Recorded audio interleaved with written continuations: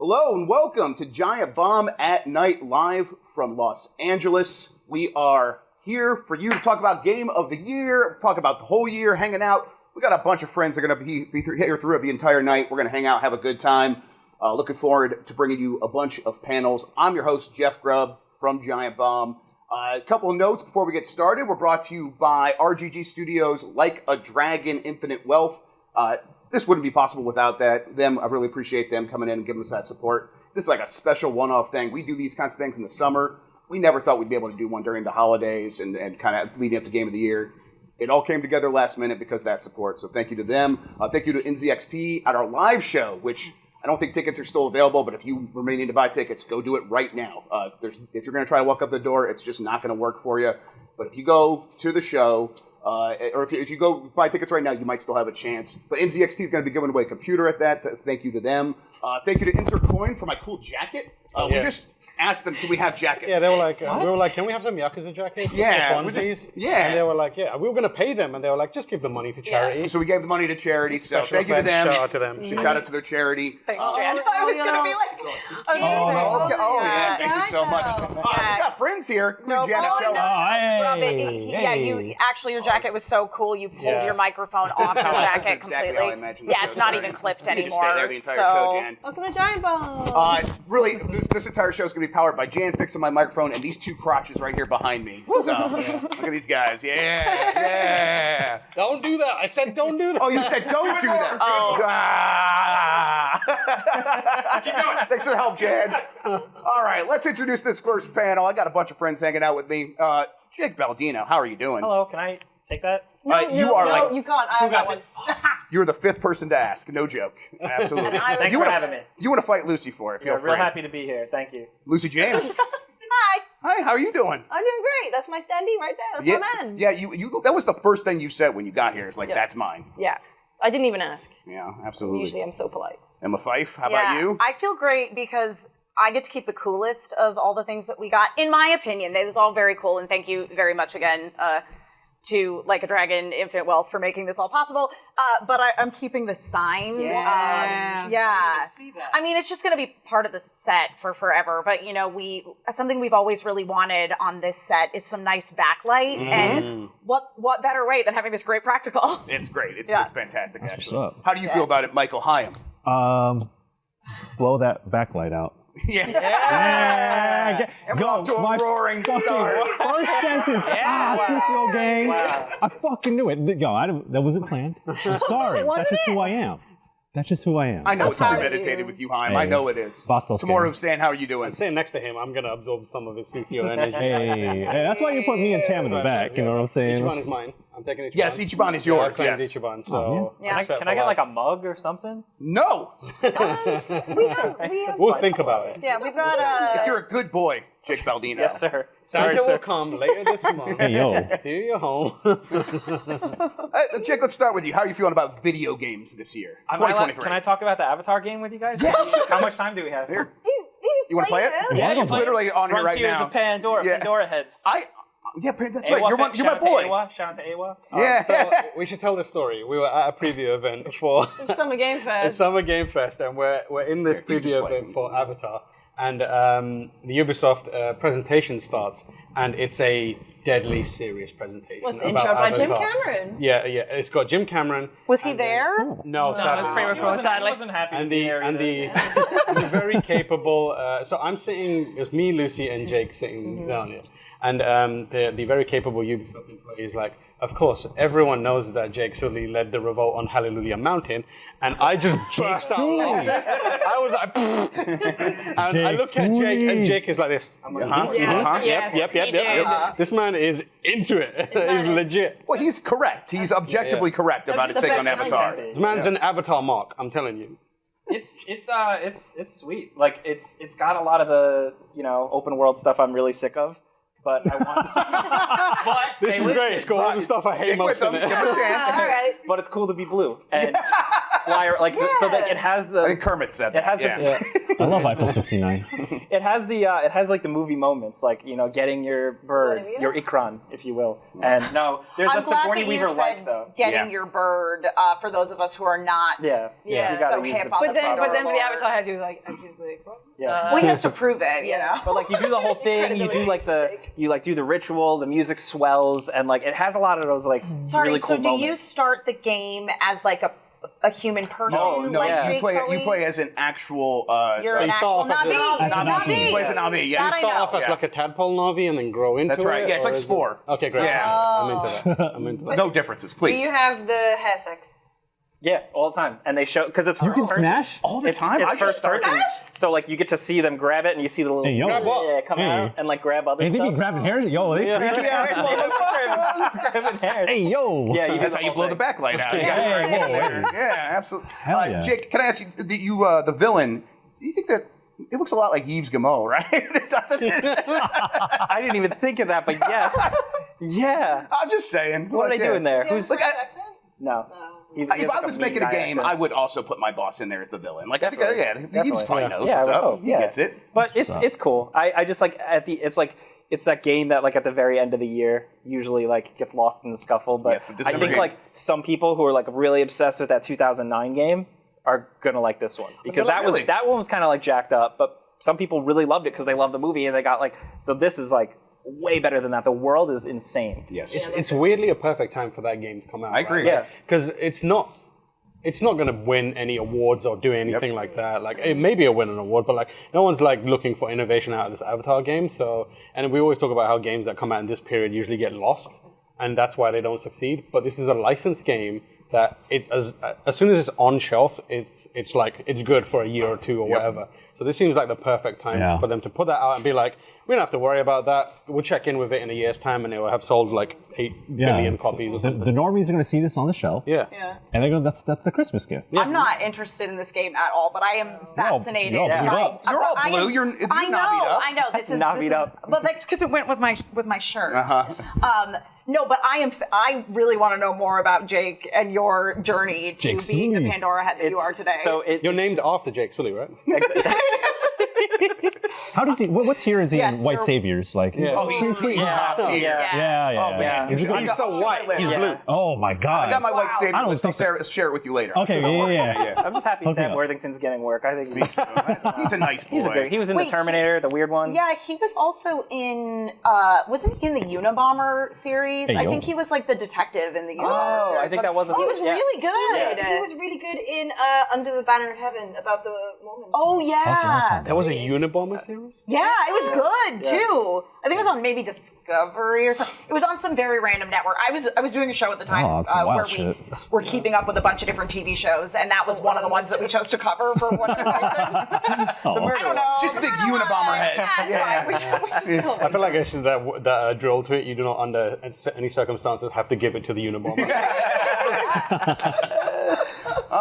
So Jake, I mean, you want to talk a little bit more about the game, but did you enjoy it? Like you were having a good time with it? It's definitely like my critical brain is like. Yeah, but I think it's fun to turn that off sometimes, right? Like, Exactly, Like exactly. a 7 out of 10 goes down real good after like a month and a half of trying to play all the games of the year. Yes. Right? Yeah, and it hit exactly like RoboCop did. I mean, I love RoboCop more, so that was different. But it was the same thing where it's like, this game's definitely like got some weird things I don't like, but I am here to just Be blue. be blue or be robotic. Lose yourself. Yeah, I knew that was blew going to yourself. happen. Yeah. It was inevitable. Sucio gang. Whoa. Hey, Never mind. blue? No.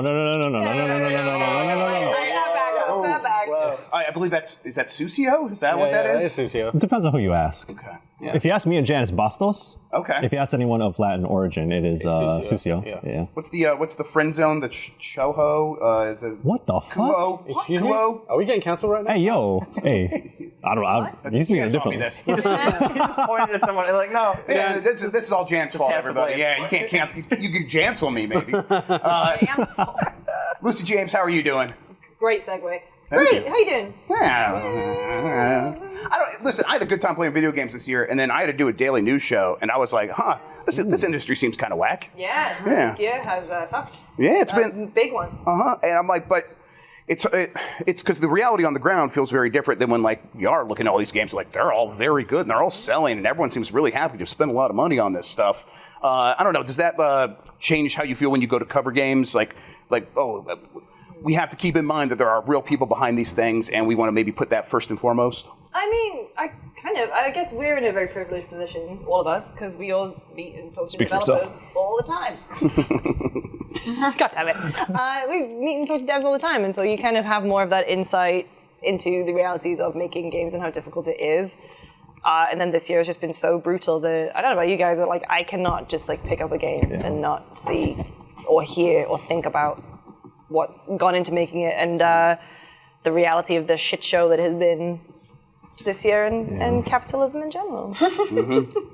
Yeah, absolutely. Do you have a favorite game that you think got forgotten, other than Baldur's Gate 3, of course? Oh, no one's talking about that one. Never heard of it. Favorite game that no one's talking about?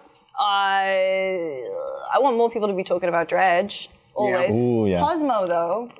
Oh, you're a Cosmo freak. I've heard Cosmo like 50 times. I don't know what it is. Oh, let her. You came to the right person. Yeah, So, tell me about Cosmo. Zach Gage and his team, so they basically take those newspaper classic games like doing Sudoku, and they make apps like beautiful, clean. Right. Taking the idea of like the everyday puzzle and then just making it beautiful and clean. They've made a newspaper game platform.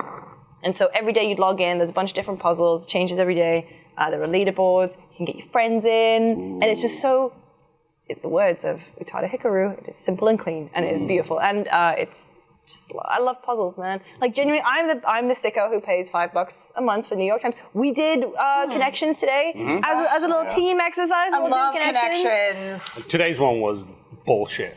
Jeff Bacala he almost cried. Don't make me have to say that I got it perfect right away. You could say it. Go ahead. We all got it, but we all got it. Everyone got it. I just did it perfect. No, he did it perfect, but he also did it in difficulty order, which was the most impressive thing. Yep. That was luck. I normally am terrible at that game. So there you go. There's my dirty secret. Emma, how are you feeling about video games in 2023? It is, as you say, like such a mixed thing because I think that there were so many unbelievable games this year. It was one of those things when the Game of the Year nominations came out, it was like, oh, some games that I played that I thought were fantastic are not nominated for Game of the Year, like, Diablo 4.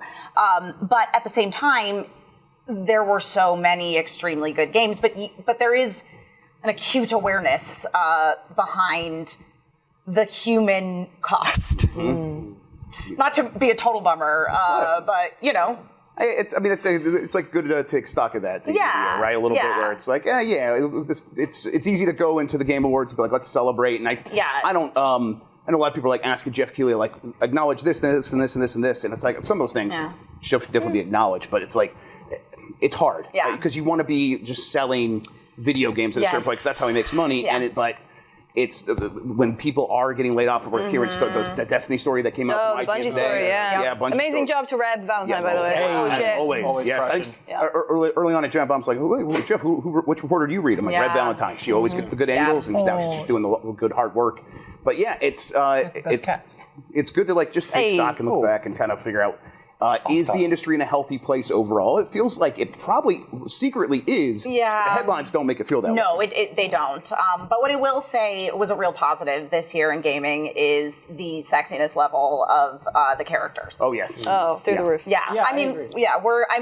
Obviously, like, this is a game that comes out next year, but we are all literally, we're just repping. These guys? Yeah, we're repping hot guys. Yeah. Oh, you love shirtless men. Oh, yeah. Yakuza like a dragon. I do, 100%. How does it get him up so fast? But I mean, like Baldur's Gate, very sasatisfying. I hooked up with a lot of different. Are you an Asterian sicko? Of course I am. Yeah, gang.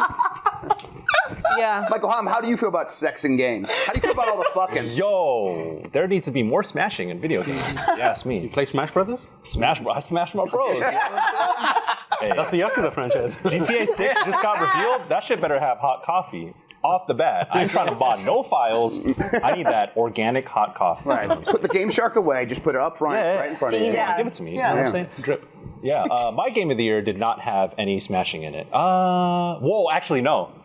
What was your game of the year? Octopath Traveler 2. Let me talk to you all about a game that got snubbed at the Game Awards. Yeah, that was going to be my question. You gotta feel pretty salty about that. That's your number one of the whole. Really snubbed. Except on GameSpot.com. Hit video game website, you know what I'm saying? One of the top 10 games of 2023. The other real game of the year. You know what I'm saying? The one thing that I usually don't get salty about award shows because I know what they are. I know how it's made.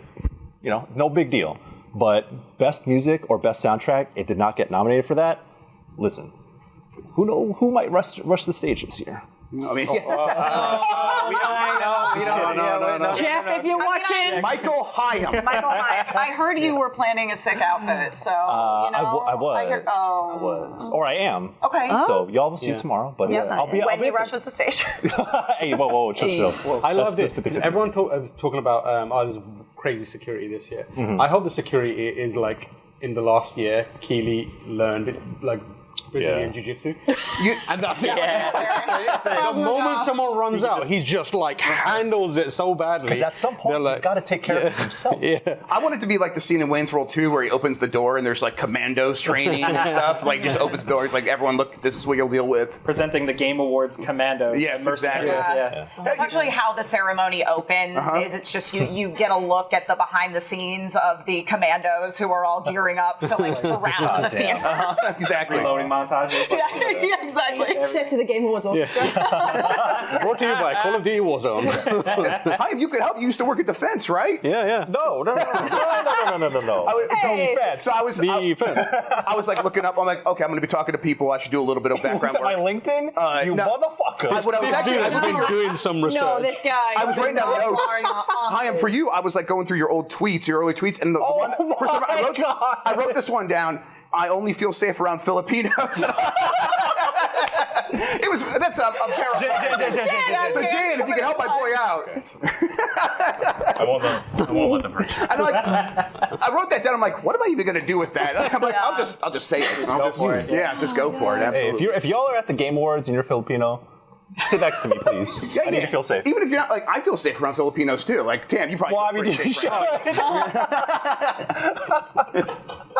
Tam, you feeling safe? I feel great. I feel safe always around Michael Higham. Yeah, absolutely. All about defense. How are you feeling about games in 2023? Oh man, I mean, I think it's the same story. Like, it is a mess in so many different ways. I feel like it's a challenge that it feels like one of those like monumental years where it's make or break for the industry in a lot of ways, where it's like, it's coming off the pandemic, and then that caused people to behave in certain ways from a business perspective and like a HR perspective, whatever it may be, and now the economic side of it is coming in. There's all a bunch of compounding things and then AI, the rise of AI, and then AI starting to creep into development and acting and all that kind of stuff. It feels like the challenges that video games and video games creators face are a multitude right now, and it feels like there's a very good chance that things could implode or explode. But it also feels like there's a bunch of developers that are set up for success in a lot of ways that could become the model for, how other companies bigger now do it. It feels like now more than there was a long discussion. It always has been like the AA market is gone. People don't make AA games, and it's because AA developers vanished for a really long time, and now we have like almost indie developers are graduating to AA developers, kind of filling that vacuum, and by happenstance. A lot of those developers, like they have much better kind of working practices and also scope, scale, and they function on a business level that isn't driven by capitalists, and the CEOs that are always trying to hit milestone metrics at the expense of the people who are actually doing the day-to-day work. Yeah. So it feels like there's enough of them that they could not fill in the gap, because I don't want to say a gap is going to be created, but like there's still a very solid, healthy foundation to the video game world. And I think this year has been a really good example of that, considering like our game of the year has got a bunch of different contenders in discussion. It wasn't just, Baldur's Gate, Alan Wake, Zelda. We had Cocoon, we had Dredge, we had Octopath Traveler, which is from a bigger developer, but still. But we had a Hitman, Freelancer, an independent studio, if you think about it. There's enough of those that are still like, I feel like now more than ever, mid-tier indie tiers can kick it alongside top tiers, because top tier indie struggle to make more and more money. They're being safer and safer.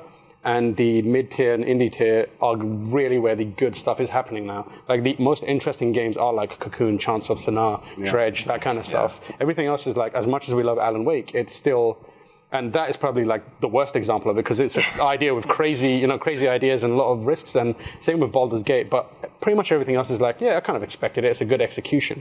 Right. So I feel like it's not a great place right now, but I don't think it's all doom and gloom. I think we've got enough safety nets that there's going to be people who fight and like really struggle to keep the industry healthy and come out on top. I think like what you're describing is like the system that all these developers exist in. It is always moving, and like so that space that you're talking about that a lot of these smaller studios are moving into, they might have better practices right now. I don't think that necessarily will last, but what will happen is new studios will come up underneath them and they continue to fill up that space, and it kind of all flows upward. And it's like, as long as there is an end goal of like, hey, there's money at the top, we're going to keep kind of growing, and that infinite growth is like infinite wealth. That infinite wealth. I feel like no, it's interesting because I feel like there is a parallel in terms of what's going on within the gaming industry that is also happening across entertainment. In film and television, and it was things like with the SAG strike and with the writer's strike, the companies that were getting granted these waivers because they were like, sure, we'll agree to those terms and conditions, were the indie productions. Yes. And it feels like the indie game companies are leaning towards that. Yes, they are. Yeah, exactly. But the business model has changed in a way as well right now. Like you don't entirely need these giant publishers to fund everything. You have Kickstarter, you have, smaller companies. Fig. Also like companies like, for example, Private Division, Devolver, who their goal isn't to make every game a Call of Duty. The goal is to find small wins in different places. And I feel like that is an important part of it, but also I think these days developers are a little more savvy in how they handle their own IP and the potential that affords them. A studio like Supermassive, for example, they made Hades. They are easily one of the biggest developers right now because of the game that they made, but their team is still relatively small, and they hold that IP. So when a Netflix comes along and they're like, we want to turn Hades into an anime or something like that. That's a new revenue pipeline just for them. Like it doesn't go through a publisher who takes a lot of that money and then it trickles down to these developers, and over time that kind of ends up in them falling apart. It's like the greediest people are being punished right now. And there's a sweetness to that retribution. The sad part of it is who pays for it. The people who are paying for it are the people who doing the hardest work are the least deserving of that punishment. It comes downwards. My hope is like these people will also realize that now more than ever it's so viable to set up your own little thing and figure something out. Right. I mean, money's not as cheap as it was, so it's like a little bit more difficult, but there's still a lot of investment happening because a lot of these investors believe that hits can happen, and it's a hit-driven business. And when we talk about Hades, it's like a big hit taking off. that works. And I think that when we go a tier down, I think it still mostly works, but even you might not have Netflix knocking at your door, but you probably can work your way up to that over time.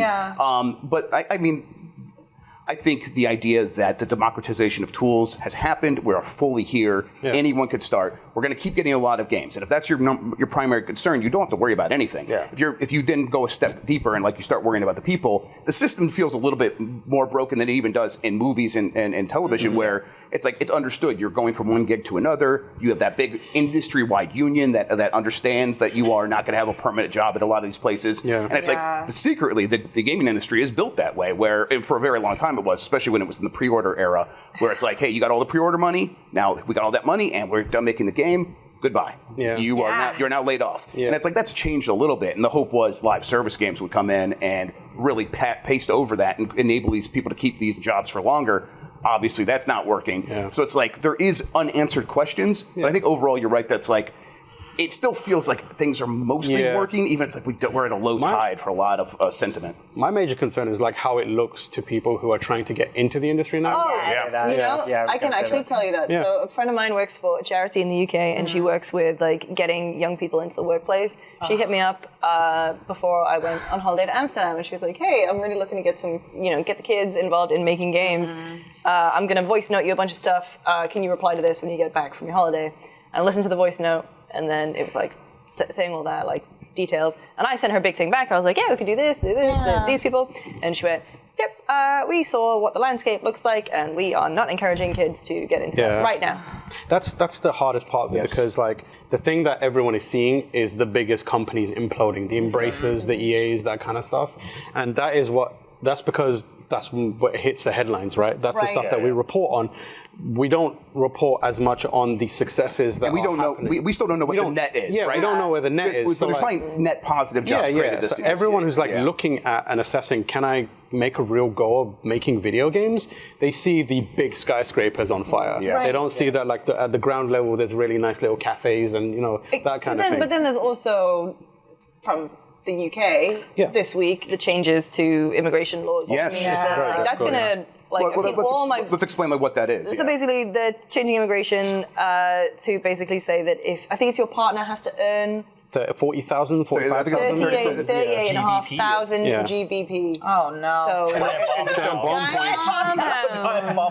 So what it was before, it was like 21,000, and so allocating those points. Yeah, and so in terms of junior level roles, like all my friends who are in the UK development scene, like this is.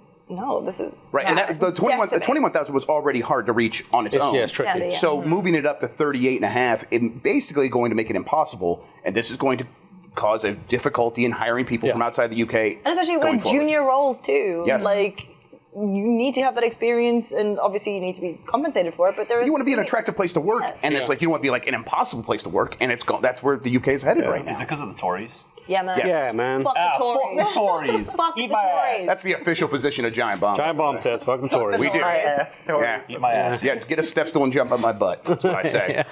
But yeah, like it seems like a very downer segment. The games this year have been incredible. Yeah. We say it every year, but one of the best years in video gaming history. Totally agree. And like it's not. I think the big takeaway is like it's games on all levels that we can really appreciate. The Baldur's Gates and Alan-Wakes, the RoboCops and the Exo Primals, the remakes. The avatars. The the last couple of weeks, like you sent me to Humanity and Chance of Sinar, and both of those just hit me so hard. I feel like even like the Dead Space remake that hit so good this year. Best audio. Very easy to forget. Yeah, so there are amazing games being made across the spectrum. The human cost is devastating and it's sad. I just feel like it. I'm not saying like, we should ignore it, but like there is hope to be had in the industry as well. I think you're right. That to say to the camera, it's not doom and gloom. Like there bad things are happening. We're acknowledging, and we should acknowledge it, and we should push back against it. Yeah. Also, want to say there has been an incredible outpouring of community. Like every time one of these awful layoffs happen, like there's like groups on LinkedIn, there's Slack, there's Discord, trying to get people roles and like offering things like, hey, I'll go over your resume, or I'll look at your portfolio for you, or I'll have a free mentoring session with you. And so like there are also these people in the community who are like building these people. I will say though, please, Higham. As someone who has experience in looking for places to work at various points in my life, is that the more you see layoffs more often than you see expansion from companies who are willing to hire. So at least right now, and in like the immediate future, there are fewer jobs than there are people who are capable. And that comes back to like the macroeconomic stuff. This is probably happening across all industries. We're noticing it in gaming, but it's real. And like these companies are not being cavalier with how they're spending money. I mean, I go back to the Bungie story and like how they are shrinking all of their benefits, and it's a hiring freeze, and they're not paying for travel anymore. And they had like monthly knitting classes, now they're quarterly and stuff like that. It's like that. Take that, extrapolate that to the rest of the industry. That's what's happening, whether it's making games or covering games or whatever, anything related to that.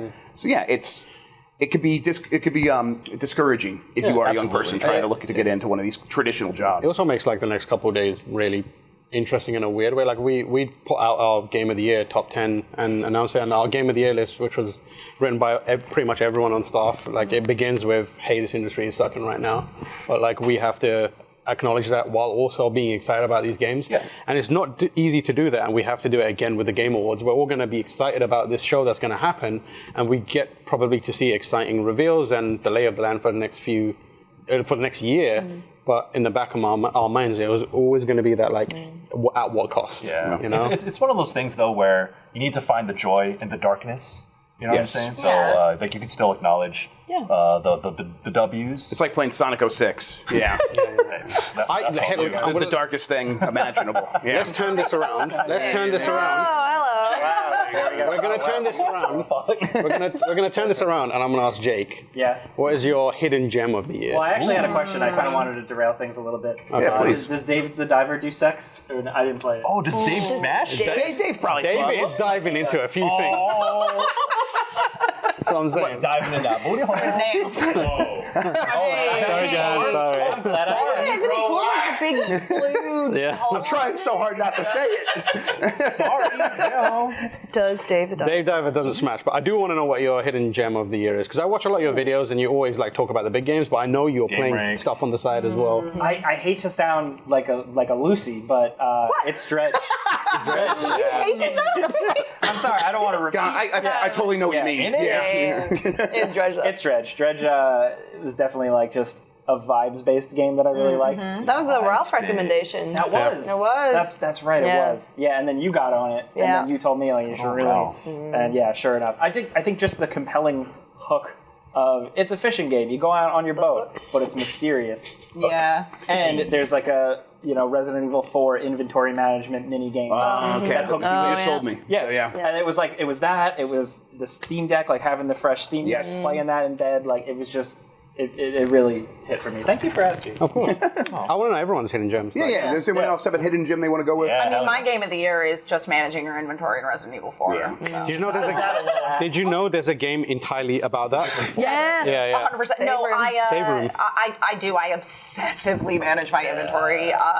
Anytime I accidentally hit the auto sort button, it ruins Yeah. Like, my I life. have to redo everything. Oh my God. Who is auto sorting this? They are psychopaths. I auto sorted.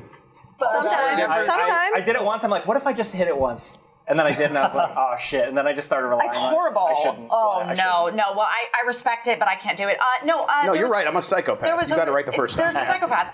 There was this really great indie game that came out around Halloween time called Kill the Princess, and it was Slay the Princess? Slay the Princess. Yeah, Slay the Princess. Yeah.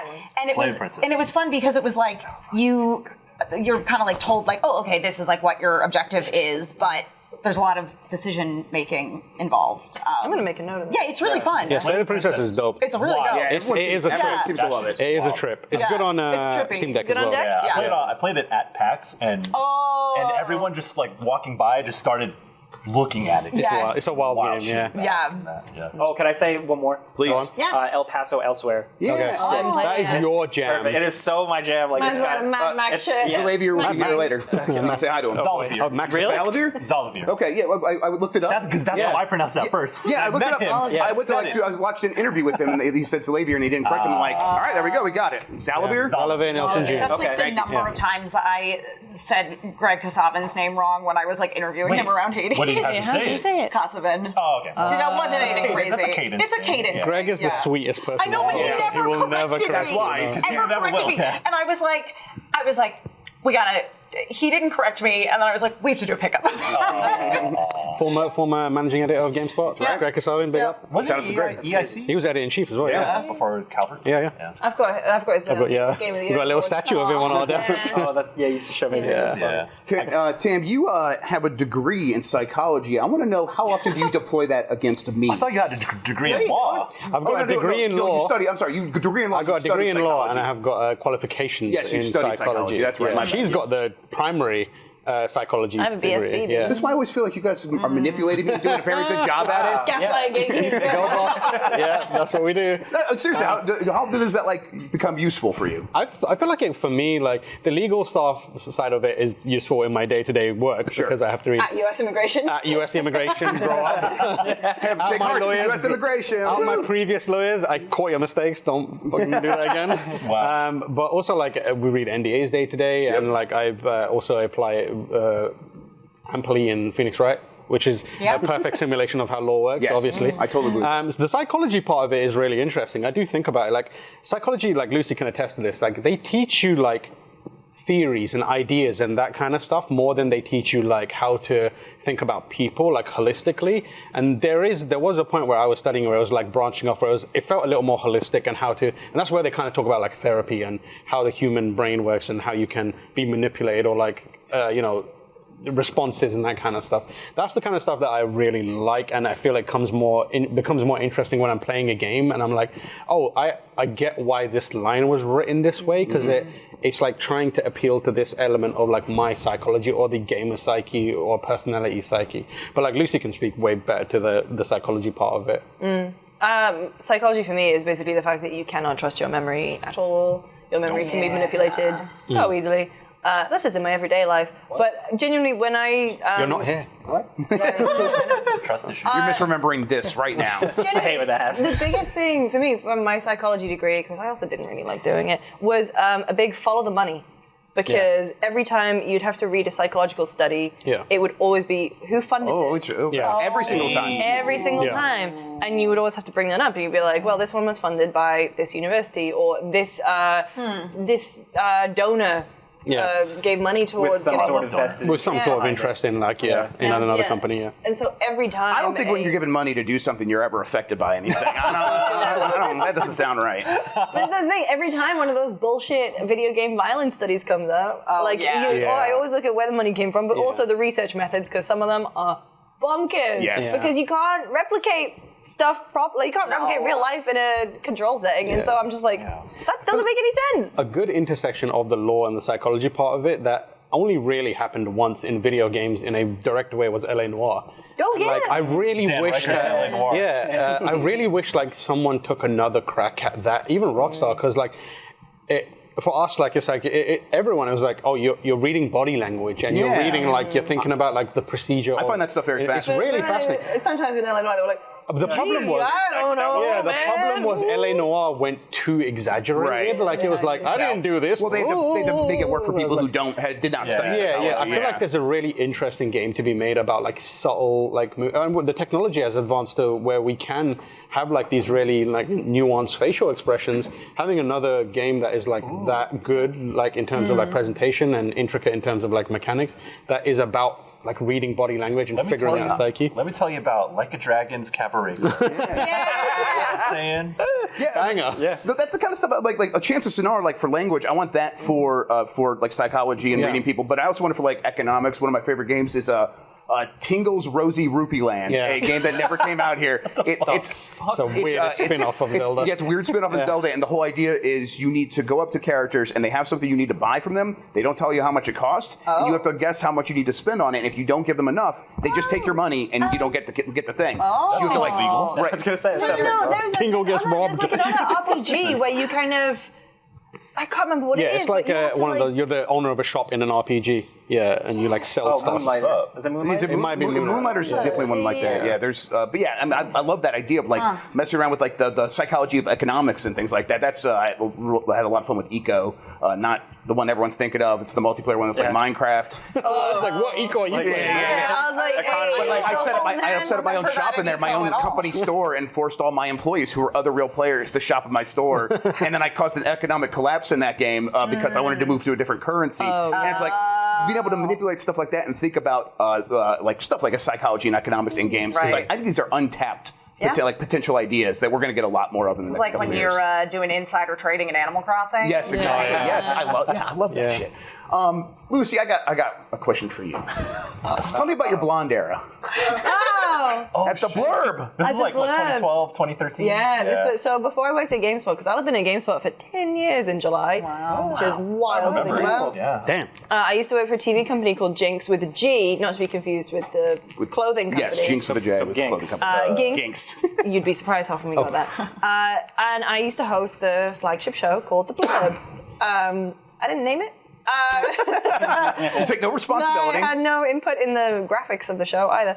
But for a while, because I was in my early 20s at the time, I was like, I'm going to change my hair all the time. So I had pink, purple, red for a very long time. Red. Like Manic Panic Red or like Human Being Red? All the above. Great. Everything changed. I remember you talking about Mass Effect with red hair. I forgot where that was. That was Danny's video. Yes. About being being depressed. Yeah, being depressed. I was in Mass Effect is one of the best depressed games ever. Oh yeah. All timer. It's What was incredible. about the end? Yeah. Okay, And then you anything say else? it. You can. I'm like, what? Like, was that like you wanting to express yourself, or did you feel a need to do that because you were going to be on TV and you're a woman talking about games and you had to like stick out or something like that? You know, I don't know why I did it. It's just the face. Styling. I think it genuinely was just a face Flexing. because I went to a Tory school, and you weren't allowed to. They have those? Newcastle upon Tyne is like I that. went to a private school. Wait, is this like university or? No, this was from Okay. age 10 to 18. That sounds crazy. That sounds crazy that they have those. I'm sorry. Yeah. But it meant that like I couldn't experiment with anything. Like your uniform was under scrutiny all the time. Your hair couldn't do makeup. Fuck and the so Tories. That's what we're saying. It all comes full circle. I actually did love it. I don't know what they are. Conservative. Like conservative. But I mean, I genuinely had a great time at that school. I loved it. But it meant that there was as a goth skater kid who couldn't do shit at school. When I moved out and went to uni, I was like, I can do anything I want. And what that was ruin my hair. Like, because I also didn't have the money to do it properly and like get Olaplex or whatever. So it was box dye. Red Hair Lucy was the first time I met Lucy. Aw. And it was the coldest I've ever seen anyone look. No. Wait. Was it blonde hair or red hair? It was worse. It was silver, Lucy. Silver hair. You had silver hair. No, for one day, because so in the UK, I don't know if this happens in America a lot. You'll walk down the street and a hairdresser will come out. Oh, yes. And ask you to be a hair model. Happens to me all the time. They challenge you to a fight. And then you It's a lot like Street Fighter 6. But the thing is, this didn't happen to me in the US. This happened to me in the UK. See, thank you. Yeah. I wish that happened to me. Yeah, so they come out all the time and they're like, hey, we need to test dyeing, we'll give you a free haircut. That happened all the time because I lived in I love that hairdressers London. that walk around like Mr. Beatdown. Mr. Shakedown in like... And so this woman was like, okay, I'll give you a really good haircut and dye job. And I was like, well, okay, I actually have a very big professional hosting gig, which was the launch of the PlayStation 4. Huge.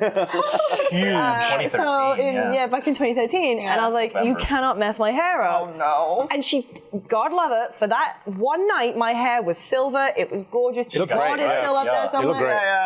However, after that, because I didn't know how to take care of it, and she bleached it 3 times in one day. Oh, your hair's dead after that, right? Yeah. Smokes. Oh, my God. That's an L for hair. I look like Pris from Blade Runner. Because it just went, pfft, and it was miserable. And It was the coldest. It was like a midnight launch as well. It was November, yeah. So it was so cold. I was out there covering it for a different outlet. You were covering it for Sony, was it? Yeah. Yeah. So, and I remember like walking around. I was like taking Citizen the piss. Game? No, I was doing it for CVG. Yeah, Computer Video Games, which is now VGC.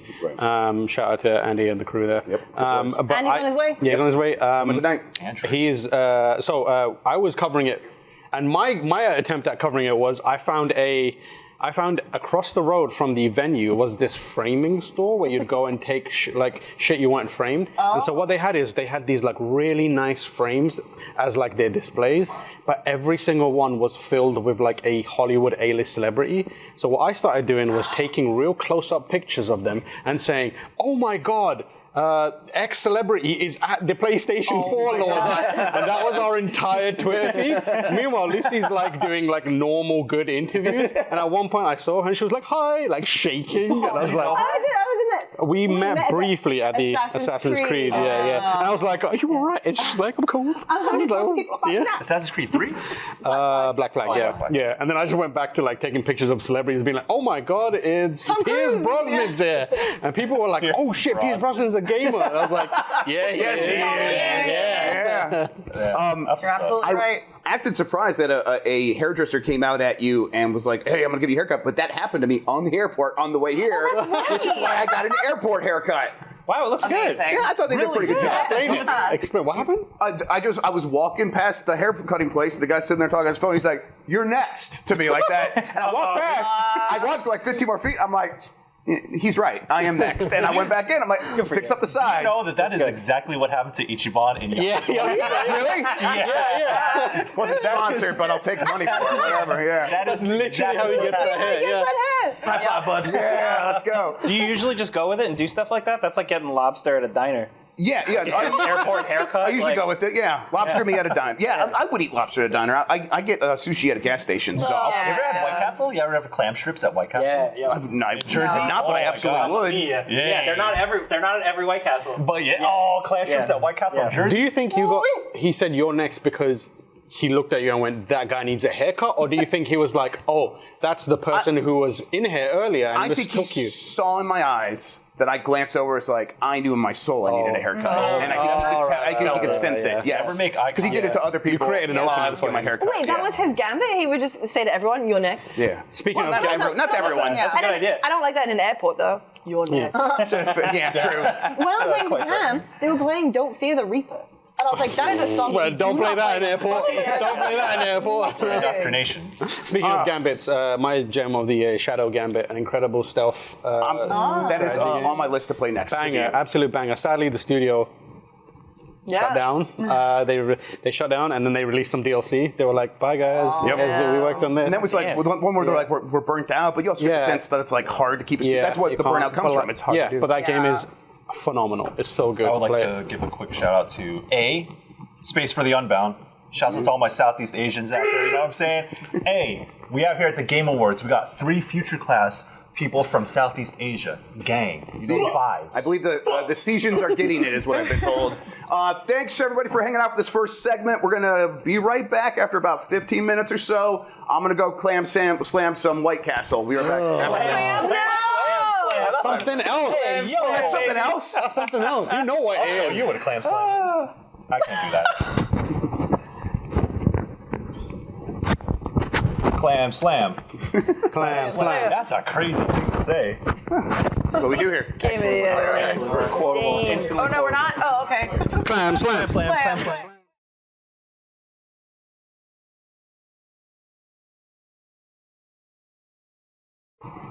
Welcome back. Giant Bomb at Night Live for our Game of the Year Spectacular. Got a lot going on this week. Glad you're spending tonight with us. I'm looking at the wrong camera again. You don't have to give me that look. I know. Where's the tally light? Where's my... Oh. Hey, you're fucking up something, Jeff, but it's not that. I didn't want to hear it. I went pee, all right? You have to know everything about me? Do you have to know everything? It's going to be like the Naked Gun. Yeah, it was going to be great. Welcome back, everybody. I'm Jeff Grubb, brought to you by these crotches right behind me. Like a Dragon, Infinite Wealth. Shout outs to everybody who's been watching so far. We're going to have another great panel. Got a lot of friends joining me, including Alyssa Mercante. How are you doing? I'm so good. Should I do this shot right now? Yes, let's do it. Okay, ready? There it is. Yes. Get a drink. Thanks for joining us, Jen Glennon. I just met you 5 seconds ago. Hi. Delight. Thanks for having me. Yeah, I'm glad you're here. Absolutely. Brittani Johnson. I haven't seen you since San Diego. I know, DreamHack. That was fun. That was a good time. Absolutely. Yeah. It was like we were like off in our own little corner making stuff happen. Yeah. Absolutely. Steve Saylor's back. Jeff, good to see you. Good to see you too, Steve. Good to see anything, really, but you know, it's fine. You said the same thing. I'm starting early, folks. Let's go. We got Shawn Kittelson from Skydance. How you doing, bud? Hey, I'm good. I don't know where to look either. Do I look at you? You look at me. there? Yeah, don't worry about that. There's no cameras. No one's watching. There's nothing this. here. Yes, this is just for me. This is just us. I think my dad is watching this. Hi, Dad. Hi, Dad. That reminds me, I'm going to make a correction here in a second. And then, Drake, what are you doing here? They're friends, and then I'm here. Yes. Also, it's barely night. It's 6 o'clock. I'm on East Coast time still. It's 9 p.m. where I'm from, so it's great. It's pitch black outside, but it's only 6 o'clock. It's night for people with kids. On a Wednesday. Right, exactly. Speaking of kids, a correction. Addie, I don't eat lobster. I'm sorry that you heard that. Her favorite animal is lobster. I said I would eat a lobster. I absolutely would not. Does your kid watch this content? She was watching it, yeah. I don't know if that's What? Yeah, just that. She's going to bed. Yeah. You gotta eat some oxygen, Jeff. Go to bed. I won't eat the lobsters, I promise. All right, let's move on. Let's start with you. Oh, yay. Yeah, how are you doing? How are you feeling about video games? They're gaming, you know? The games are gaming. We were saying before we came out here, like, we really don't know what to expect from whatever Keely's going to pull out this year, you know? Like, people are throwing everything out there. There's a lot. I'm seeing comments on things that are like, new gears, just totally off the wall stuff. You know what I mean? And I don't really know what to expect. And I've also never been to the Game Awards. So are you going? I'm going. It's fine. Yeah, I'm going. It's a good time. I went to the first one in Las Vegas. Yeah, I'm very excited to go and judge everyone. Yeah, I'm gonna be happier just sitting here watching it at home tomorrow. But go at least once. I need to go once and say I did. So I'm excited. I'm very excited. Can we do the pro tip though? It's on East Coast time.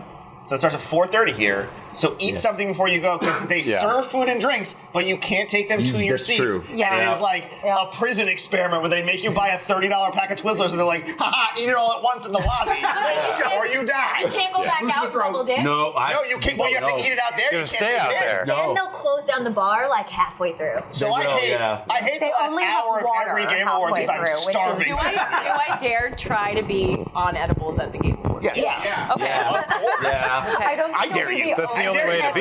That Old Gods of Asgard performance will be killer. Screaming. I'm going to sit in the row ahead of you and pop up at the jump scares in the elevator. Please don't. I gotta get my dosages ready. There you go. Alyssa, I'm glad that you're here because I was like looking into everybody, make sure I had like something to say, and I noticed in one of your profiles you said you play inverted, and you can explain why it's the correct way to play. Don't give me the Okay. Judgment. The correct. I cannot believe you came for me so aggressively. I'm inverted as well. Oh, you are? Thank God. Okay, we are so for allies. me, I bread and butter for me was always shooters, first-person shooters, and it always made sense to me if I was embodying the body that I was playing. Yes. And I'm looking up that I would pull back. Correct. Just like my head would move. Just like and your I neck would pulls push back. forward. Yep. Just like my head would move. Yep. And that's And then how it's been for forever. left and right, the inverted I don't horizontal invert people- left and right. No, I know. But I get why some people might, but at this point in my life, I can't do that anymore. But because I think it's on the nose, right? Go left and right, Yeah, for me, it's just the joystick, the left joystick is the top of my head. Yeah, I'm glad we settled this, and no one can Thank you. ever disagree. I'll even add, in it's addition right. to this, inverted controls is also an accessibility option. Say, accessibility is great. So I'm just going to say, if you think otherwise, you're ableist, and I'll come to you. Thank you, Steve. So you have to raise my hand. I'm starting early.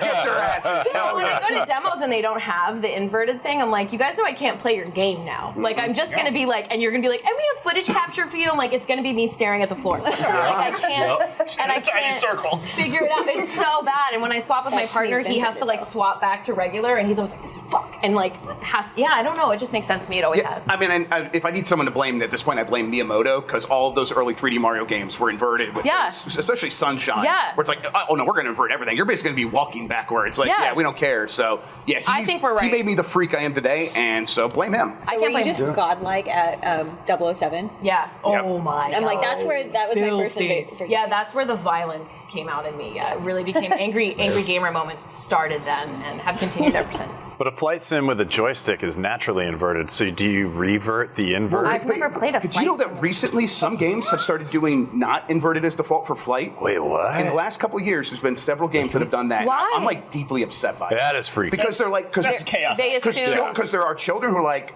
no, I want to go up when I press up. But with a For flying. with like a HOTUS? I'm like actually I mean, they're not playing with the like, HOTUS, they're I'm playing with in my the head. joystick. But yeah, they're not making that leap. Yeah, what if we're in an emergency situation and I'm the only one who's And they're played just like flight straight to the ground.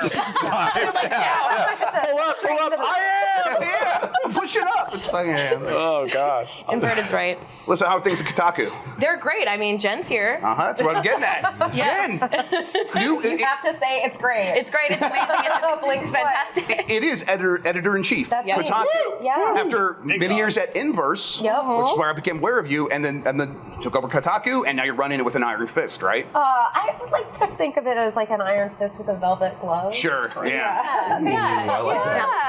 Another style choice you'll be critiqued on tomorrow night. I've already vetted my she's outfits good. with the She's good. master. I had to go shopping because I'm afraid of being yelled at about. I would never yell. Sternly worded, right? Just say Stern but fair. I just said that Phil Spencer dresses like my dad when he goes to get bagels. Yeah. That's it. Actual statements. And you're there's right. nothing. No value judgment in it. Thank you. That's all I said. And I know that he can afford not to. That's it.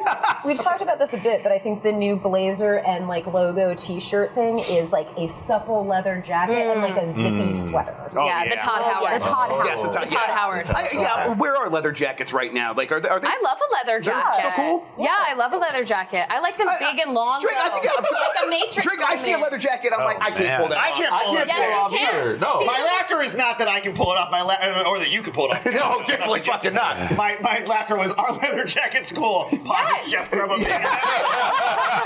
That's what this show is, Drake. You found out. Yeah. I think that's going to be the default this year. Okay. Like, you're going to see a lot of supple leather jackets. I did see Todd in person at Summer Game Fest, and I was like, that looks like a really well-made leather jacket. Yeah. Does he have multiple versions of that brown jacket? 100%. Yeah? Yeah. Because I always see Somebody it else everywhere. breaks that in for him. Oh. It just looks so nice and supple. Wait, who is this again? Todd.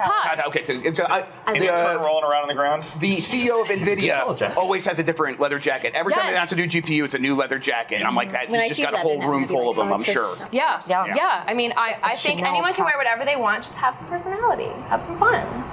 I'm going to wear a blazer, but I'm going to wear a sweater underneath. That's what I'm going to do. Yeah. Wear a blazer with nothing. That's actually way better. Just a gold chain. Seriously, like, I value you and what you bring to the fashion table because it's you. Yeah. Do you know what I mean? Absolutely. Like, well, everyone else just being like t-shirt and blazer, that's what you should. That's not you. That can't just be you. You have to have more I really say. think this every day. Like, the true, like, my privilege isn't just, like, white male privilege. I get to just be Jeff Grubb, and no one ever questions it. It's like, no, like, a white guy could do something else. It never reflects on me, ever. I'm just Jeff. I'm just Jeff. Yeah, exactly. I'm just Jeff. Oh, my All the God. Jeffs in the video game industry. The one and only.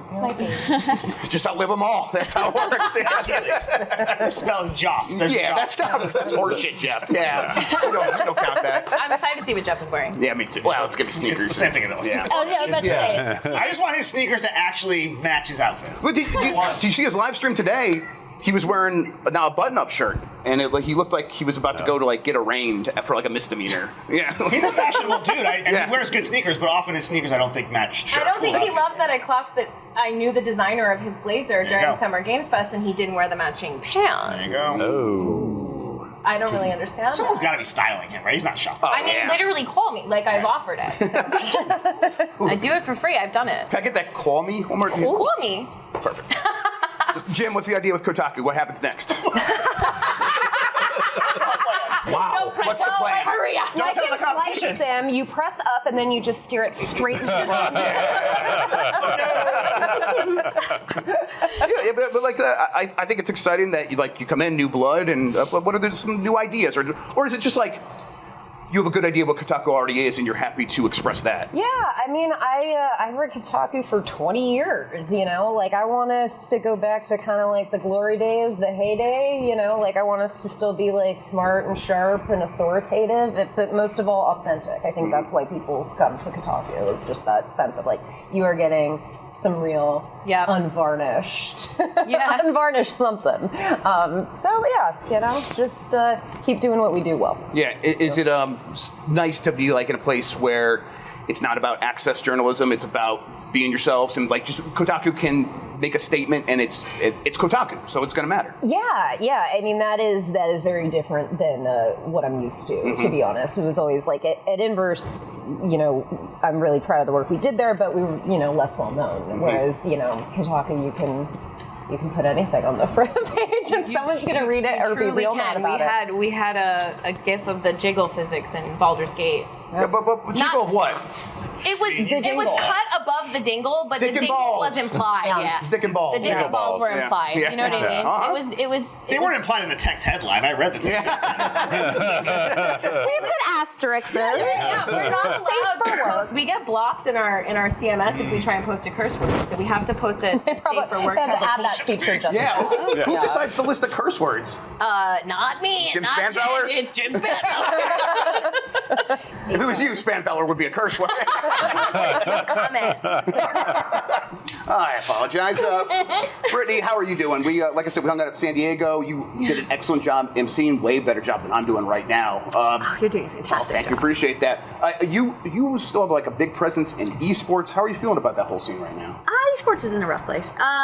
It's been an interesting year, but I think there's an ebb and flow to everything. So, this week we get to celebrate gaming and not just esports. So it's a nice little break away from everything. Yeah, overall, like gaming feels like it's in a strong place in many ways. It feels like it's in a precarious place in a lot of others. Yes. Did you feel that like when you're also a voice actor? Do you feel like roles are still out there, easy to come by? And then does that translate to like esports when you're like, hey, I'm also looking for gigs in esports? I'm auditioning more than I ever have for video games. Excellent. That has not gone anywhere. I would say it's a little different. There's not as many events happening in esports, so whenever we're looking for talent or whenever there's any sort of tournaments or productions, they kind of been downscaled. But no matter what, the content is still needed and it's still out there. The demand is still there, so they're still happening.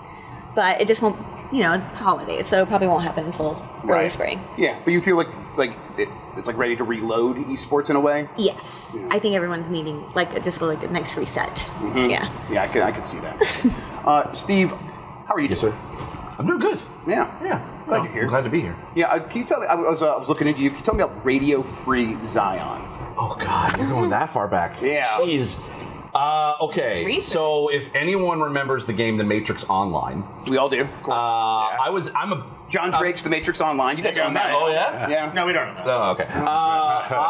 I'm a big Matrix fan. I've always been. Matrix is my favorite movie, and I will say that the trilogy is good if you watch it as a whole. Individually, I can understand where people have issues with it. But I was a big Matrix fan, so I was like, I found out about The Matrix Online, I jumped in, and during the beta, there was a bunch of people in the community that created its own community-run radio station. This is back in 2005, so this is like Winamp days. Yeah, it's like live Winamp, URLs, and right? so they created this station called Radio Free Zion. And at the time, I wasn't even really interested in broadcasting or anything like that at all. But I saw it and I was like, oh, I just need to audition to be a DJ. And I did, and I got in. My DJ name was DJ Snowball. I had that nickname since I was 4 years old. Albino reasons. And I was literally the first night I streamed was this kind of big party that was across a whole bunch of different servers. I was streaming for 5,000 people. And in 2005, that's a lot of people. Yeah. And it solidified I loved doing it so much that, and actually going into the end of the beta, they actually created this sort of apocalypse event when when the developers were shutting off the servers for when the game launched, and they created this sort of the whole world was kind of falling apart. Everyone was being crumpled up in they looked like pieces of paper. There was eyeballs in the sky. There was the moon turned red. And Radio Free Zion basically turned it into a War of the Worlds type scenario. Whoa, and we were jumping from different people in different servers, just basically recounting what was happening. And we actually got a bunch of swag from the studio and a personalized letter basically saying thanks for making the end of the end of beta event way better than we ever thought. And yeah, it was what got me into literally what I'm doing today. So Matrix Online had a pretty climactic ending, right? When it essentially the ending of the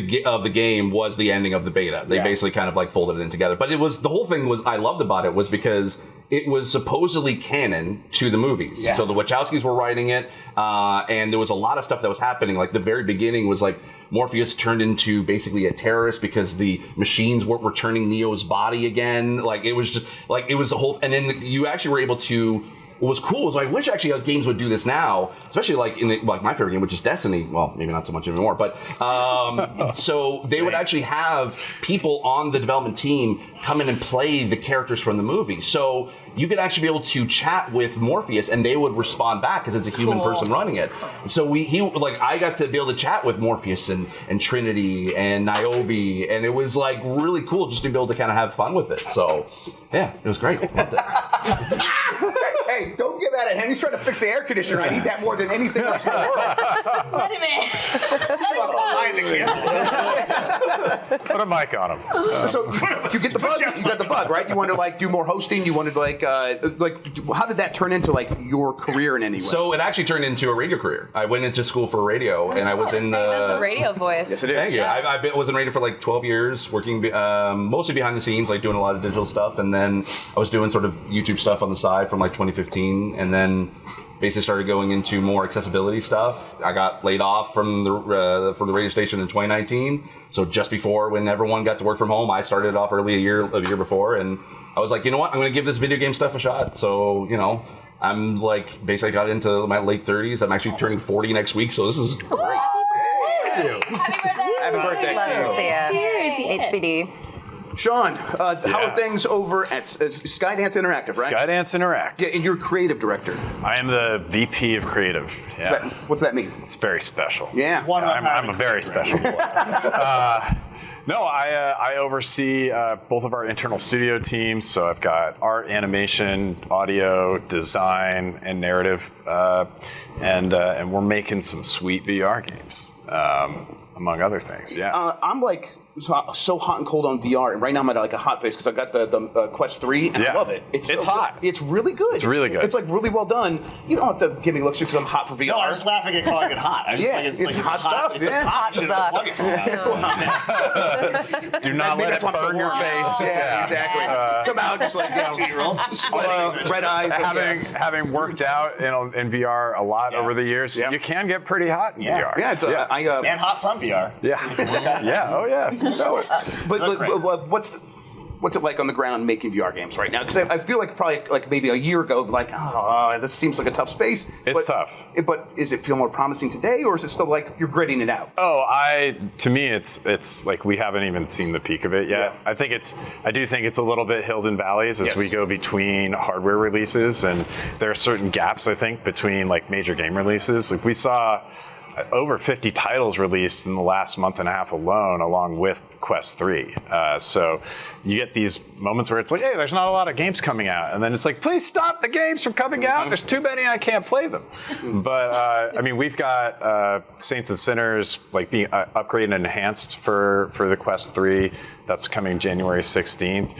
And I think you're going to see a lot of Quest 3 enhancements and new games coming for a long time to come now. Yeah, it's a little bit like tablets where like kids get them for Christmas and then they're like ready to get a bunch of games for like the next month or so. Christmas Day, we see more active users on Christmas and the day after than any other day of the year. It's massive, and the audience keeps growing. Right, there's the games that come out and hit, like Walking Dead Saints and Sinners did, hit for a long time because there's always new people coming in that haven't played VR. They're looking for, hey, what games are good? And they hear like, oh, Saints and Sinners, Beat Saber, like these are the things that we want to check out.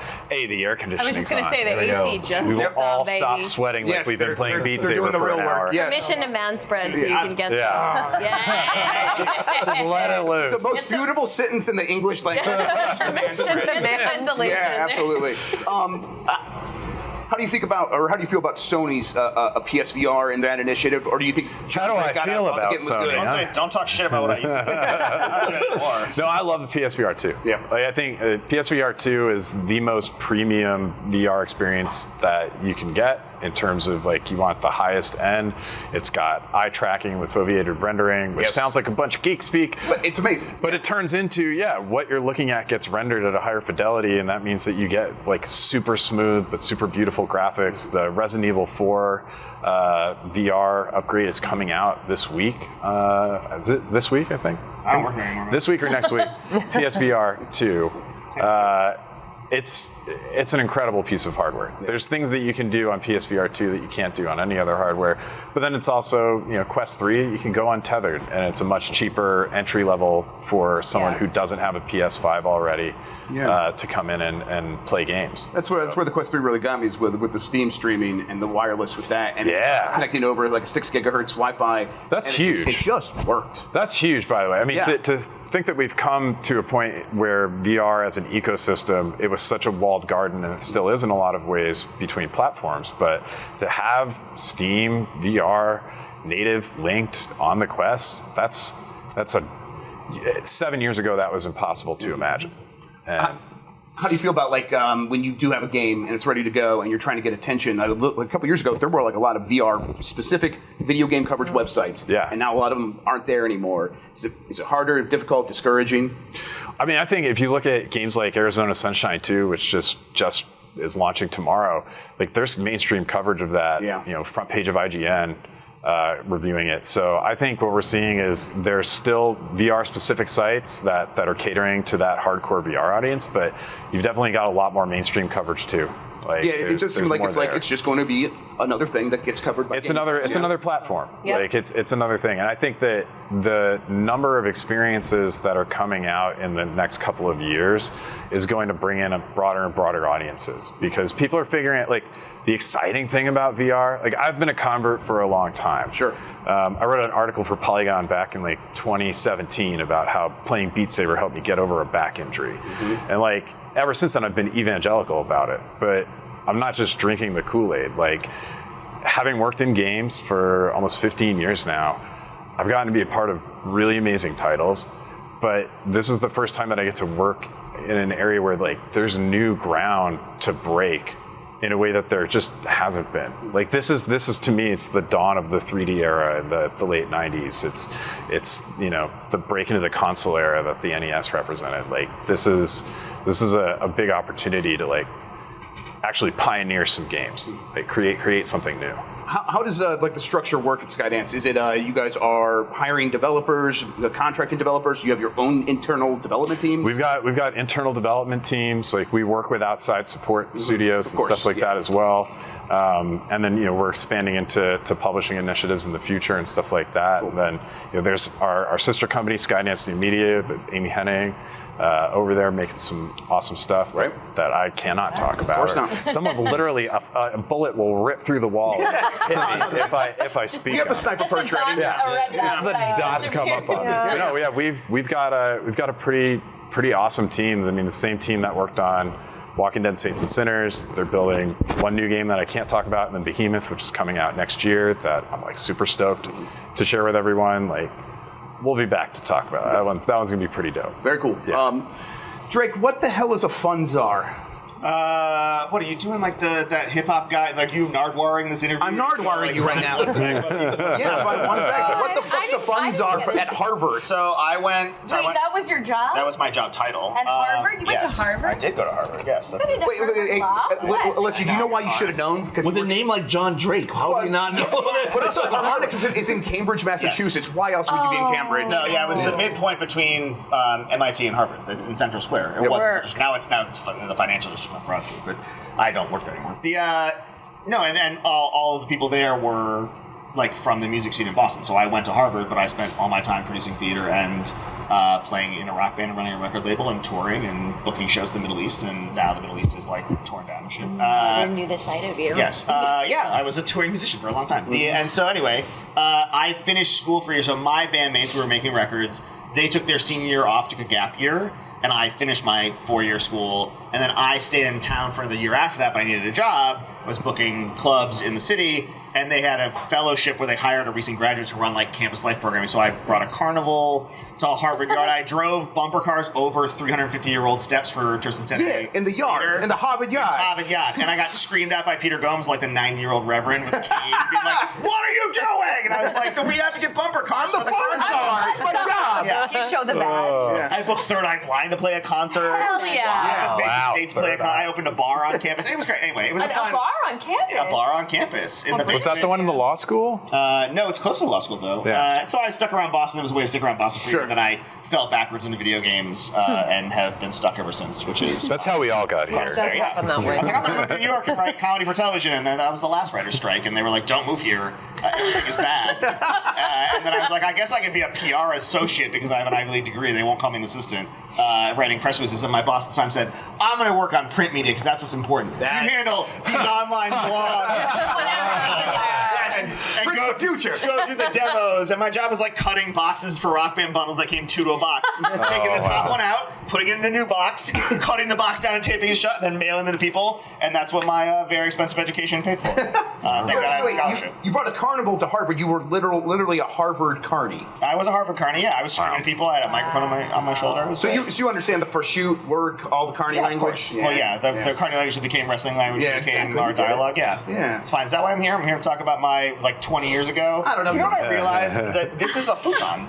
You guys have a full lie-down futon. I've never sat in the back row. I literally took a nap here and I was like, is this where Jeff is staying? Yes. I have a question does this lay down? Please. I think so. It looks like it has a handle. Like, it looks like it down does. eventually.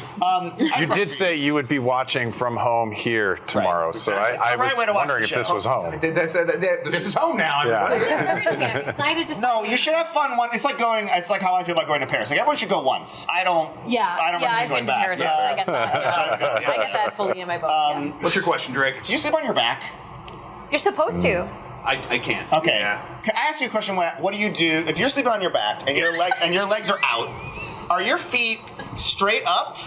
Are they tipped forward, or are they splayed out to the side? Well, you know, if they're tipped forward, that's when you end up getting like a fasciitis. Yeah. They're doing this. This so is what like they just do. a relaxed That's what they do. Yeah. relaxed up. The covers on the toes don't bother you? But I don't sleep on my back. sleep on that my would bother me. side. Yeah, I'm like very touch I have to sleep sensitive. on my back, but it bothers me that there's pressure downward. No, that would Like bother you're me in a ton. You ever coffin? go to a hotel bed and it's got Like the Vincent Valentine? You have to untuck it first. Like, I literally would just like. What is going on? I spent a lot of time thinking about this last night. Yeah. So wait, you have to sleep on your back and you like doctor's orders? No, I have you're like supposed to a sleep bad knee, but I'm worried that my legs being turned out like Big Bird feet. You know, you is can fucking it up. Think about you that, can too. wear a thing while you sleep. Yeah, I've tried. It's a whole like Brace. I can't Well, wear I have, extra I have clothes. messed up They make you feet, remember, sweaty. soccer feet. Oh, right. So I should wear something in to life, sleep. but also Constantly feeling awkward. Yeah, Like, 100%. did you like when your legs Bouncy exploded at PAX when you did the thing? That was my left Achilles. No, it's my right knee. I was Tore your Achilles? live on stage during PAX They Wrestling. exploded in front of everyone. Danielle Rendon, no help. Paramedic. I went to Harvard. My What am I leg. doing here? I was in Boston, so I knew where to go at this point. No, so my Achilles exploded, and she was playing a paramedic in the League of Heels, and she ran up, and I was like, Danielle, I think I broke my ankle. She's like, Sue, No. She took her stethoscope off and listened to my ankle and went, he's fine, and ran away. And I was like, I'm not doing she it. thought it was a I lark. can't walk. And she's like, wow. see ya.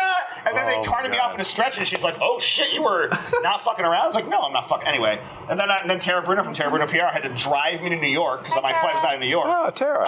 And I couldn't take the train, which I was going to take because I had a broken ankle, and there was a snowstorm. I got snowed in New York for 4 extra days with a ruptured Achilles. But how And I did you surgery. rupture your I jumped. Zoe Quinn was playing my vampire butler, and she won her match. And I jumped with my white guy credit card vertical, my 3-inch vertical. I jumped in celebration, and I landed. And I thought actually Dan Reichert had jumped behind me and landed on my ankle because I heard a pop and I fell. And I turned around and he was 7 feet behind me. I was like, that didn't happen. And I stood up and put my weight down, and I was fine. And then I took a step, and I tried to lift my toe up, and I was like, nope, and then like went immediately to the ground. You know when and you then tear your did an hour of improv comedy on a microphone, and then Wow. That shit rolls up like an old-fashioned blind. that's why I'm still the fucking champ. They never took the belt off me. They retired me. Roman Reigns ain't got nothing on me, baby. Oh man. It's in my office. The League of Heels belt is in my office. Really? At work, yeah. People don't understand it at all at Disney. They're very confused with it. Yeah, I'm sure. Well, speaking of Disney, how are things like? don't care. I do care. Last time we talked, we're like, oh, there's no developers to make all my games. You still whining That's about that? absolutely not what I said last time. I have so many games in development. Well, you said so many games, but you're like, oh, we have so many more ideas. It'd be I great. always have ideas. I'm an idea guy. Everyone loves idea guys. No, I'm not an idea guy. I'm a business person.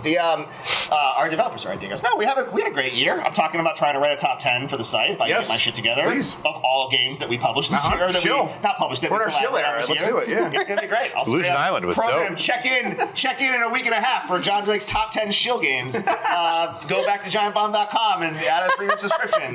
Probably on sale at some point during the holidays. If I had to guess. It's been a good year. Illusion Island is nominated. Our Mickey and Friends co-op platformer Switch nominated for Family Game of the Year. I'm sure we'll lose to Nintendo for something. Last year, Dreamlight Valley lost to Mario vs. Rabbids, which is not a family game. It's a hardcore tactics game with 2 characters. That's not a family game. Think about what you're voting Mario's for. got a fucking gun. It's just best Nintendo. Like family games Mario has is always a Nintendo award, basically. They gave him a gun and a Roomba for some reason. And you're like, family? You shouldn't expose your children to this violence made by Italian developers. Yeah, and your game this year doesn't even have any cards. That's Italian. They're so He's Italian. Yeah. Don't front on me, Jeff. Yeah, you're right. Anyway, so and then we're 12. What time is it? We are 5.5 hours away from Avatar: Frontiers of Pandora. Finally launching. You can play it right now. Platforms. Yeah. You got it? Hey, wow, that is big. That's the new Legion. I got my code. That is a large. That's very. This is a mouse. If you take this off, you can put it on a table and it acts as a mouse. Is that cat? It's really cute. Yes, it's my kitty cat. His name's Nico. What's the frame rate you get for Avatar in that? I was getting like 30. It was pretty okay. I just want to hold it and see how big it is. It's bulky. It's a bulky boy. Hefty. You can do some like reps with this. I'll plug my game now. We're plugging this thing. I'm not. This is plug my game. very Anyway, large. we have good stuff happening. Jedi Survivors nominated for some stuff. Our friends across the hall at Marvel have Spider-Man 2 rocking and rolling. Maybe some cool stuff. We're stuff in development. Stuff in development. Secrets. Will there be something at the show tomorrow? You don't have to say, but I mean, I'm not telling you anything. I'll be at the show tomorrow. You'll be at the show. A bullet will rip through the wall. You're gonna be there? It's the same sniper. Of course I'm going to be there. So you were complaining I have an about how much it obligation sucks you're about gonna to be be there. there. Yeah, no, I'm not happy about it. I'm but I'll gonna be make there. you drink with me. And Come on up. drink. Come afterwards.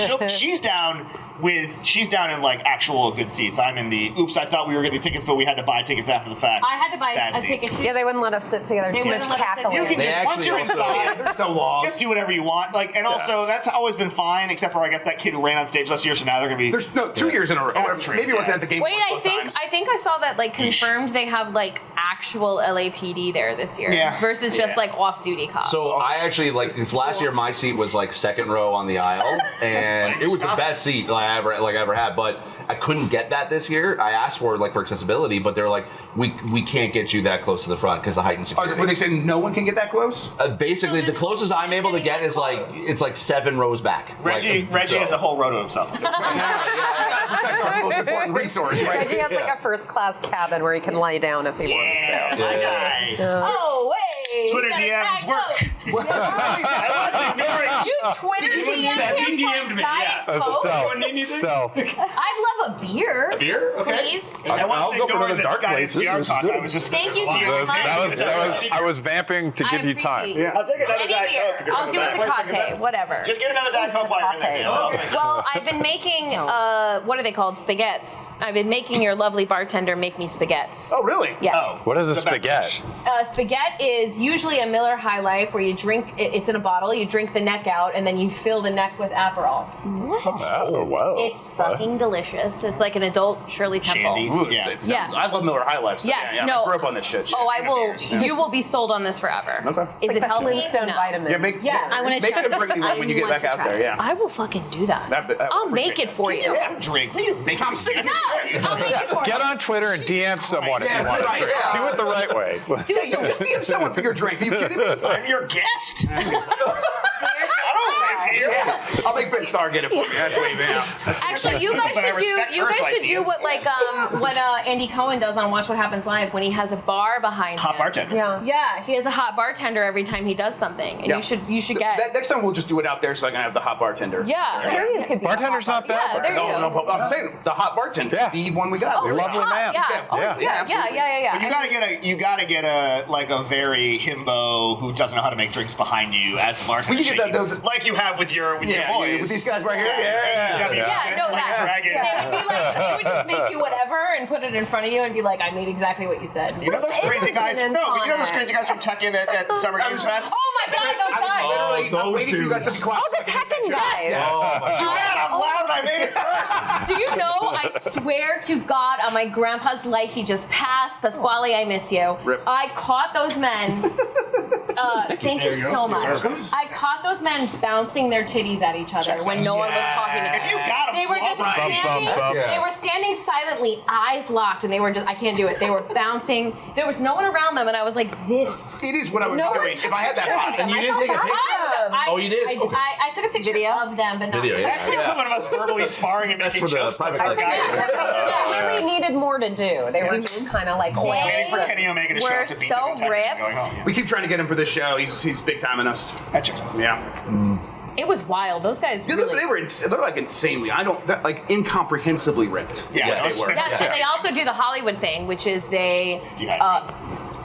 thank you. They dehydrate before they do these big events. Sure. And then they So drink a Diet Coke. Vascular. Right? Isn't it? That's what John's No, I doing look right great now. before I drink these Diet No, he's Cokes. dehydrating and That's drinking what Diet Coke, happens. so he looks super bad. No, I heard that was the trick. Yeah. It's like you dehydrate, Yes. then you drink like a Coke or a Diet Coke or something, and suddenly your get all shit is just vascular. like- You're just You like, rub it on yourself. It's like action. Yeah. That's how they did the Top Gun Maverick football scene. Like, It was fascinating. Honestly, I know that it's some people in comments make fun of me because they're like, "Why are you talking about seeing Oscar Isaac dick and balls on the plane?" And I'm like, so I think Who is it? Exactly. I think we spent a long time in this industry seeing a lot of scantily clad women, and I'm really okay with seeing It's time. with objectifying men. And you know what? You can put that on my tombstone. I can say in my career, like working in games, there was one time where I had to give a note that was if we were going to have jiggly bare breasts, we must match them with jiggly swinging penises. Thank you. That's And- the HBO rule. That's the rule. That's the rule. true. Equal opportunity That is nudity. a real rule. Literally, the flight here, I started Scenes from a Marriage to hearing see about this Oscar all day. Isaac Dick All because I day. knew it was in it. So this is why I worry about video games unionizing, because that'll be the first rule. We're all on the same page about this one thing. Did you guys know that the whole Our demands must be met. It was a very we well started the received whole note. drama with the Witcher Like- thing because the Witcher, when they did their next gen, Oh, yeah. they accidentally patched in like a high def and high res like texture Yes. mod, and it included very realistic vaginas. Yeah, there were vulvas. Yeah, truly. Yeah. And Yes. like landing strip, like those John girls. Drake, vulvas. Vulvas. Those Never coming back on the show again. those girls were really keeping up with They it. went Like, to I a knew- salon. Yes! They were prepared. Yes! Yeah. No, it And was- I swear, I won't say who, I won't, but someone from CDPR came up to me when I was last here and said in this adorable Polish accent, "You really gave us a hard time with the vaginas." And all I could think about was that should happen more, but like with also dick and balls. Exactly, 100%. Yeah, We can't just clam slam. We also. Must.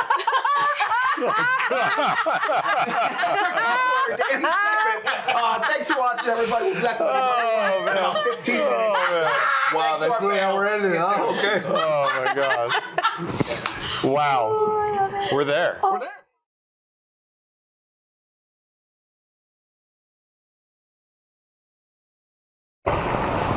They fixed the air conditioner. I've never been more excited about anything in my entire life. It feels great in here. I've got energy. I got my second wind. Let's fucking go. Thank you to Infinite Wealth, Like a Dragon, for supporting us, making this all possible. Once again, thank you to NZXT, and then come to our show on Saturday. Or watch it live. I think those are the big beats I need to keep saying. I'm going to forget. As we get later in the night, I'm going to keep forgetting. They're going to keep reminding me. I got more friends with me. Well, actually, first, I got there's a drink that has I don't know, Alyssa made it for me. It's got something in there on the lip, and it's very, very good. I hope I'm not being spiked right now. Actually, I don't care. Let's make it happen. Jake Steinberg, how are you doing? I'm doing well. It's great. Yeah, we're no games here. No, they're not allowed. No. But we're talking about games. Yeah. And I feel like I just want everybody to know that in person, everyone here is so attractive. Yes. It's like shocking. I think like Twitch compression must add like 10 Oh yeah, pounds. totally. It's the most handsome industry. Is what they say. I completely agree. Yeah. Game Explain. I want to just make sure I'm saying that so people know. Jake from Game Explain, Jake from Philadelphia. Yeah. Whatever works. Okay. Oh. All right. Steve Adams. What up? How you doing? What is that on your head? What do you mean? That's a Knicks hat. That's a Knicks hat. It's a Knicks hat. I turned it back because we're bringing it back. Yeah, I'm so sorry. You know what? Shut the hell up. Nobody asked you nothing. I'm trying to see so many W's. How can you rep a team that hasn't won in 50 years? Wow! I came here looking for love in all the wrong places. Damn. I can say you get W's. No, we got W's. We have a decent squad. Fired. I'm a Julius Sixers Randle. fan, and even I feel kind of bad for you. I'm saying, I'm trying to steal your dude from your squad. Actually, I'm like, if I can take Embiid, then we're good. Yeah. We got it all together. But good to see y'all. Good to be here and rock with y'all. Parris, how you doing? Parris Lillly, everybody. I'm doing fantastic, sir. Oh shit! It dawned on me. This is the second time you and I have seen each other in person, and it's literally the same. I think you were in the same seat last time too. Yeah. So it's like we don't talk outside of here. We got to put on camera. It will never happen. It's just going to be this. But that's for you. I am repping the Los Angeles Lakers. Actually, a championship organization. So if you want to know what it feels like to actually win, just keep sitting next to him. I mean, look, I'm not going to talk about LeBron and all the weird things that he's been into, and stealing children, stealing children's blood to keep himself young, and all that kind of I've read stuff. those internet pages. You do what you got to do. Graham Reid, thanks for joining us, man. Great, thanks for having me. Yeah, absolutely. I'm glad you could make it. Game developer, you've been busy. You had a game this year, right? Super Space Club. Yep, yes, absolutely. It's one I've been meaning to get around to. It's got my vibe. It's got a good look. Thank you. Yeah, I feel like you need to just leave and go play it now and then. Yeah, you know what? You guys handle this yourselves. I'll go do that. Boom, done. And Dalibor Dimovski, Side Quest and Zone. You know it, baby. Dali, I was going to go to Eisenhower, the high school that you went to, before I moved, because we're like from the same exact area. I'm from 24 Mile. Yeah, absolutely, right there in Michigan. Went trick or treating at your house, probably. Probably, yeah, almost certainly. Yeah. No, I just want to bring up. They're talking about winning and losing organizations. I'm repping my Detroit Pistons, bad boys, who are atrocious this year. Very bad.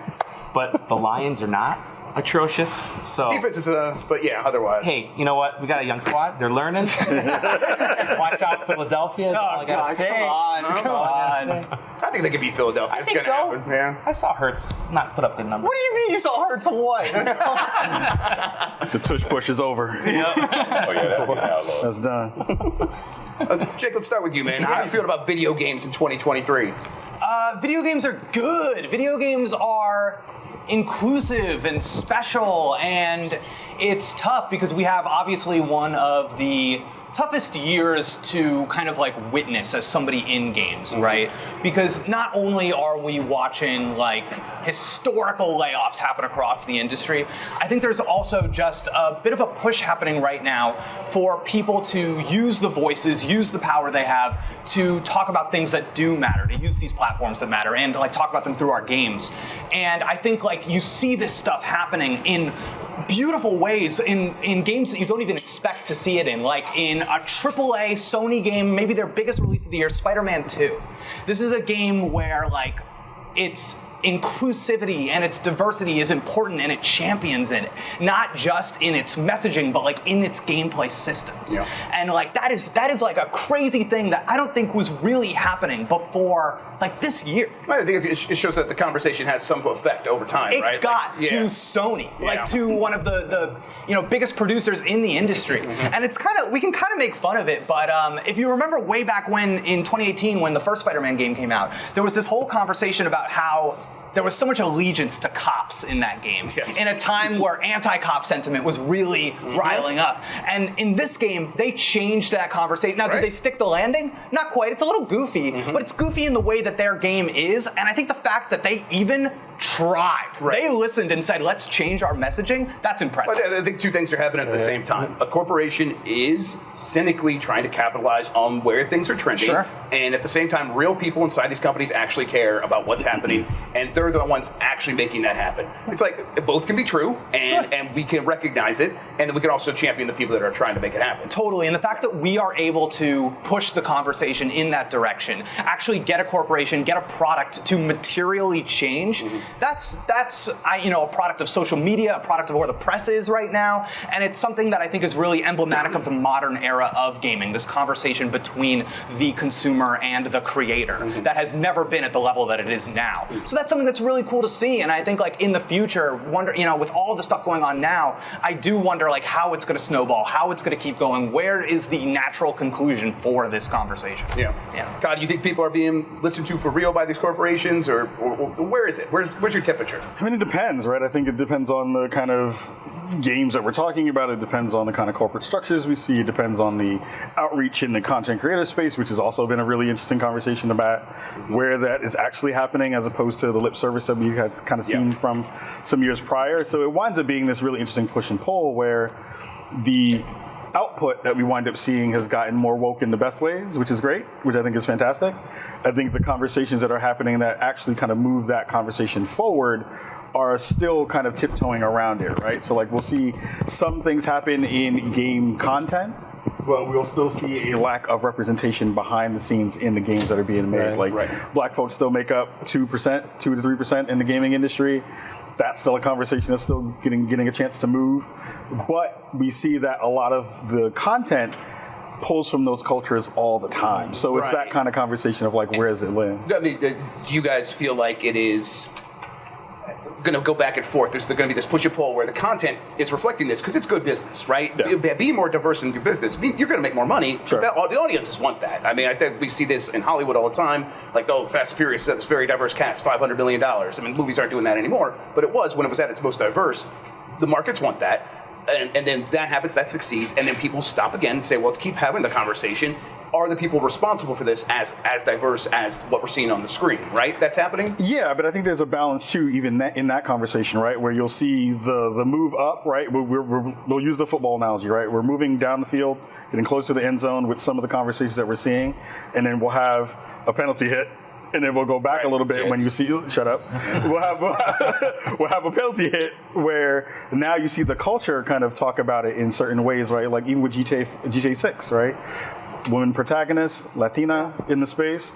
Everyone's like, well, I don't know if I can. Like parts of the community are saying, I don't know if I can. Is that like the incentivized monetization on Twitter, pushing those guys to the top because they know they're going to make a lot of money by making people mad? I think that there's a balance of that conversation too, right? Like I think there is always. I always think of culture as a reflection. I think of the conversation as always a reflection of the cultures in some ways, right?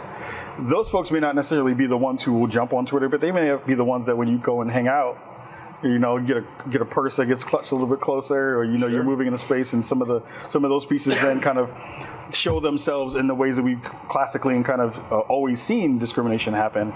But I do think that what we're seeing in some of those spaces that we hadn't seen before is companies like Rockstar dig in and do that kind of work. Even in 5 with what's his name, the black character in that game. I forgot his name. Not Trevor. Not Trevor. Yeah, I just blinked on it. But like that character. We're all closest to Trevor. Yeah, we know the black guy. Yeah, I know. I had to do it. It was me. But even that character was a caricature of black culture, right? But the pieces that were in there, in his crew and the folks that were in there, specifically talk to those parts of the culture that a lot of folks actually resonate with. And I think those parts are the most important because people were seen in the making of those characters. There was some layers of it that felt very true to folks who were in those hoods and people who were in those neighborhoods. So we're getting this interesting mix of the energy that we know is there and has always been there, that is now kind of filtering itself into the greater culture, and then the greater culture is catching up in the game space. Right. So get pushed forward a little bit. These guys from like Scotland or whatever the hell Rockstar's at, they're like, oh, we're gonna do a little anthropology in America, right? But like it succeeds, and then that hopefully creates more opportunity. Is that the idea? I mean, the hope is there. I mean, I think you know, urban cultures have driven everything forever, right? Like it's been the hottest thing that there's always been in that space and in entertainment for a long period of time. It is interesting to see how folks are now attaching themselves to it and using that. But I still think that there's a space that is missing where games are still commentary on some of those pieces, but they still haven't fully kind of jumped that chasm of, okay, so now we'll see a studio that is run by POC folks and all those folks in there. I mean, there are some that are out there now that are making some really good strides, and they're doing brilliant work, and they're going to be doing some brilliant work. But it hasn't really hit that zeitgeist moment yet, where you know what I'm saying? Like, but it's like even with Graham's work, which is brilliant. There are very few large studios, medium or even medium-sized studios that are run in that way, right? So I think it winds up being where folks like Graham and other folks like that who are doing that work solo with other teams and kind of collaborating are pushing that conversation forward to say, you know, we are making really dope stuff here, and now you need that other layer where you get that kind of mass production, not mass production, but mass kind of critical mass that'll push that into a space where those studios then get to make the thing that everyone has been talking about. Like that's been the conversation with the Black Panther game or stuff like that. It's the first thing that people were talking Parris, about. You want to jump in? Yeah, you want to jump in? He's going to take your point? Literally. How am I going to follow any of this? You can't, because I'm dope. Yeah, I can. But you touched on the Black Panther thing. That was something that I was going to bring up because I think that is a perfect symbol of the problem that we have in this industry right now when it comes to enabling more people of color, more people of women into positions. And there's two of them. There's two Black Panther games. One by EA and by Amy Hennig's studio. Right. And it's like there's two opportunities. Right. What's the reality on the ground? That game, and I think more the Amy Hennig game, but either one doesn't matter. But I think it's going to be an important period of time when that game comes out, how it's received. Like when you think about the Black Panther movie when that came out, how important that was to my community. I mean, it was literally an event. Yes. That game needs to be the same thing. It does. Right. And you need to have people in the room, especially in the leadership room. And there was for the movie. Right. There was, and you need that for the game as well. And I know they're making strides for that. They're hiring. There's various people that are coming in, but that's part of the problem. That's an exception to the rule. Yeah. We don't see. I'm just gonna keep it real. We don't see enough of us in there, and it honestly it starts at the child level, gaining the proper skills. Because one thing, and we know social media is a nightmare, but the one argument whenever you bring this up is, well, you just got to hire the best people. I agree. 100% you hire the best people. But we need to enable more people of color, more women, to get the skills necessary to be the best people so that they can be hired to be in there. Nobody wants a handout. Nobody's saying just hire someone to hire them because of the color of their skin or their gender. You want skilled people. But part of the problem is we're not setting up enough programs when kids are at the teenage level to say, hey, I want to learn how to code. I want to learn program management or whatever the case may be to have the type of game development job that's going to be able to make these kind of games. Because I don't think enough people that look like us have that skill set because they're not encouraged to get it at the age. My son, as an example, and I'm throwing him under the bus, he's 17. I am on him constantly about learning how to code. I don't want to do that one. I'm like, boy, trust me. I don't learn care. Chinese, learn how to code. It. Yes. Even if you never use it, have that skill in your back pocket because you never know when it's gonna, you're gonna need it. Yeah. Did you get the sense that there was a moment there where it's like, yeah, of course we have all these DEI initiatives. We have all these things where we're trying to bring more diversity, and now that look what's happening. Thank you. That's exactly what's happening. You get that sense. They're the first to go. First to go. Yeah.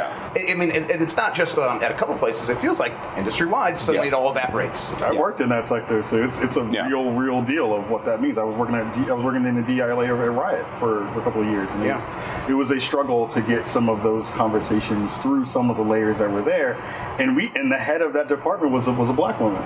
So it changes a lot of the conversations that go along with that. And I think speaking to what Parris was talking about with getting his son to code, the things that a lot of folks are kind of pushing through the layers of DEI and a lot of those talking points and very important initiatives is about how do you break that barrier between the socioeconomic parts that we know are there and the cultural zeitgeist pieces that you need to kind of move things forward. Like for me, one of the things I was dying to get done or try to get done, and again, as a person who's working there for only a couple of years, it's a very hard thing to do, was to make the case of like, why is League not a thing in schools in the hood, right? Like, why is that not an initiative that My we're trying understanding to it's drive? all Tekken in the hood. I mean, look, but that's a big part of the conversation too, and you're right? Like, we index very highly in some of those spaces of the fighting game communities and sports games and also horror games and all those kind of pieces. But it is a space in which you need some of those companies to say, we're going to spend resources in some of these neighborhoods to build up some of those esports leagues and some of those esports layers that are not only going to touch that cultural layer that will get people to be excited about it, but also do that other work of teaching you that gateway drug of what it's like to be in tech and to be in coding spaces and do that kind of work. So, right. I mean, it feels like that's where we're back in the rut, where it's like they're no longer going to stop making products for minorities and for other cultures. They're happy to get your money. That's what they're very happy with that 100%. Right now. That's not going away. So what the conversation is now like, well, can we make some money from this as well? Shouldn't that be part of the conversation as well? And it feels like we kind of got up the hill a little bit and rolled back a little bit. I don't know. It's where it feels like that to me. I mean, it seems like we went through this period of time where COVID's going on and there's a lot of free money going around, especially for corporations, easy money. Yes. And then you have this corporate leadership who's spending recklessly. And now that things are getting a little bit tighter, it's like, okay, who are the first people to go? And it's so obvious. They show their hand every time about who is important here. But Bob Iger can make the thing where it was like we need to not have messages in our movies. We need to make good stories. It's like, what are you saying?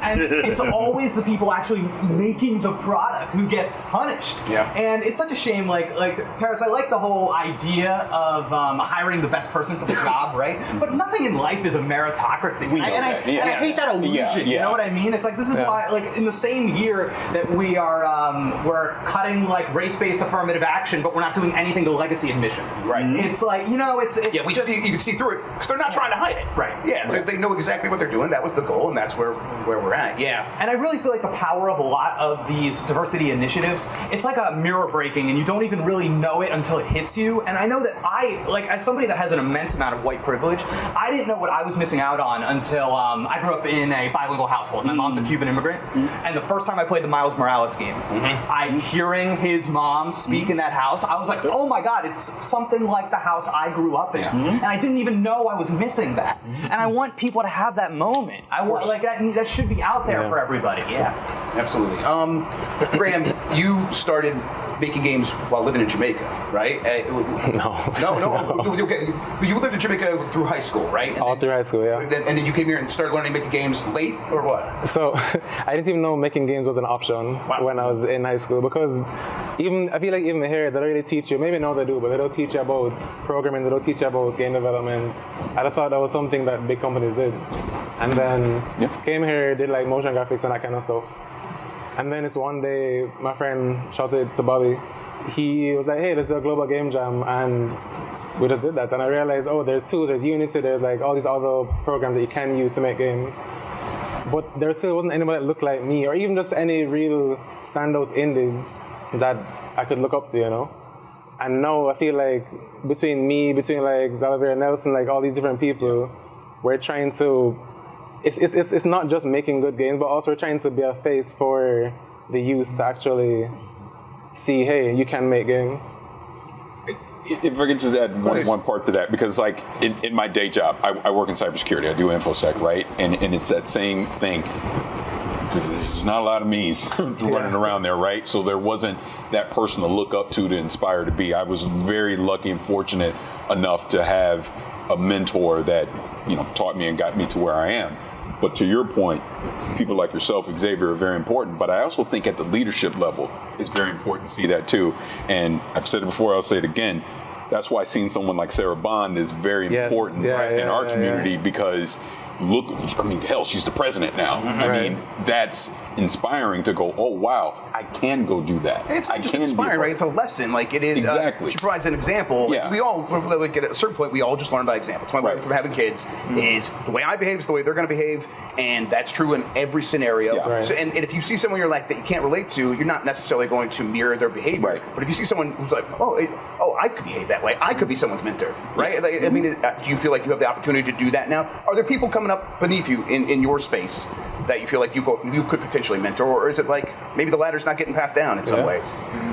I mean, there are some for sure. I would say for me, and I'm freaking nobody, but it's like I definitely try to. Danny Payne. You've had Godfrey on here before.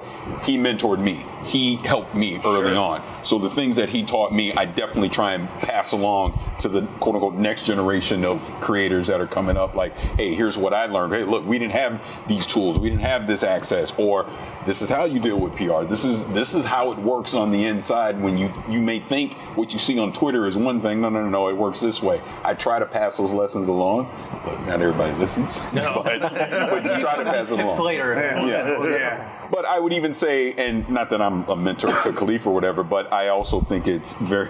I'm not, and I'm saying this in a positive way. Yes, but keep going. No, my point is we are peers to each other, but we rib each other and have fun and all that. But the point is, we always try to look out for each other, and we're always, like you said, hey. But the secret is everyone's doing that. I'm looking out for my boys. Yeah, exactly. All the time, and it's like, and I think that's what keeps the rise tide lifts all boats. Then not list a few boats around you. That's what, and everyone's doing that. Sure. So it's like someone needs to get to that point in the first place to start doing that, and then there needs to be a chain reaction. And I think the relationship you two have online, when you guys.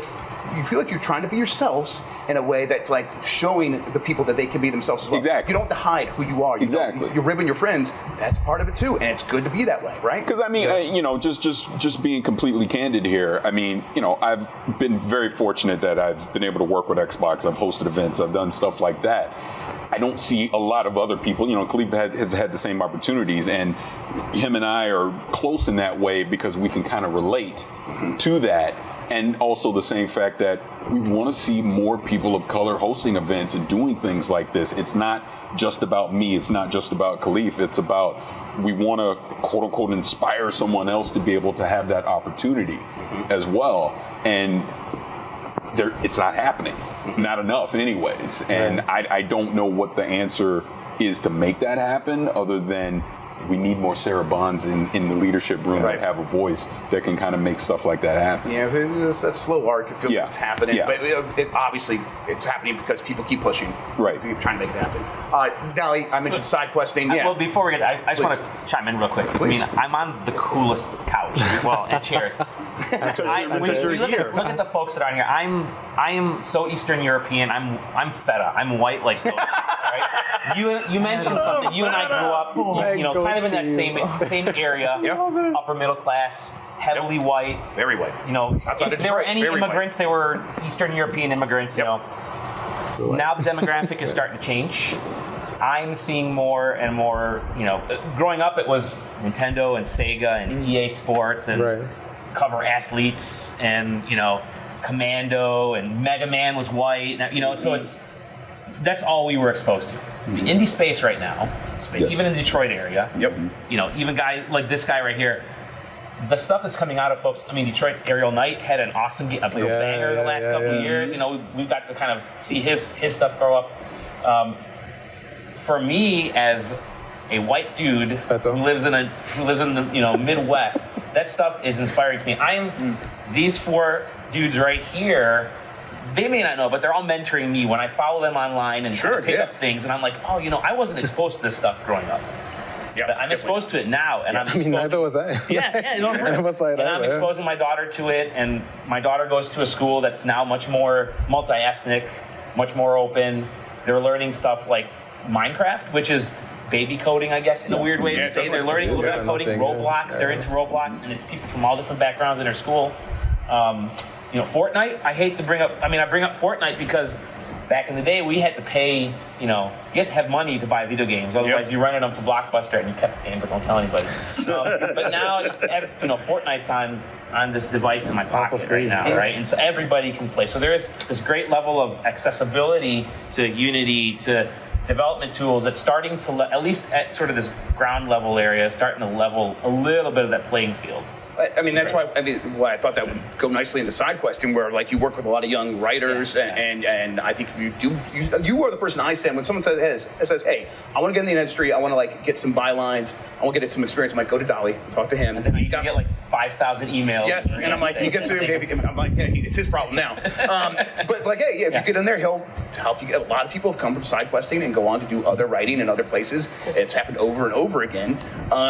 What's your responsibility in that equation, or is it just to provide like a home that feels somewhat like a potential jumping pad? I like that you call it a home because you guys talked about community in one of the earlier segments. Community is so important in the industry right now. I mean, we have a big community award coming up tomorrow night, but community within smaller spaces, within groups, within Discord, within servers.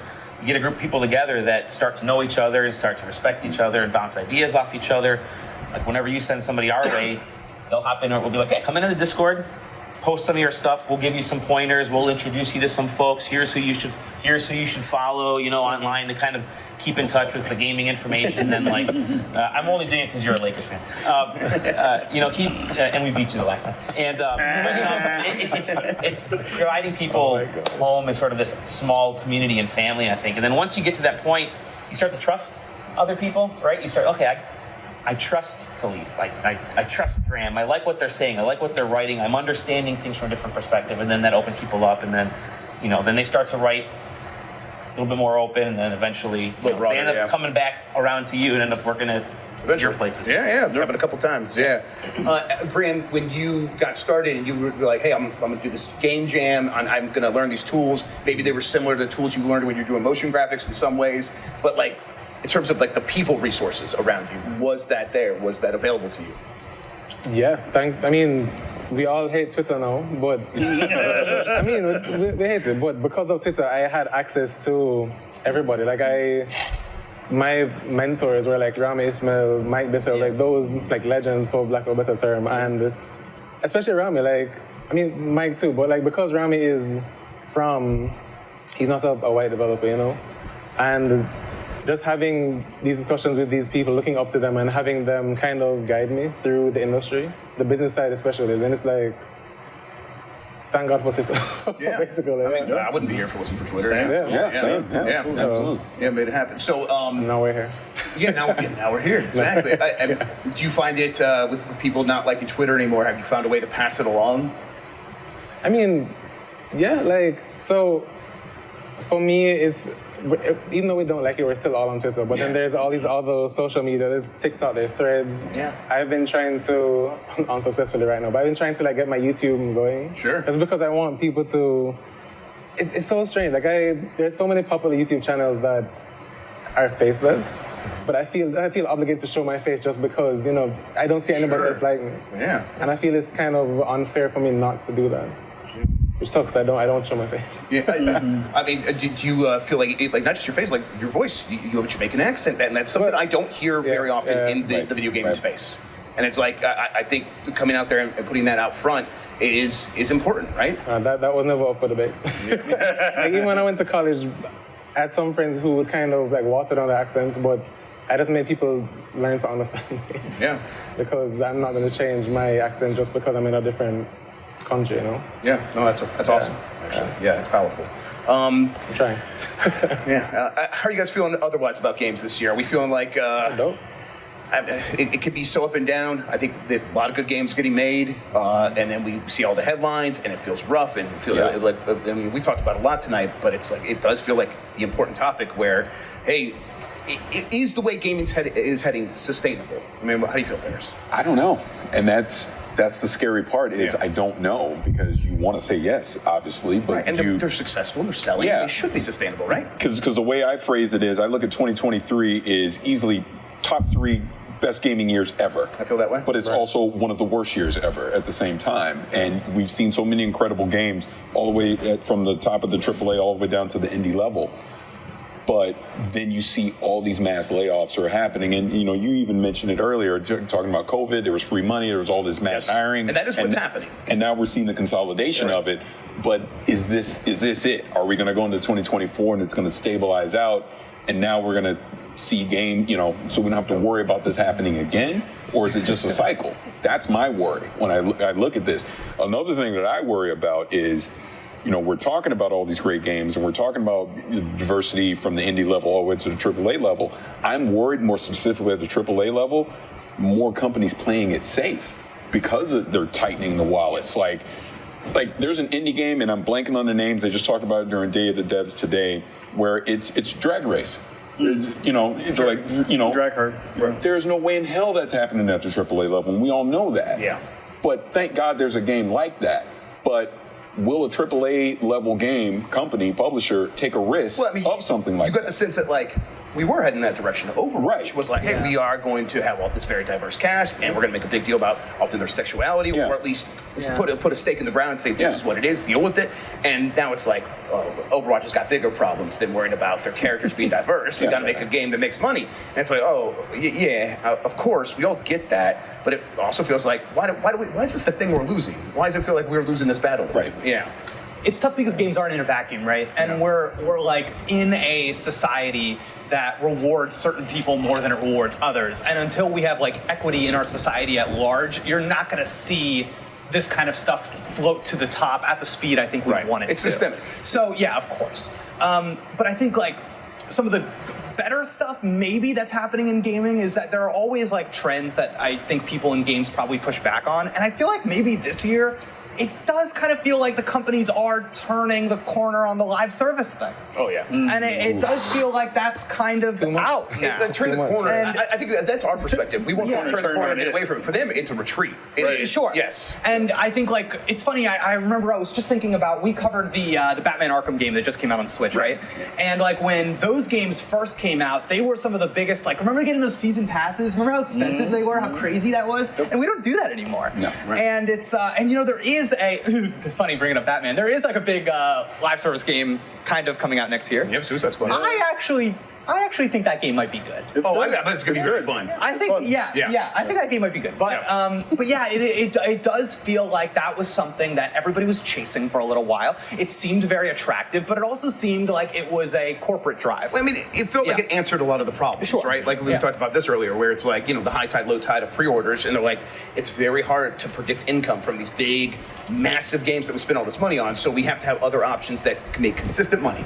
Regular things that we can predict. This game's going to make about that much that month when we release this content. We understand that. We know the metrics. We know how it's going to work. And that was true until we got to a certain critical mass of there's too many of these. People are coming back. They are retreating themselves after COVID in many ways. So it's like, and I mean, we can't overstate the macroeconomic reality of money is more expensive. Like it always goes back to that. That is affecting everything. It's just what are our solutions to this new problem of we're not so sure about things. We're not sure. The big thing is like the disconnect from reality of these games are very successful. They are selling. They're very good.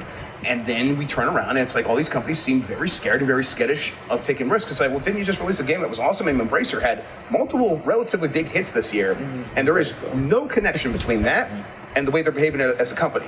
Because the reality is like, they were making money from these games, and that goes into a pile over here, and then really they're paying with the cheap capital that they were getting from borrowing money, and that's gone. And it's like, whoa, that seemed like a bad idea. Why was that the way you're working? It's like, because they had a chance to borrow a lot of money, make big risks, and that was how you're supposed to run your company. And it's like, that maybe things aren't sustainable in a lot of ways, but it doesn't seem like it's the game's fault. It's like, we have the games figured out. Right. There's something else happening here. Well, but I'm sorry. I was just going to say, the thing that scares me the most, like the Bungie news that came out today, you know, how much is true, not true, we don't know. But the thing in Rebecca's article that scared me the most is the fact that if Bungie was still independent and this was happening, Bungie could be going away. Yep.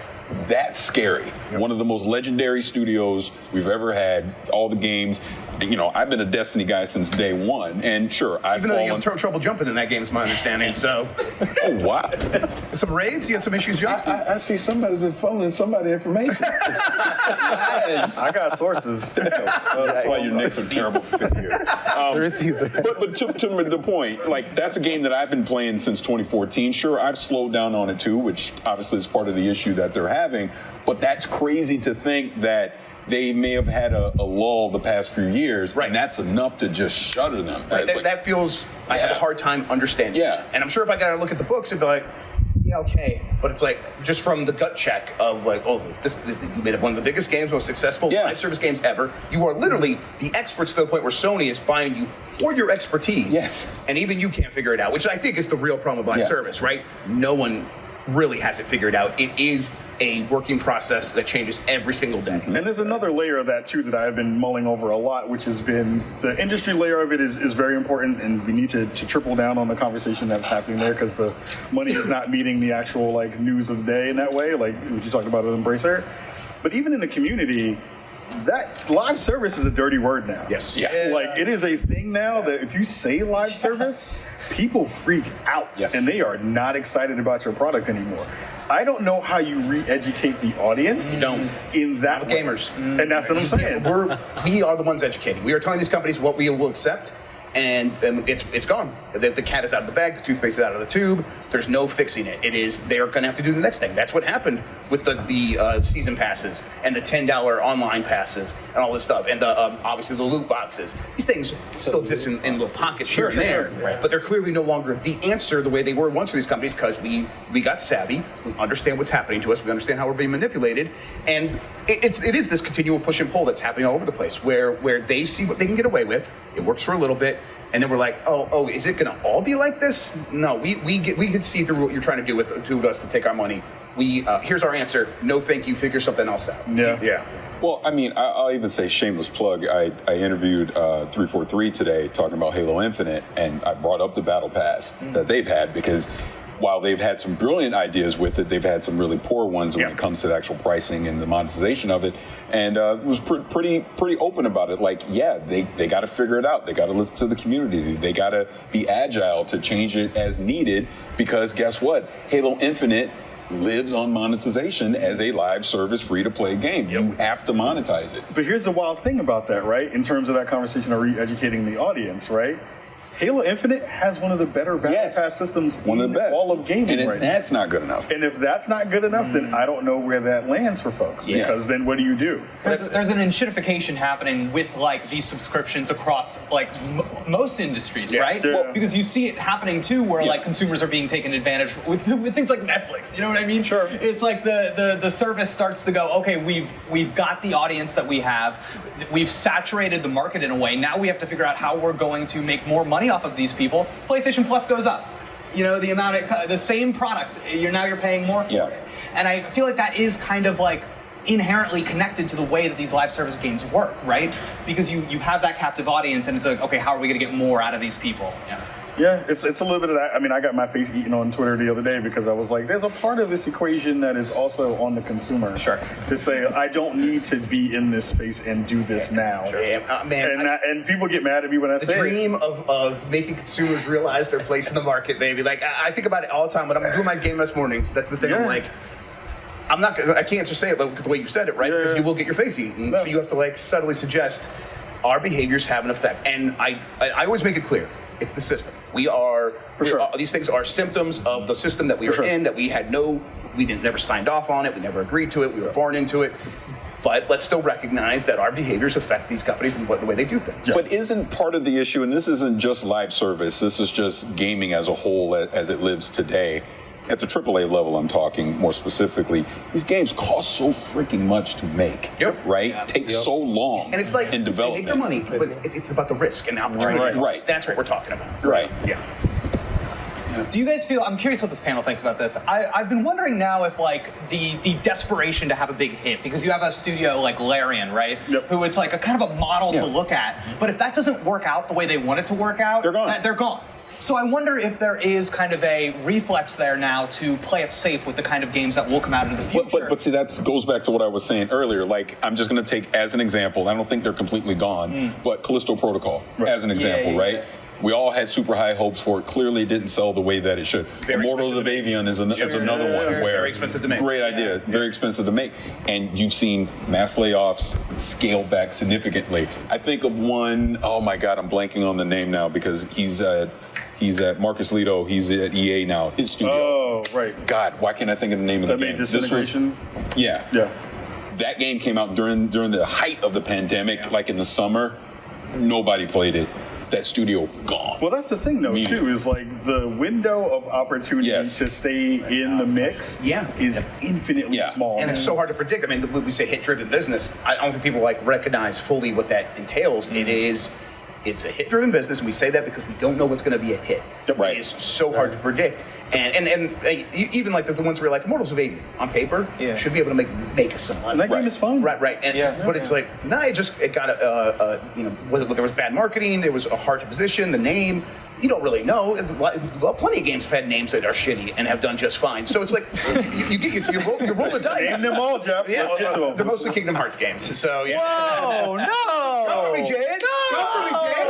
Final Fantasy VII. 358 over 2 days makes perfect sense. Yeah, it's all right. You just don't know the lore. Amen. Get out of here with that business. There's also a sense of game shock right now because there's so many games coming out. Right. I can guarantee you guys, every one of our top 5, our top 10 is going to be completely different. We may have 1, maybe 2 games that we loved that are the same this year, but because this is an unprecedented year. Got Pikmin 4 in their top 2. Right there. How many folks are going to have like Dredge in their top 5? There's going to be a lot of people who have that. And so there were so many games this year. I think a lot of people were like, I don't even know what. You know what? I'm going to go back to Final Fantasy Remake because I'm safe and I'll wait till things shake out. And that from the player aspect, but from my aspect, I'm like, I was in shock this year. Like Baldur's Gate 3. Starfield. I just now started playing Starfield because I'm finally over Baldur's Gate 3. And I've still not played Baldur's Gate 3.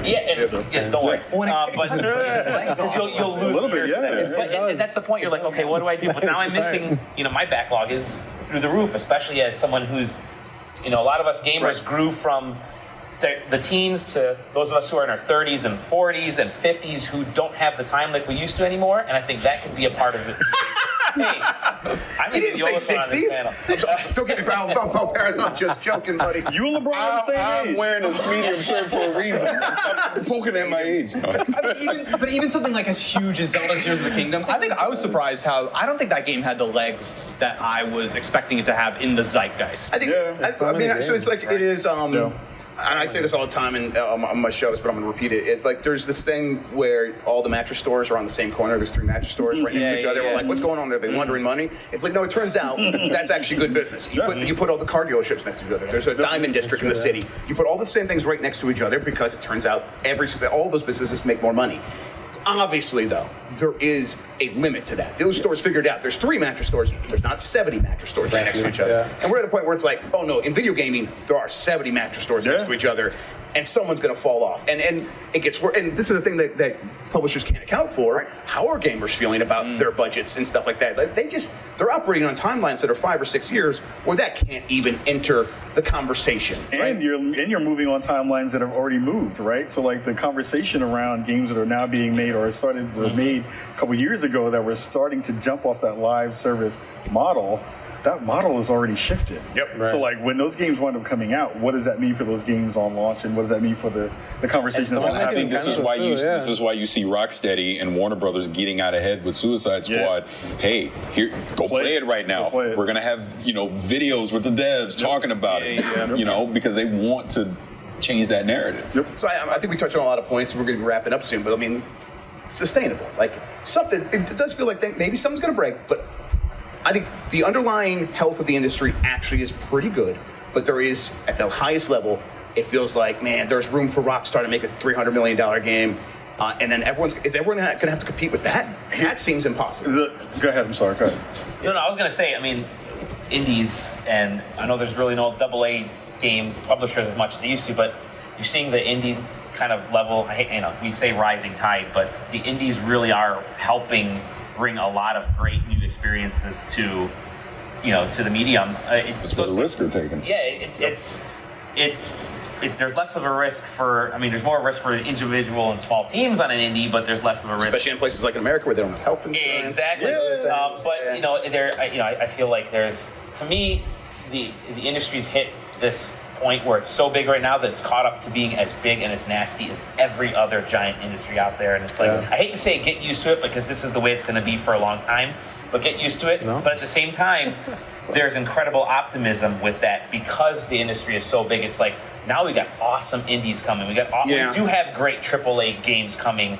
Just sucks that we have people losing jobs, but the actual end product is fantastic. Yeah, I think the point of positivity that I have is that the next $1 billion game, and this is another thing I say all the time, will come out of nowhere, and that doesn't happen. Happen in other industries. We got Lethal. What was it? Lethal League, Lethal Company. Yes, thank you. Lethal Company happening right now. Something I haven't touched. Biggest thing on Steam, out of nowhere. That does not happen in other industries. The best analogy I have with that is in whatever year E3 this was. I remember E3 where literally, because I knew the guys at Epic were like not begging, but like, hey, will you please come up to our meeting room and see this Fortnite game that we're making? And literally the next year they had a big ass party that I wouldn't even invited to. All right, well, we're going to get out of here for this one. We'll be back with another panel in about 15 minutes. Thanks, boys. Really appreciate it. Great conversation. See y'all soon.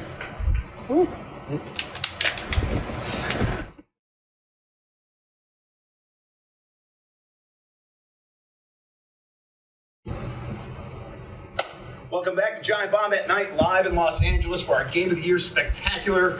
It's going to culminate this weekend. Be sure to tune in. We're brought to you by Like a Dragon, Infinite Wealth. Thank you to them. Thank you to my guests who are joining me for my next panel. All my good friends are here, including Shannon, Liao. You're back. 6 months. Every 6 months, we're going to make this happen. Amazing. I love to see it. Yeah, thanks for having me. Absolutely. Thanks for coming. Then Starr, once again. Hello. Once again. Once again. You make it sound like I'm a rash. Or a wart. Oh, he's here again. Annoying. Lovely to be here, Jeff. Thank you so much for making me feel welcome. Yeah, sure.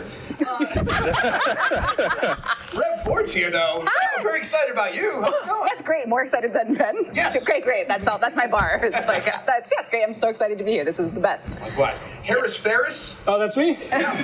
Sometimes. Harris Fortnite, I believe is actually the real name. Play now. Peter Griffin. Season 5 is really good. It is. Yeah, it's really good. Oh, We're having a great cut to this right now. Yeah, that's romantic. This is so hot. It is. This is a real finicky bitch. Oh. You heard. Oh. Speaking of the trains in Fortnite, so Nelson Jr., how you doing? I'm doing great. Yeah, I'm glad you're joining us, man. I'm glad we made this happen. Glad to be here. Absolutely. And Rayme Vinson, how's it going? I'm also a rash. Aren't we all? Yeah. When's your mic on? Doing great, thanks. I didn't turn it off. Is it working? We don't know. It's on, but it's dead again. Okay, you're gonna have to improvise real quick. We just changed the batteries too, so. Have you tried turning it on and off? Is there a battery shortage in America? Hey, yes. Well, Yeah, as a Canadian, we have a lot really? So you know, it's no need to rub it in. I know, we love batteries. Tell us more about those batteries so we can vamp. You should. I know, that's what I'm saying. This is great content. Everyone tuned in for batteries. Can you tell an American audience that you have an excess of resources? I know that. I am just calling for you. Oh, that's all right. Yeah. Really Canadian here. Michael Higham worked in defense. He'll send the missiles after you. Better be careful. Absolutely. We can dodge them. Shannon, you got a new job, right? Yes, I did. So last time I was here, I was, looking and freelancing, and yes, I am now the deputy gaming editor at Inverse. Yeah. Thank you for coming. Yes. It means like some of the freelancers in there and around are now working for me, so it's cool. It's a good time. Yeah, I mean, what's it been like, kind of like transitioning into this position of power? I usually try to be more humble than that, but yeah. Okay. Well, yeah. I know it's already too late for me now. No, it's good to like support writers and like work on their reporting skills and kind of like mentor them and just like further along the art of like writing about the craft of making video games rather than previously I was just like out there reporting and talking to people. I now do a combination of things. It's been fun. What's the like sort of the balance in terms of skills that are required to do that different kind of reporting? Yeah, it's just like going to a lot of meetings with a lot of other people at the company, and so they all get to meet me, and then just like doing as many calls as possible, just squeezing everything in. So I'm going to see all the top publishers and console makers tomorrow, hopefully. But it's like just sitting at the GW Marriott lobby basically for like hours, taking coffee meetings is what my life is now. Ben, are you upset with Taylor Swift for taking your spot as Person of the Year? You're setting me up for like a lot of Swifties. Actually, I just watched Miss Americana. It's a great documentary. Would watch it. She's a national treasure. Of course. International treasure. Yeah, no, it's a real shame. It's always been between me and Taylor. Yeah, it's but she just shifted a few more records than I did. It's been a good year though, right? Like Ben Starr, you know what you're doing. Yeah. Right? Yeah, like people, like you have a presence online that is beyond charming, and people love it. Was that something that you are consciously crafting, or is it like, no, I'm just having fun? I'm having fun. Yeah. Like it's, I've kind of described my relationship with the internet as like an English pantomime, where like I play a very serious character in Final Fantasy 16. That's the platform on which people have come to know me. But I'm not a very serious person, and I enjoy the play. And so I found like Twitter in particular to be this amazing, well, it's not an amazing place, it's quite awful place. I describe it as like it's a burning building that I'm having a house party in. And I've loved the kind of the call and response. You put stuff out, do the audience like it, do they not? And it's been amazing to see how many fans of the games and people who don't even play Final Fantasy come and enjoy it. And I love being an idiot. Like, it was quite a risk pretending to be Mario. Do you know what I mean? But people still think that maybe I might be in with a shot. I'm not in with a shot. It's great. I love it, and I love being silly. I love being a goof, and it's a cool thing that people are enjoying it. Is it do you get like a long leash? Because in a lot of ways, was early on, it was like, well, this has been Starr representing Final Fantasy. Yeah. Does Square Enix ever be like, what are you doing out there? Like, no, Square Enix don't mind. Yeah. Like they can see that. As I think I may have said this on the last time I was here. As long as they don't mind that I ruin the brand, and I'm not going out and I'm not trying to go and be cancelled, and I'm not going to try and do anything that's massively extreme or anything controversial. I'm just being myself. And I don't think I've got any skeletons in my closet. Please don't look. But they've been really, really amazing, and I'm thankful that they have let me do it. But also maybe they don't have to, because it's not like I'm going around being like, I'm Clive, even when those skits where I am Clive. but it's cool. There was one where I did a sketch with Doug Cockle, who plays Geralt of Rivia. And so it's Clive and Geralt take the same contract, and then they go out. So stupid. And I sent it to Doug, and he went, "That's cool. Maybe I can't do this bit." And I went, "No, you can't." But then he added in a bit where he like licks his own sword, and he went, "Don't put that in." And I put it in. Of course. And it's great. It's really, really. I've read some slash fic about that before. Yeah. But like Doug, when we did the sketch with Geralt, like he just had all, he's been Geralt for years, so he has all the Witcher gear. So he like pulled out like these two proper replica Witcher swords. He had like all of this stuff, and whenever I get someone to do these stupid sketches, I'll say, "Can you give me like 12 minutes of raw footage? Like, give me all the different versions of this line so we can play around with it and just improv around it." And Doug gave me some gold. There are 12 minutes of Doug Cockle doing some Geralt stuff that should not be on the internet. And it's fun, and I think people have seen that it's play, and I love playing. Yeah.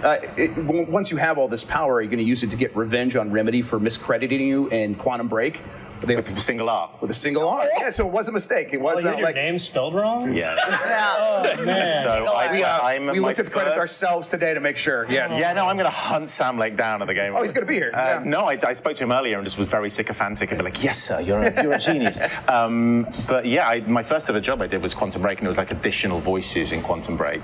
And they credited, it's the only credit on my IMDb that is my name spelt wrong. Yeah, so it says as Ben Starr. As if for Quantum Break I thought, no, I'm going to spell my name wrong. I prefer it spelled incorrectly this time. That is, I'm pretty sure they just misspelled it, but I'm like, the way they say it, as Ben Starr, is that this other stage name? Yeah. Probably not. To be honest, though, knowing the Remedy verse and how deep it goes, they're going to bring that back. That's going to be a whole thing. Yeah. That's just like you possessed by like the dark presence. They're playing the long game with that. Yeah. Here he is. Yeah. Me in Control 2 confirmed.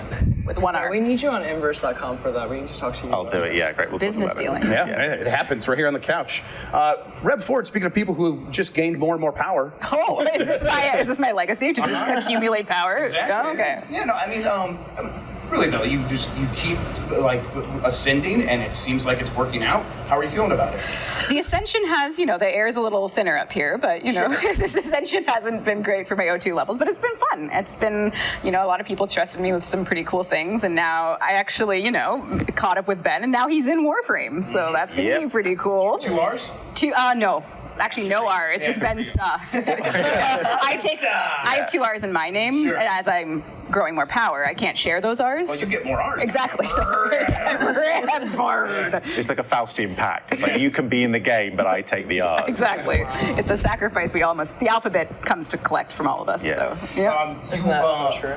You guys have had a long over digital streams. Yeah. Oh yeah, I work on Warframe. You work on Warframe? Yeah, that's my job.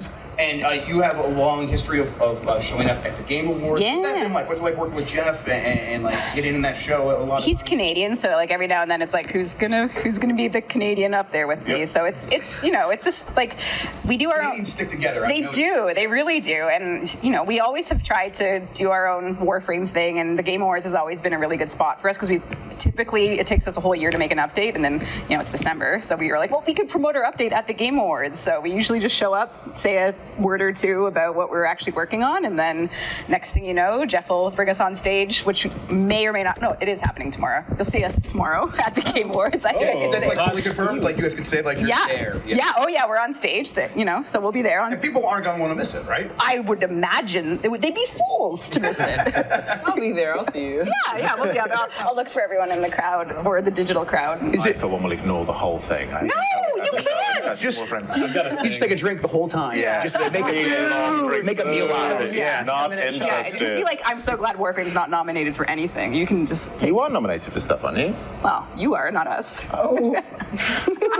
Every person who doesn't attend, what I'm hearing is you're going to steal the alphabet from them. That's right. We are the letter takers. That's us. It's like an Undertaker, but only for That letters. sounds like a Warframe expansion. The letter takers. Business is being Yes, business is being done. Yeah. What's it actually like day to day? day, like when it's rehearsals and like going up on stage and having a limited amount of time? Like, is it stressful or is it fun? I've screwed up every year. It's been awesome. So I haven't like every year I make some type of egregious error. So I'm sure tomorrow will be no different. Is it really an error or is it something only you notice? Well, if you ask our community, I called them losers the one year. No, this is a real problem. When the first That's like rule number one. No, you don't understand. I was so nervous, and I was like, these fucking morons will buy anything.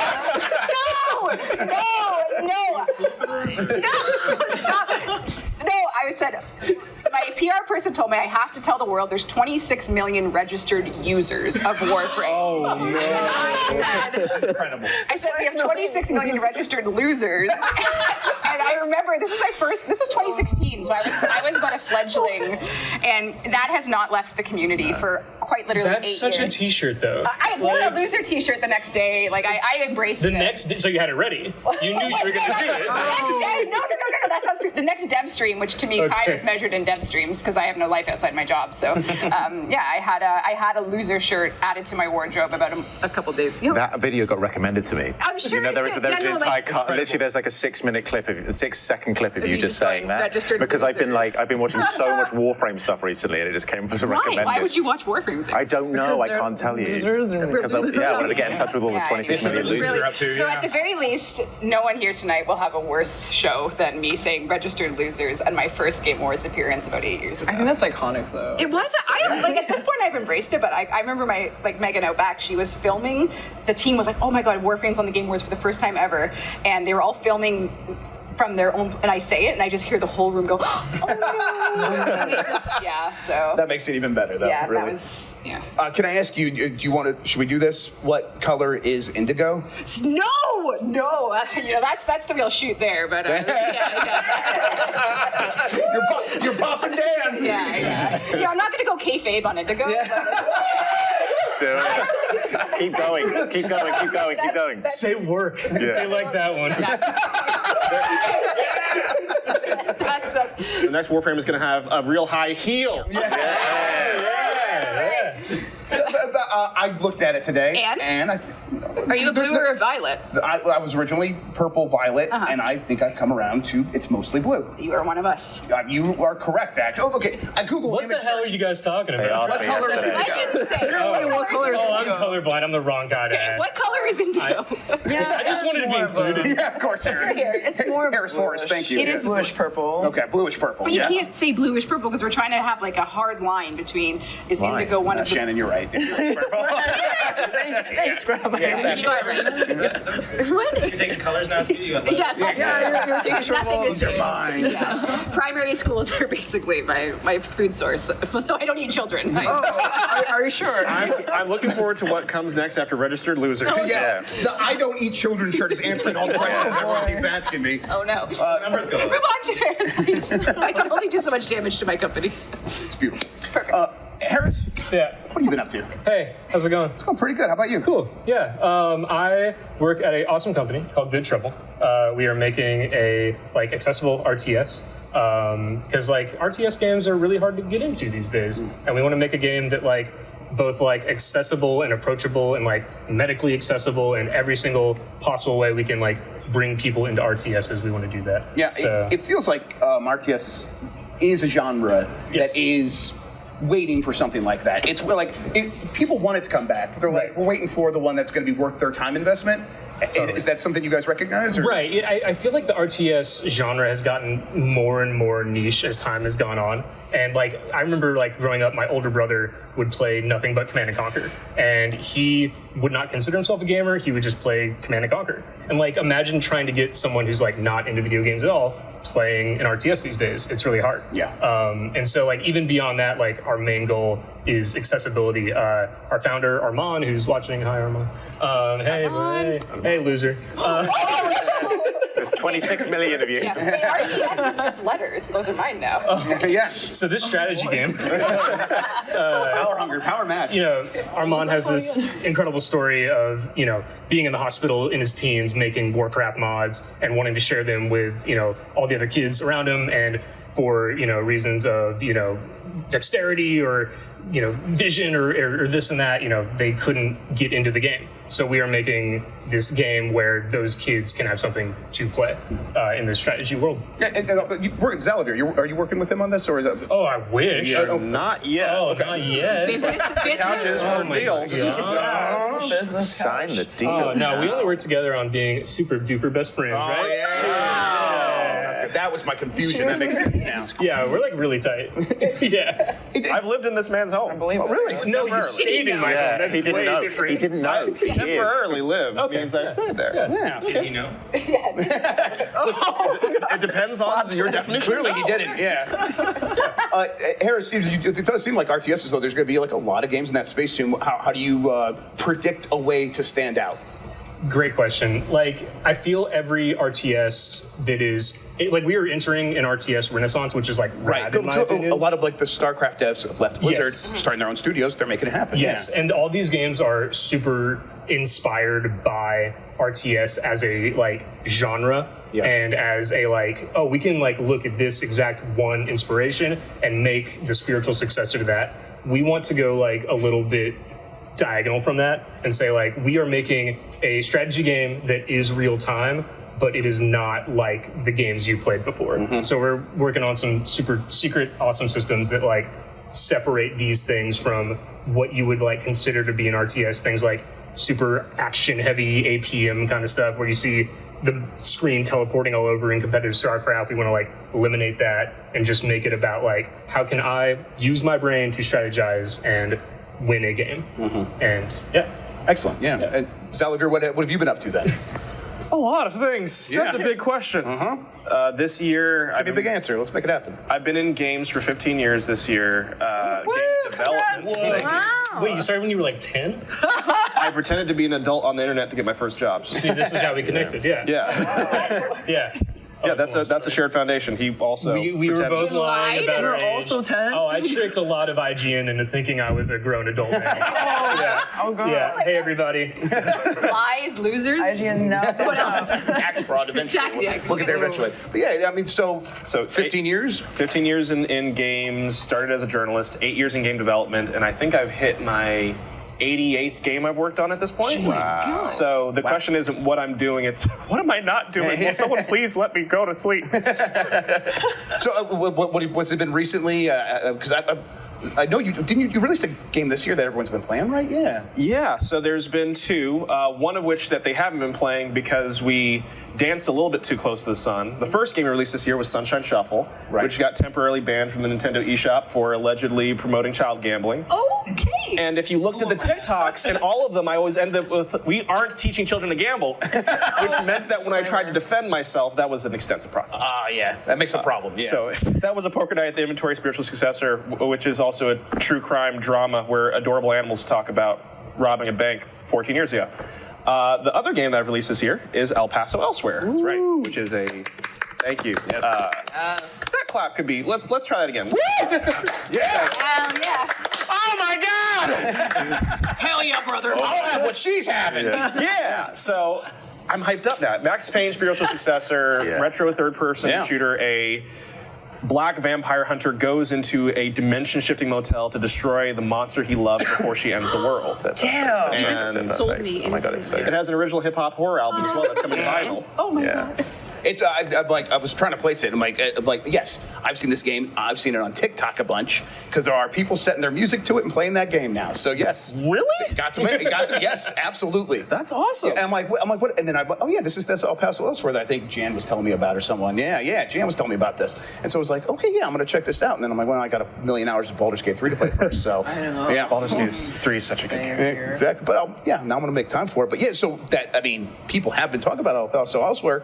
That's pretty cool, right?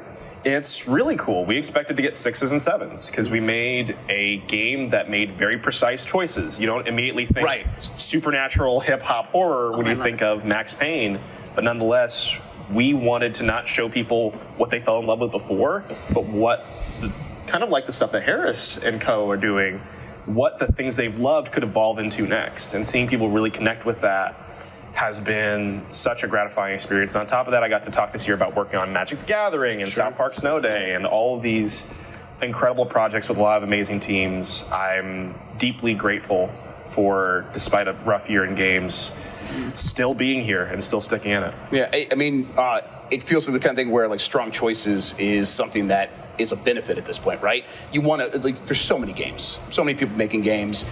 Clearly, that's part of the issue is like it's hard to stand out. So strong choices is probably beneficial to that, right?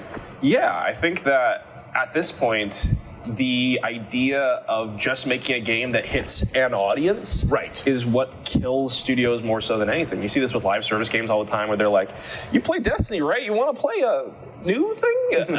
And it doesn't seem like there's stuff to chew into there. And there's really talented people who did it. There's an immense amount of investment that occurred there, but nonetheless, the game doesn't feel like there's something you can chew into. And I think it's really notable that a lot of the Game of the Year candidates we're talking about now, stuff like Final Fantasy 16, stuff like the Baldur's Gate 3 and Alan Wake 2, every single game that is really landing with people this year does a gigantic called shot. Tears of the Kingdom, throwing out all the tools you had before and reliving that magic in a new way with entirely new set of tools, people connect with it. And I hope that we see more of that as the games industry moves into 2024 and 2025. Do you think it's that as players that we connect with like specificity where it's like the creator has a certain idea of what they want and we recognize that and now we get a chance to play around with it and bring ourselves to it, but it's easier to do that if we're latched onto something that seems like a strong voice in a game? I think so, because I play a lot of 7 out of 10s from the early 2000s.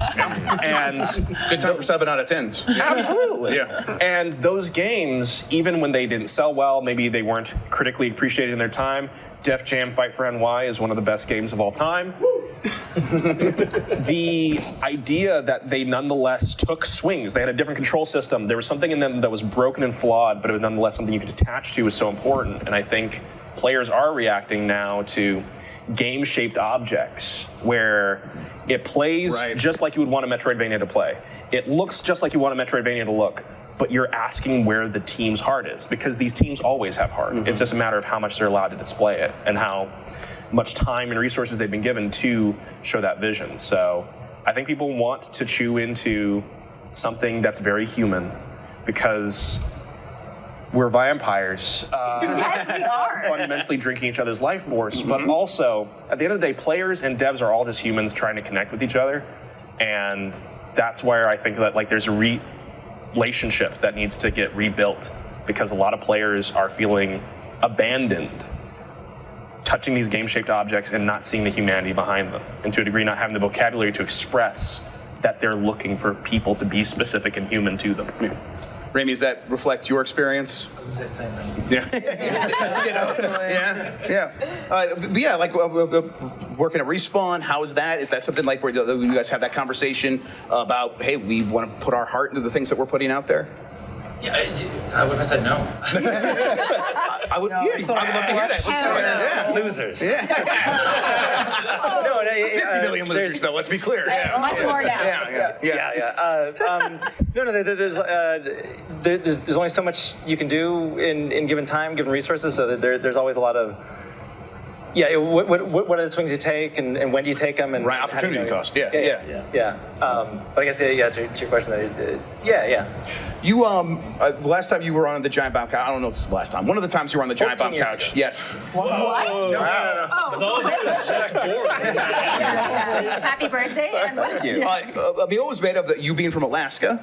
And shit. Yeah, you went back. And now you are in Southern California, right? That feels like two very different places. But now you've been here a long time, right? As of yesterday, I've been here 18 years. Yeah. Wow. So, what's it like making games in Southern California? Seems like a thing that not hard. Yeah. So I moved here because this is where a lot of the industry was. Especially back then, yes. Yeah, and there's kind of no choice. The cool thing, so the team I'm on now, we have people from all over, like Canada, England, because of the pandemic and stuff, we're able to hire all over the place, and we wouldn't have that team if there are people who just would never move to Los Angeles, because you either want to live here or you don't. And so it's been, I don't know. Yeah, it's been great just having people from. I mean, is that a change that you could ever foresee being able to be undone, having remote work in your guys' studio, or is it like we need this now? Yeah, we literally couldn't have the same team. Like our art director, who's amazing. He's in Chicago. Like, there's no way we'd be like, all right, everyone, come on to one spot so we can all smell each other. Yeah, it's happening now. So it's like. What else are we gonna do? But it's like people always think, or I think they imagine, oh, we're losing something because we're not in the same space. But I don't. Do you feel that there's anything really lost? No, I mean, it's different. Like, you definitely have different challenges. When we went, like, because it was all of a sudden, it was like everyone go home for a week, haha. And right. And as we shifted into, like, I'd never been on Slack before, and we never really been on Zoom and stuff, and now we had to make it work, and it was weird because I realized I was very unaware of.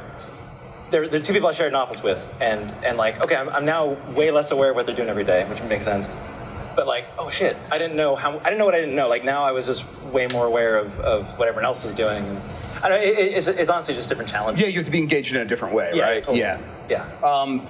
As someone at Respawn, are you guys sick of hearing about Titanfall 3 and the love for wanting more Titanfall, or is it like you understand? You wish... that's how can be? Yeah. I love giant robots. Yeah, right. Yeah, was it nice to see the sort of resurgence of Titanfall over the last couple of months, where like they like spiked really high for a while. We went back and played it and had a great time. Like, yeah. Yeah, and I've young kids, and the internet can't compete with them asking about Titanfall stuff. Fantastic. Hey, I'm glad they're doing the work, so we don't have to. Yeah. Cool. Yeah. Let's see, Shannon. What do you expect to happen with like the Game Awards? You have you have a favorite that you're pulling for? Yeah, no. So this year we have like a huge. Well, we have a lot of freelancers, so a huge team, and then I'm like asking them like, can you predict what's going to happen? We were saying like there might be a new Sega game because Sega was teasing something. Yes. I don't know if you wanted to like go through all of them. There's possibly Death Stranding 2. Yeah, more about that. Death Stranding could totally show up. Yeah. Personally, I think Hades 2. We should get more of that. I would love to see more from Supergiant, and and then there's also what is it? Fable. I think Fable has. Yeah. We need to know more about. Yeah, that I think like their next game is definitely Hellblade 2 over at Microsoft, but it's but it's like well, tell us about what's after that and after that a little bit because we've seen Hellblade 2 a few times. So if they want to show that again, I want to see something else as well. Yeah, exactly. And I feel like the fans have been waiting for new Fable for a long time. So yeah, those are the things that I'm like expecting. And then Jeff Keighley promised like fewer world premieres, right? So I don't know what that means. I think he was just trying to like acknowledge like the language is weird around world premieres. Oh, yeah. Where it's like it's hard to be like, what's a world premiere? A lot of these things have shown up in other places, or they get talked about. Like a lot of times companies are announcing games so they can attract talent and stuff. So it's like these things have been officially announced, they just haven't been shown before. So that's going to happen here at the Game Awards. Yeah, I think people were memeing him for a while. So he's like, all right, no more announcing world premiere, but instead he might say, here's a trailer. Yeah, here's a trailer, you mooks. I guess. We're doing the trailer. Like that's why. But like world premiere, as you call it, world premieres. Sir? All right, correct. Sorry, Sir? let me say this in the King's English. I think another thing is like world premieres, they devalue things that aren't. As in, like, we should only value this thing if it's the first time we've ever seen it, as opposed to the idea that game development takes a long time. And so you go, well, if this isn't a world premiere, then there's no point me watching Right, and it's like, the reality is this is a show where he is trying to make money, so he is like his customers are a lot of times developers looking to get showcased, and it's like we're paying. Why can we get the world premiere tag? He's like, well, technically it's not. It's like why even have that up there so you couldn't buy it or something? It was a weird thing that happened over the past couple of years, which was there's going to be 36 world premieres. Like, what does that even mean? Right. And then people start judging it on this bizarre thing, and I think there has been so much more of a healthy discourse about what's going to show up at the Game Awards this year, because that isn't there. And I also think that maybe we're at a year where people are excited to see what wins Game of the Year. Yeah. I actually think it's the first time, maybe just in my experience, where people want to know what's going to win, because people are pulling for their favorite, because it has been, games-wise anyway, a year to celebrate a product that we've all consumed, and people want to see their favorites win. Of the six, are you still pulling for Resident Evil 4? I love Resident Evil 4. It's my favorite game of the year, but I do listen, I just finished Alan Wake 2 and gushed to the entire Remmler Remedy team. I just went up to Sam Lake. I was like, I love your video game, please. Please spell my name right. No. But I think the great thing about the 6 games that are up for it is every single one of them is worthy, depending on your experiences with them. I do think Game Awards, awards in general are silly because it's like, how do you quantify someone's own personal experience with something? Like, how are you saying that my experience with the game is more valuable than someone else's? But I think it has been such a brilliant year that showcases different types of games, and the 6 games that are up are all worthy of being represented in that way. Yeah, Ben, I would tend to agree with you because I went around my team and asked them, like, I think Baldur's Gate 3 is going to win for sure, and they were like, actually, no, we think Alan Wake 2 has a good chance as well. We love Alan Wake 2, so I don't know about you, but like... Yeah, at this point, I really don't know. I would think I would put my money on Baldur's Gate 3, but Alan Wake 2 had a really good timing there at the end of the year and like surged at the right time. I think Zelda will still get a lot of love, but probably will have a hard time winning after Breath of the Wild one. Yeah. So yeah, but you're right. I'm excited about it. Like it's fun when we're doing our Game of the Year awards. It's like it's fun to talk about this stuff because we're going to go in and we're going to do our Eurovision style voting, and like I don't know who's by the way, the Eurovision voting system, like in general for the Eurovision Song Contest, is one of the most exciting. If you haven't ever watched Eurovision, just go and watch one. It's the weirdest thing ever, but the voting system is just chef's kiss for drama. Yes, and that's exactly how we're doing it. You've nailed it. 100%. Describe it to someone that has neither Euro nor Vision. Yeah. So every country has a vote, and they can they have a whole list. Okay. They go up on the stage and we are giving our first place 12 points to this. It's point some. Okay. So it's like at the final round of Quiplash. You ever play that? I can really see it now. One of the things going on, man. Quiplash, I get your. This many bronze, this many silver. That's the American version. Now you're speaking our language. Chicago made. It's just they just draw it out to make it more dramatic. Okay, that's super There's a lot. We've oversimplified it. There is a lot, but I'm not going to go on to the intricacies of the Eurovision voting system because it goes on for like 5 hours. But it's a great thing. Cool. Yes, that. I think video games are great, and also when it comes to this year, okay, one game is going to be called the Game Awards Game of the Year. Yeah. But I've just been like hugging Michael Higham outside for basically putting Octopath Traveler 2 on their top 10 games of the year. Because I think that there are so many games that people are going to take away in the next 10 years that are going to change someone's life or define how they exist. I'm a massive fan of Cocoon. Cocoon is the game for me that made me really love video games this year. I kind of fell out of love with them a little bit. And then they went, here is this simple game that is a simple conceit done to its fullest. And it's like, how do we explore this idea continuously going inside of itself? And I'm thankful for that, for having that experience. Right, I had that with Chance of Sonar, where it's like I am, someone's making games for my kind of brain. Yeah. Where I feel like, this is something where it's like, we want the game to mostly exist in your brain and feel like you're completely in control of the learning, the understanding of how it functions. And it's like, that's so powerful to me. And it's like, we're probably gonna get a lot more of that because that's kind of what Obra Dinn did. There's a couple of handful of other games that operate in that same way. It's like, we're on the cusp of this becoming a whole genre unto itself, and it's so exciting. Yeah. Especially because you have I was just gonna say you have the lead time of games where AAA game tends to take 5 to 8 years now. Indie games are starting to edge up there as well. So if you look at the time from Obra Dinn, we're about due for that, and that's why you got like Curse of the Golden Idol. I think that was last year. Yes. And that's directly following in those footsteps. We'll have Andrejs on later tonight, actually, from Case of the Golden Idol. That's so cool. Yeah, but one of my favorite games of last year. Yeah, exactly. It's like we're reaping the rewards. Where is it? Golden Idol? Oh, wow. It's not Game of the Year, it's Year of the Games. Damn, we got there. Damn. Do you say that internally at Respawn? Is that what you say? Infinite Wealth. That's right.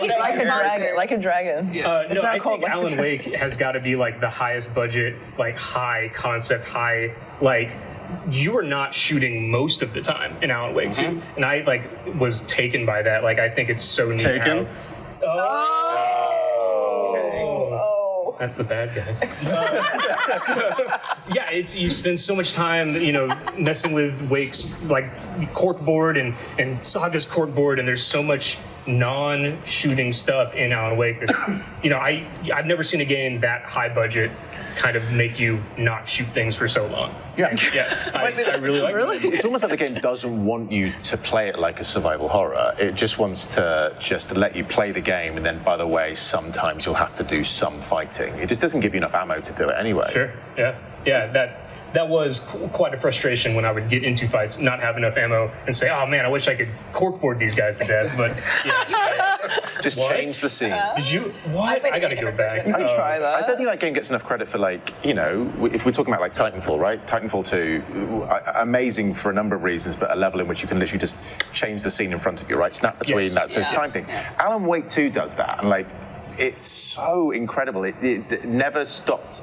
I never stopped being amazed at every time I'd like tap on that keyboard and then bam, it just changes the scene in front of you. It changes the geography, it changes the tone, it changes the lighting within seconds. And I'm like, I don't think we give it enough credit for even that, on top of the fact that it is this kind of singular vision that is so unique. It's using a lot of tools to do one thing. Yeah, it's technically masterful, it is narratively so adventurous, and it's an amazing experience. Yeah, going back to what Xalavier was saying about this game, like the Game of the Year nominees, I think they're all like pushing the envelope forward of like what video games can be and what they could be going forward.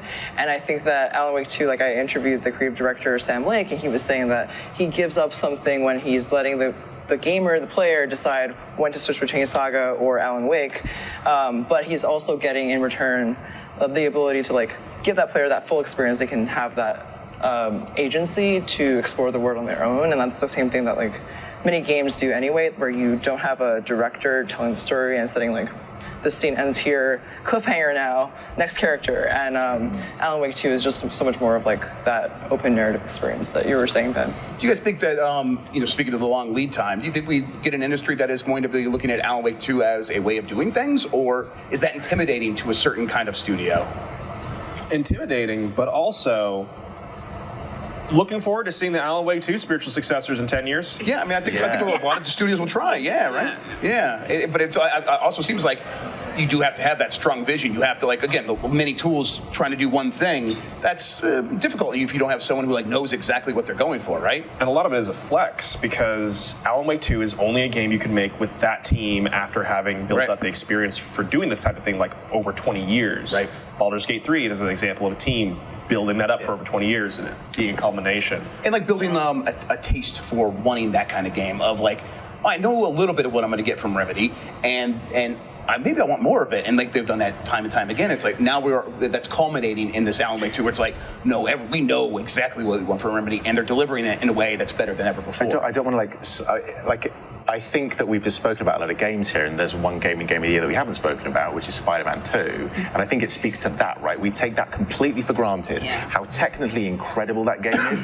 because we're going, we've just seen it we've seen it in Spider-Man, we've seen it in, we just go, what that game achieved, talking about culmination of like them building and creating on something, and no, it doesn't take kind of like the same creative leaps in that way. But if you think about like what that is now for, like it's built on the Arkham series, it's built on itself, and it's created what is not just a technical achievement, also narratively from performance-wise, like what Yuri Lowenthal is doing in that game, and it's absolutely incredible. And you can feel the Insomniac DNA going back too. Like there are moments in Spider-Man where you can feel Ratchet and Clank. So much Ratchet and Clank. What was Infamous, right? You can feel Infamous, and then in that you can feel Sly Cooper, right? Like these, I've got the right studio, right? Sucker Punch. Yes. Sorry. Okay, I do have the right studio. I said the wrong name. All Sony studios look alike. They're all terrific.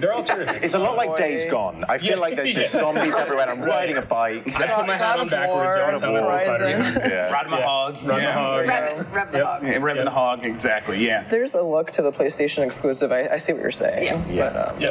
But I just want to be like, don't leave out Spider-Man 2, and I think we do take it for granted a little bit because it doesn't seem to take those massive swings in the same way that Alan Wake does, or there are massive swings. I know. I was like, that's Ben did it. I was going to get there, guys. There you go. But yeah, I do think it's an amazing achievement, and it is again the same thing, a culmination of years and years and years of refining their craft and creating something that we can all And you know what? Like Spider-Man 2 nominated for Game of the Year. Spider-Man 1 was not. I don't think it was. Yeah, and it was like it didn't win a lot of Game of the Years, and it's like for me it was like, that's a studio just doing the work, making a game-ass game, and I'm there for it 100%. And it's like, but we have a certain expectation for Game of the Year. Spider-Man was in Red Dead 2, God of War, right? What? Spider-Man. Oh, right. I am going crazy. Spider-Man was in Red Dead. I said Insomniac and Sucker Punch, and I missed everything else. I'm not kidding. Well, like Spider-Man was the same as God of War, Red Dead Redemption 2. So of course it was in the conversation. Okay. But that is like in one game. But I always Arthur Morgan coming next to Fortnite. Yeah. Oh yeah. You're right. That's what happened. I think those games are the ones that set the tone for what's expected for Game of the Year. And so, well, Spider-Man's doing something else. It's It was also later sold like 20 million copies. It's like the best 9 out of 10 you're ever going to play. That was kind of the rhetoric by far the around. best-selling Sony game ever. Yeah. Yes. And I think that's what Insomniac got right. Is they make the best 9 out of 10s you're ever going to play. That seemed to be the rhetoric around it. Is it ever actually going to get like a 90 about on Metacritic? Is it ever going to be that 10 out of 10 And game? this one did.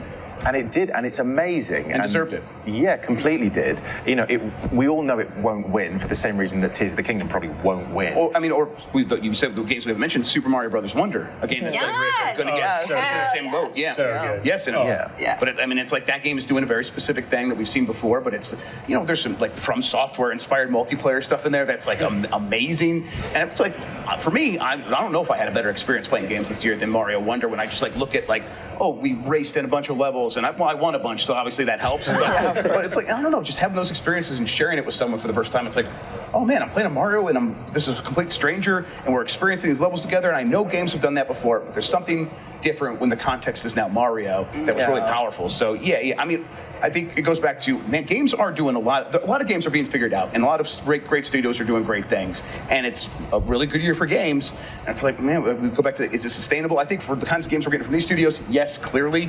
Yeah. It's like, man, while the question marks are still out there, I think most part, I think gaming's got it mostly in a good place. One last thing to mention as far as like really cool games that got made this year, Jedi Survivor. Yes, by Respawn. I'm playing that right now. I was on that team. They did fantastic. I'm very, very, very, very proud of them. You weren't on the team. I was not. Yeah. Okay. Not on that team. I don't want to take credit because I think they did really, really well. You inspired them, of course. I'm there whenever they're feeling down. Yeah. On the Zoom call, not in person. Slack. It's like a Tim Schafer credit in Star Wars Racer, where it's like did not actively sabotage the game. Yeah. All right, on that, we're going to get out of here. Thanks for hanging out with me, friends. Appreciate it, except for you, Ben. You know what you did. Till next time, everyone. In about 15 minutes, we'll see you then. Bye. Thanks, Rob.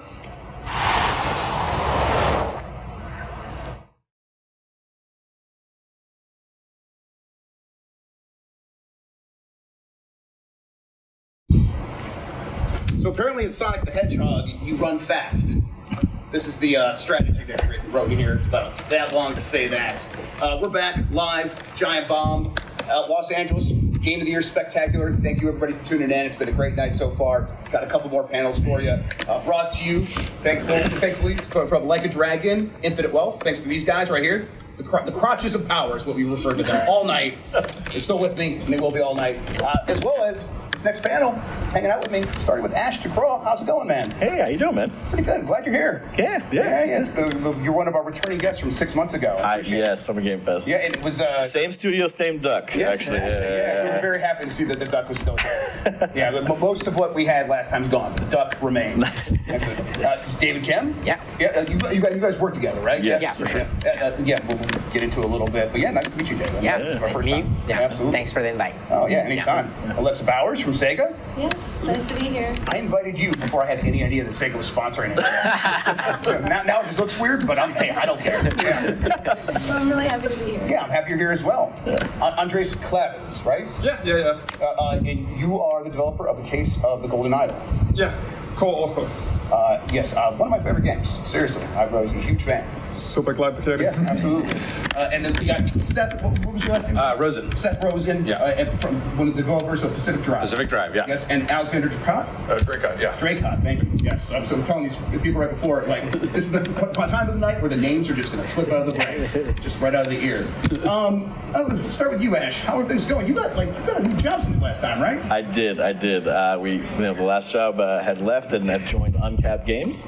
Uncapped Games is a studio that was founded about 2.5 years ago. Yeah, by David Kim. He was the lead multiplayer designer on StarCraft 2, and he's a senior game director over at Uncapped. And we're looking to really revolutionize the RTS genre, but we're still working on things at the moment. But we've just basically been starting to build out the rest of the publishing org, so that's why I was hired on to kind of head that up. Yeah. What's you say build out the publishing org? I have no idea what that is. What's that look like? From a business side, that's like your community, your brand marketing, performance marketing, PR. From there, there's also some other things like data analysis and things of that nature too. So we're more of the business side of the development team. So yeah. You lose the mic? There we go. I found it. There we go. All right. Yeah. When you're now analyzing, the data, what's it say right now for RTSs? What to say now for RTSs? I think that the genre has had a bit of a quiet time, is the way I say it. But we're looking to change that a little bit. And I think that, we have a lot of, let's call it inspirations from the different genre. Yeah. And that inspiration, I would say, is actually, for us, is our ambition. If you think about something like what World of Warcraft did for MMOs, what League of Legends did for MOBAs, or what Hearthstone did for card games, I think our goal is to really see if we can try and do the same thing for the RTS genre and bring it back in a big way. And David and our incredible development team have been working really hard, so he can actually expound upon that a little bit more if you want. Yeah, absolutely. So, when you got started, was the vision man, there was a good time when StarCraft 2 was happening, and I want to bring that back, or is there more to it?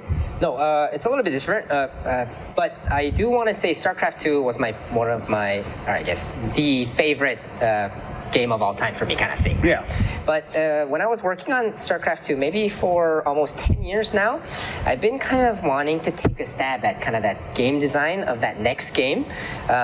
One that not only appeals to RTS players, but also everyone else, many players who may have been intimidated by an RTS game kind of thing, right? So when this opportunity came up to kind of take that stab, I just had to do it, right? I love Blizzard, right? I've been there 13 and a half years. So it was kind of like a big first world problem, you could say, right? On the one hand, my favorite game company of all time, working there, I'm super happy there kind of thing, right? On the other, it's but this was my dream for the last 10 years. I really have to go for it kind of thing, right? And I kind of want to say, I think making something like this is really about core individuals who really have their own area of expertise, and these individuals coming together as a team that makes something like this happen, right?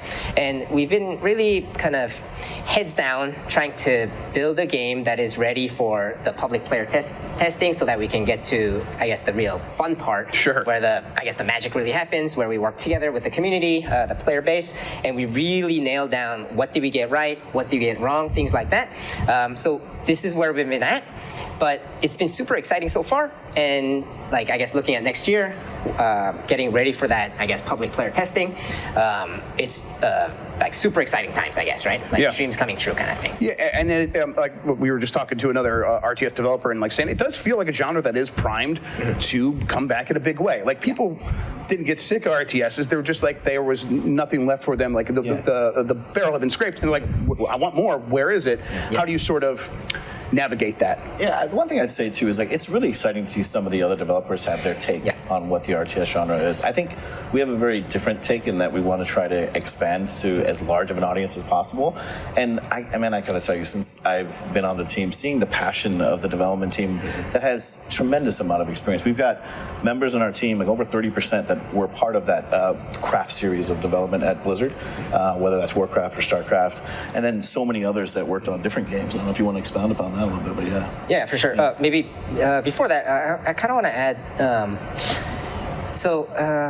The reason why I think you bring up a good point, right? The reason why I think it is primed for a return or whatever you want to call it. Resurgence, I guess. Is because my personal take is, if you look at a traditional RTS game, right, and I told you one of my favorite games of all time is StarCraft 2, one of my top 3 games of all time is StarCraft 1 kind of thing, right? But when I look at those games and look at the difficulty of, you have to, I always say, you have to practice these drills for a number of years, X number of years, then you can experience the core fun kind of thing, right? Yeah. And I just have a hard time believing that that is the peak of RTS kind of thing, right? So we want to take that next step where players can get to that core fun much faster than any other RTS game ever made before, things like that. And then going back to what you were saying, it also goes back to one of the things that I was saying, which is at the end of the day, making a good game, I think the bare minimum piece is specific core individuals who have the area of expertise, especially within this one space kind of thing. So I guess we can name many examples here, right? Yeah. But one of them, I guess, is Luke Mancini. He's one of our concept artists on the team. And the story behind him is quite interesting to me, right? Because at Blizzard, back then, like, I don't know, 2010 or something like this, right? I've never seen anyone be poached by Blizzard because at that time, I want to say, like, Blizzard was kind of at the top of the food chain, right? Yeah, so we were all, like, dying to get to Blizzard, like, even with a pay cut, even with a title cut kind of thing. Like, that was the atmosphere. And then this guy, like, Blizzard poached, like he asked him to like the company asked him to join Blizzard kind of thing, right? And then the other fun story is in 2011 when we were working on StarCraft Heart of the Swarm expansion, he asked me like, hey, would you like to pick what I'm gonna draw at BlizzCon in my drawing demo session kind of thing, right? And I'm like, oh, I'd be so honored, right? Because you're my favorite concept artist at the whole company kind of thing, right?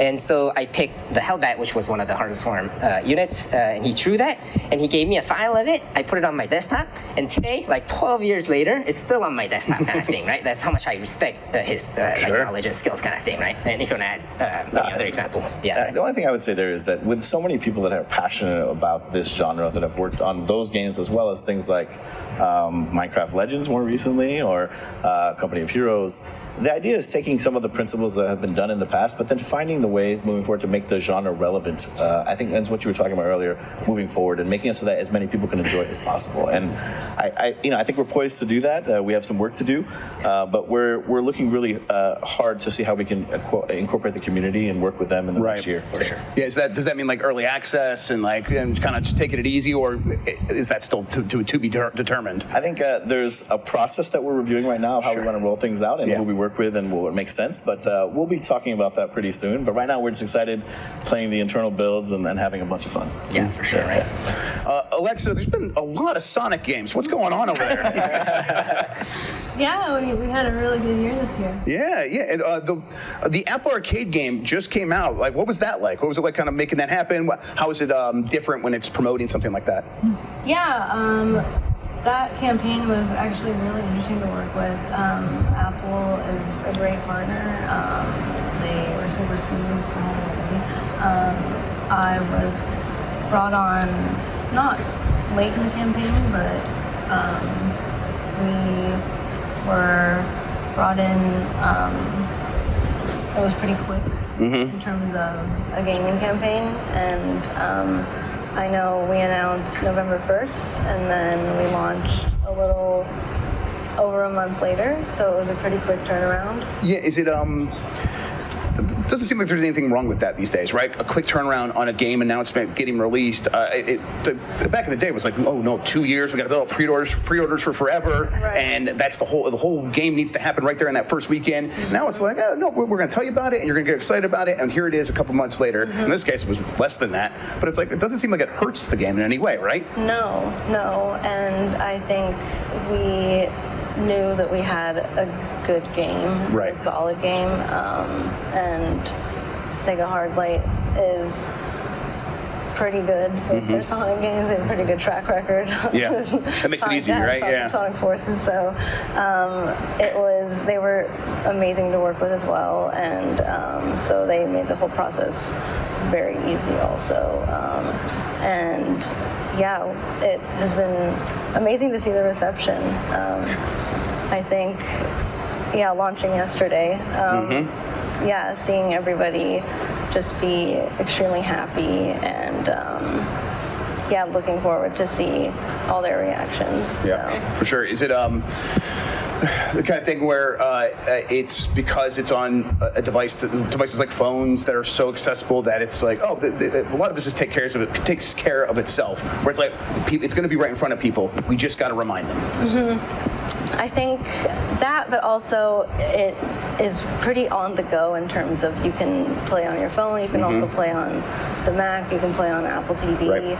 I played on the Apple TV with the controller, and it played amazing. It was super smooth, and I think also being able to play on the iPad to the iPhone, just having that accessibility and that being able to take it on the go just makes it even more accessible to people. Andrejs, when it comes to getting attention to Case of the Golden Idol in the first place, what was that process like? Well, that was horrible. Yeah, I can imagine. When we didn't have a publisher, we built a demo and we decided, in the past I've made many mistakes where we've been building a game like for 1 year or 2 years and then it flops and then you build the next one for 1 or 2 years. This time I said, okay, we're gonna build no more than 4 months development and then we validate. And if it doesn't work, we throw it out. Like let's be very fail fast. So we built the demo and I tried marketing it on internet, posting in Facebook groups, Reddits, Discords, and like very minimal traction, little interest. Those developer Discord groups, there are only developers who want to show their game. Right. Yes. Nobody wants to see any other game. Kind of like, I don't know, after the struggle of months, it was also very difficult to communicate what the game's about because the main action happens in your head. It's not very visual. You can't make a fun GIF out of I was going to say GIFs, right? Like GIFs are like a game dev GIF Saturday or whatever, where it's like, if your game shows off good in a GIF, that's half the battle right there. And the game doesn't show off good in GIFs, right? It just doesn't. It doesn't, yeah. I tried like a montage, like, oh, there's a dead body, who's the guilty one, but like that on that. Doesn't work, nobody cares. And we almost gave up, but then we thought, there's Steam Next Fest around the corner, let's wait for that. And after that one, some pickup appeared, and then we decided, okay, we need a publisher, and luckily Lucas Pope had endorsed us, and publishers got interested, and in the end, Playstock courted us, and we liked them as well. What was it? How did Lucas find the game, Lucas Pope? I sent him an email. It was also kind of like wild idea. Like, the game is heavily influenced by Brittani, so I sent him, hey, here's a game influenced by your work.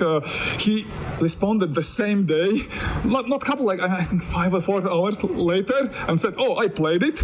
Oh, it's really good. I like your ideas.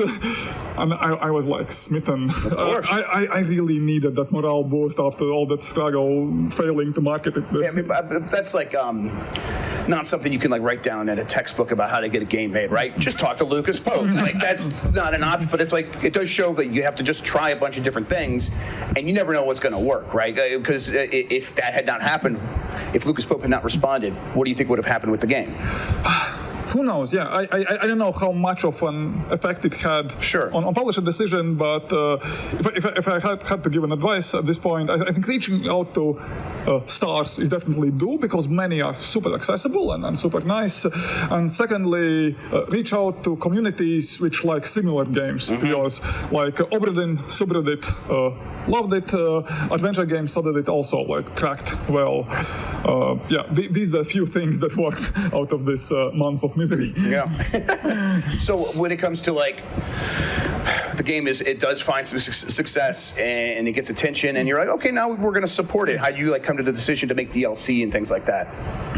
I think it's kind of like this easy, cheap way out. Okay, we need to do something next. We're not going to build a new game right out of the box, right? Like, we have a game here. Let's build a DLC. I think when you don't know what to do, you just build a DLC. Sure, yeah. Like, we're indies. It's our first indie game. Most of the time, we don't know what we're doing. Well, how was the experience getting attention for that different than the first time around getting attention for the game? Was it a lot easier, or people were like, oh, I do want to see this now? Were they coming to you? I think it's getting easier. Yes, maybe because there are some champions like Jason Schreier, he just takes anything we do. So now some people already know what's the case with Golden Idol, so it is getting easier. Hopefully it'll get easier and easier. Seth, you guys have been on the grind of showing up Pacific Drive. We saw you guys at PAX.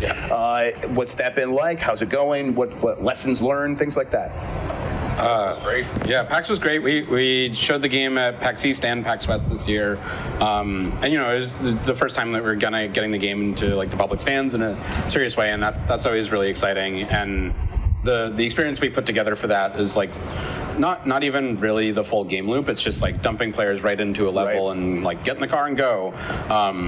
Because you want people to see the exciting stuff pretty quick. And in the lead up to each of those shows, we would be heavily testing the game and having the whole team like bang on this 20-minute demo. And on day 5 of doing that, like people are having new experiences, even with like a relatively small amount of randomness within that experience, and just like getting to see the ways that this game really generates stories and kind of is an engine, pun intended, for drama and comedy, has been really, really exciting. And it speaks for itself. Like Alex and all the visuals he's put together, I think gets a lot of people in the door. Like it's pretty eye catching. But then when you get your hands on it and feel kind of the weight of the car and feel it spin out and forget to put the parking brake on and watch it roll down a hill as you're trying to collect some resources, it just sort of like immediately is sticky in that way, and like you realize how many exciting and horrible adventures you can have with this car. Right. You guys, the game first got revealed, if I'm remembering right, in a PlayStation State of Play? Yes.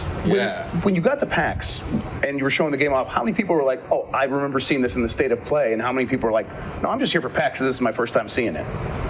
I'd say it's a pretty good mix. Like we definitely have folks that have started following the game when we first revealed it. Right. But it's PAX, right? There's just so many people, especially like PAX West this year was huge. Like, there were a lot of folks coming to check out the game, and I don't know what it is. Some folks adamantly did not even want to hear about it from us and just wanted to sit down, check out the game, figure out what it was. And was it you guys built a build that could support that, so that people just sit down and figure it out on their own? You guys were ready for that? Yeah. It was funny. Like as we were getting the build ready and figuring out what this demo was, like a lot of the members of our team like wanted to really kind of curate what that experience was. And so my background is that previously I'd worked on, not most recently, but previously worked on Don't Starve, and got a lot of experience from that of just like, you can trust players a lot and just let them find their fun. Like they'll find whatever aspect of the game is appealing to them and pull on that thread. And like you wanna like have kind of a pop at the end of the demo, like make it an exciting climax. But it's like if a player wants to see the car, turn around, go into the gas station, and spend 10 minutes rooting around in containers and searching for stuff, great. It takes a little bit of experience and stupidity maybe to be comfortable with that. But it paid dividends in this case. Like, we're seeing people come back and playing it multiple times and like really challenging themselves to make a successful run or like like if they get a nitro boost, it's like see what kind of fun they can have with that. There are people trying to do like no gas pedal runs, stuff like that. No, you got me thinking. So when it comes down to once again analyzing the data of like, okay, we had success at PAX, the people enjoyed it. What does that turn into? Does that turn in word of mouth? Can you measure that? I mean, you can definitely track some things, right? Like, like Steam wish lists or something like that. We can see, but on the flip side, it is like watching our community grow. Like we have a community Discord, watching that just grow in size, and people, especially after those events, starting to share what it was like to play the game with the people that didn't have that opportunity, and that's super exciting. But then, on the flip side is on the developer side, right? So we got to see a bunch of people play the game, and it was revealing. It's revealing and surprising and fun and scary, and it's that gets information for us to go back, and we ended up just making a giant page where folks that we're working at the show. We're just like watch people play and like, oh, someone was struggling with this thing, and we can take that and go back and make it a little bit better. What was the big thing when you guys got back? Like, oh, first thing I want to fix is this, or first thing I want to build on is this. It was reinforcement of like issues that we'd known had been there. Like, you know, this game is hideously complex, and there's like so many different actions, and a lot of them are context sensitive. So lots of players with our old control scheme, we've now addressed this. We're just like trying to get into the car and ripping the door off in the process because that button was overloaded. So just like seeing how commonly that was happening was clarifying in terms of like, okay, like this isn't really a muscle memory thing. Like, you know, we as developers have a pretty easy time with it, relatively speaking, but this is clearly something that like needs to be kind of buffed out. And you know, like you were asking about how that sort of manifests at the show. A lot of it is that word of mouth stuff. And though we don't want players ripping their doors off as they get in the car, like there's an element to which like that is actually helpful in like when you create your own accidents, you're less angry about it. It's your story, right? Exactly. Like you get to tell it. Yeah, absolutely. So you know, and with our setting as well, it's like this irradiated exclusion zone. So that gives us a lot of space to be like, that's not a bug, it's zone stuff. Yeah, sure. Yeah, totally. So then, what's next for you guys when it comes to like figuring out what to do? Shipping. It's there. It's ready. Yeah, we're in cert right now. So in the home stretch. Just announced our release date, February 22nd. Yeah. Oh, man, wow. Right around the corner. Yeah, that's exciting. It feels like there's no safe space to put out games anymore where there's not going to be a million other ones. You guys like, so what? You got to put a game out at a certain time, right? You got to just pick a date and go. In fact, we are day and date with another pretty high profile like survival crafting game. I think Sons of the Forest is dropped. They're like 1.0 is dropping the same day. I think another one too. Yeah. Great, perfect. I like survival games. It's what really can you do? Day, yeah, exactly. Right? There's going to be more of them. You just have to do it at a certain point. You know, like I think to a degree, it's a little bit of like a rising tide lifts all boats. Like each game is offering their own thing, and like certainly for us with Pacific Drive, like we're offering something pretty unique. There's no one else is an 80s station wagon that is your exosuit effectively in terms of like where the survival mechanics sit. So we feel pretty comfortable with that aspect of like carved out our kind of corner of this survival crafting stuff, and we're excited to get it into players' hands. Yeah.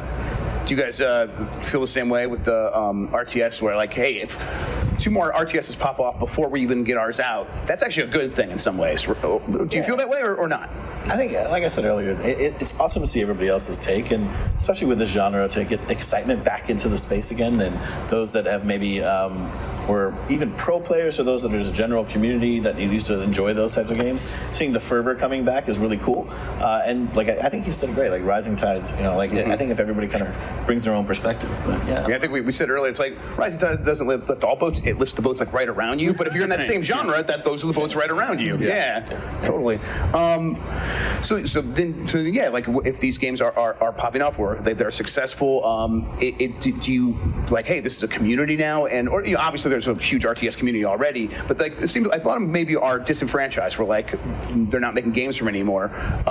While you try to make a game that is appealing to people who have been intimidated by RTSs in the past, how do you make sure it still appeals to people like you? I think that's a great question, and it's what we've been trying to take a stab at ourselves for, I guess, 2.5 years now. And I guess before I answer that one, like one thing that makes me kind of jealous and where you guys are at is like, man, like I really want to get to that state where we're working together with the community to make the game better and better, because that's the true test kind of thing. Right? I watched Lucy play when we sat down, and you guys seemed like, this is awesome. Like people are here playing the game. You can tell it's like a good moment for the cycle. Yeah. But with that said, though. Going back to, I guess, your question, for us, it's really about locating the core fun of what makes an RTS fun kind of thing, right? And really amplifying that and really bringing, say, like, when you play a game of RTS, a traditional RTS game, right? I love it, but on the flip side, I wonder about something like, but how long does it actually take to get to the core fun of this game that I'm playing, right? How much, like, build-up is there? Like, maybe 5 minutes in a game like StarCraft 2, longer in a game like Age of Empires, etc., right? But I think this is kind of a true test of like, can we get players there much faster, much more frequently game to game even, right? And focus their attention from game to game on exactly the core fun and nothing else really. This is kind of the goal that we have, right? Is there some concern when you explain that to hardcore fans that, are we going to lose the depth? Are we going to lose the hours and hours I can invest in this? I don't think so, because our goal is to maintain all of the fun factors of RTS. So, for example, right, we have we're working on a game that has all the most important parts of an RTS, that makes an RTS, kind of like things like economy management, taking this way for this advantage, taking that other way for this other advantage, expanding to increase my income rate so that I can have a bigger army, or choosing not to do any of those things and then choosing to build a big army and then going for an attack and make something happen that way, etc. Right? So as long as we have I guess RTS game, which we do, right? And there are, I guess, many examples within our own team of 35 people, so it's a pretty small sample size. It goes back to why I'm so jealous that kind of thing, right? But within our team, we have quite a lot of hardcore RTS players, as well as players who've never tried RTS before, kind of thing, right? And so this is kind of the first, I guess, small-scale test. And from that point of view, I feel like I'm a super hardcore RTS player kind of thing, right? And it satisfies me just as well as it satisfies someone like Mason on our team who's never played RTS before joining our team, and then he's like gotten quite good at the game even, right? So like the fact that he's gotten good at the game shows how much he plays, shows how much he loves and enjoys the game kind of thing. I literally, like playing the Eternal Build, fall asleep thinking about new strategy. Let me put it this way to you. The first time you played NBA Jam, it still felt like basketball as a basketball game, right? But it had all the core fun elements of why you like playing a simulation basketball game, or NHL 94, even for back in the day too. So invoking that feeling to our audience from an RTS perspective, I think is kind of our North Star. That makes a lot of sense. Is there like a key challenge when you describe that? Now I want to apply that to RTS. Is there something that's like, this is a hard hump to go? It's all hard. And that's why we've been, even though we've been like heads down, like doing nothing else but focusing on this, it's still taking us 2.5 years plus, right? Like we're almost there, I think, to that public testing stage, but not quite there yet. So like you can kind of imagine how tough that's been, kind of thing, right? And maybe I guess easiest way to say it is something that you mentioned earlier on, right? Like what we're really trying to do is do something like what WoW did for the MMO space, something like Hearthstone did for the CCG space, but this game is a RTS game that's trying to do that same sort of thing, right? You had people that were making MMOs like EverQuest or Dark Age of Camelot and even those. But when you think about what WoW did with a lot of the game systems, it streamlined a lot of that process so that more people could enjoy it. And I think that, again, that's kind of our North Star, what we're trying to do here. There was a lot of people who have taken Blizzard and that experience and now have started their own studios. Do you think that's a good thing for the industry, that all this talent is now maybe spread out a little bit more and trying a bunch of different things on their own? Absolutely, right? Yeah, I think it's a democratization of ideas at this point. And with the, from the publishing point of perspective, I think that there's so many more outlets and opportunities for you to be able to get your ideas out. And I think in 2023, the amount of ideas that kind of resonate within a big company or publisher before can now have an outlet for some of those more smaller game ideas, but also medium-sized, bigger ones that everybody can really participate and resonate with the communities that actually gravitate towards those. So I think it's wonderful that all those. I started my career almost 20 years ago at Blizzard too, right? So we have a lot of reverence for everything that comes there, but I think there's an opportunity for us to all take that next stage of what we want to do in our careers. And I mean, maybe this is too inside, and it's okay if you guys don't want to talk about it. But like, what's it like for funding these days? Is it like a little bit different this year than last year? Is there enough money out there to make this all make sense? I want to be very clear. We're not a indie studio. We actually are under the Lightspeed division of Tencent, and they've been wonderful and they've provided us a lot of resources. Maybe only one thing I would add is we're sort of like a startup in terms of, I guess, the freedom that we get in terms of the autonomy, pushing our dreams, building up like something like a publishing from scratch. Like this is quite a startup-like thing, right? Right. But we don't really have any of the difficulties that a true startup might have in terms of like funding. Like we don't have to worry about any of that, right? Like we're at a big. There's a lot of different developers that are coming from a Blizzard, from a Riot, and that are going through those pains now. And I think, and we've talked with many of our peers in the industry about that. And I think a good team, a good idea, will find the funding where it makes sense for them to do so. Yeah, and what you described there, that's what I've heard about Tencent, is that it's like, they'll invest, they'll give you the money, but they'll let you figure it out on your own for the most part. Has that been the experience? For us, on the game side, absolutely, right? Yes. Yeah, and that has been, I guess, there's always pros and difficulties, no matter where you're working at, right? But I want to say this exact thing is the biggest pro, I think, by far. Andrejs, I imagine that when you have to QA a game, like Case of the Golden Idol, I can't imagine what that's even like. You said it yourself, a game people play mostly in their head. So how do you see what's happening when they're playing the game and something's not working? Yeah, testing it is tough, but firstly, what's really nice, so if me and Ernest, we create a new scenario, we already know we can't test it because we know the answers. Right. So we are forced to test, which means we need to find now people who haven't played it, show to them, and see what happens. I wouldn't say that we had a nice, like, clear framework how we evaluated, but we did like very classical, like remote playtest. You get the build, you join, share your screen, you play. We invite you to share your emotions, reactions, but mostly we just see like what are their actions, what they are looking at, how they are progressing. And most of the time, I'd say it's intuition. Like you have idea of what's the perfect flow, or what the game should feel nicely, and then you check. Oh, this was figured out too easy. Like there they ignored all this part of the game, jumped to the solution, and okay, we need to make things a bit harder, or this part like is way too confusing. Like they are starting to invent their own crazy theories. This is not working. So we use the terms whether we need to simplify or whether we need to obfuscate. Secondly, one thing which we were definitely looking at when testing the game was ideally, the most exciting part is the last thing players figure out.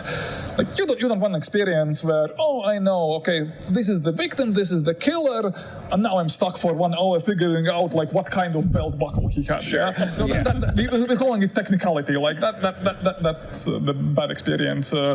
But the good experience is that at the end you suddenly realize and you have this aha moment, which is a loud aha sound, which I actually count aha on a sheet of paper moment, and the more the better.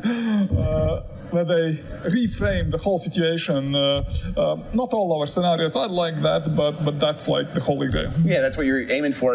For me, it's like, I mean, maybe this is true for all QA and all testing of games, but it's like, well, okay, that person did it, they experienced it. That person could be very different from the next person that plays, and they might have a different experience, and now it's like, well, who's going to be more representative of the average player? Is there such a thing as an average player? I mean, I don't know.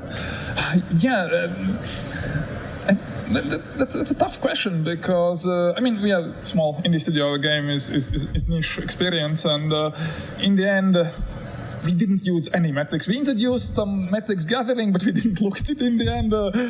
We mostly relied on this our sort of intuitive evaluation of if we have 3 playtests which felt, oh, this was good, this is what we wanted, then we just move on.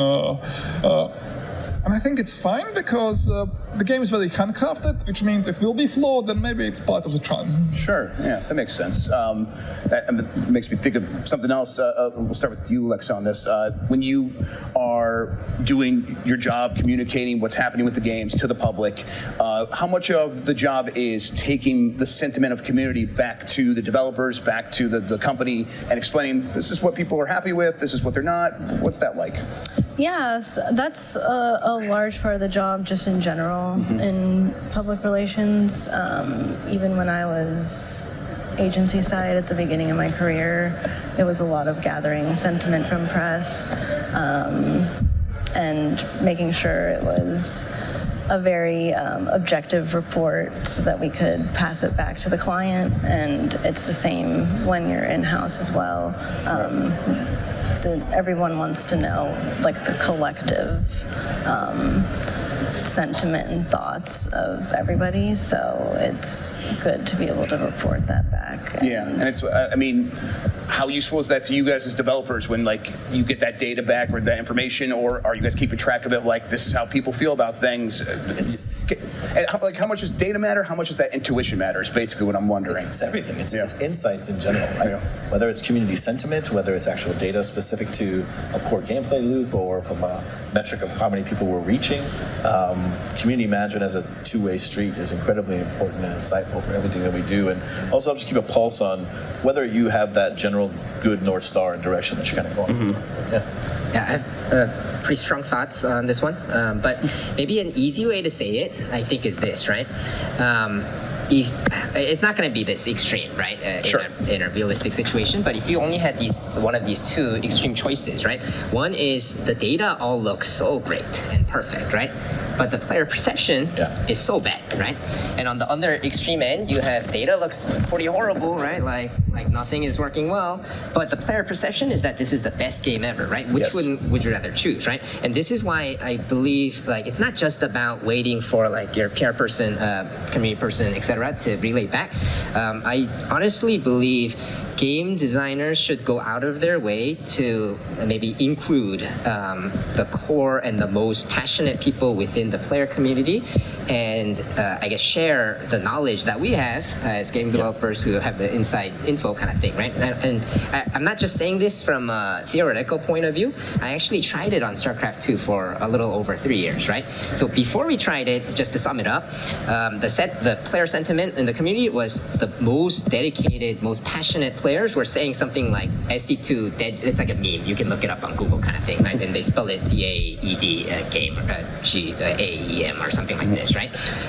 So we managed to turn it from that to having positive discussions around how to make the game better. And I think, so I had a theory, which I believe I've proven out, and the theory was, these guys are the same as some of our own like dev team members who have really strong and passionate opinions, but they're just not heard. So they're just very angry is why they're saying stuff like this, right? Sure. But if you're just honest, transparent, and work with them like as, I guess, we would with another fellow developer on the team kind of thing, right? If we share all the information, be as transparent as possible, have those in-depth, I guess, even design, like core game design discussions with the community, then I think a lot of people will act the same as whatever that angry developer on your team might act, which is, the mindset is going to be focused on what do I do? What can I do to make the game better kind of thing, right? It's providing context, right? And I think once everybody has context, it leads to a transparent discussion.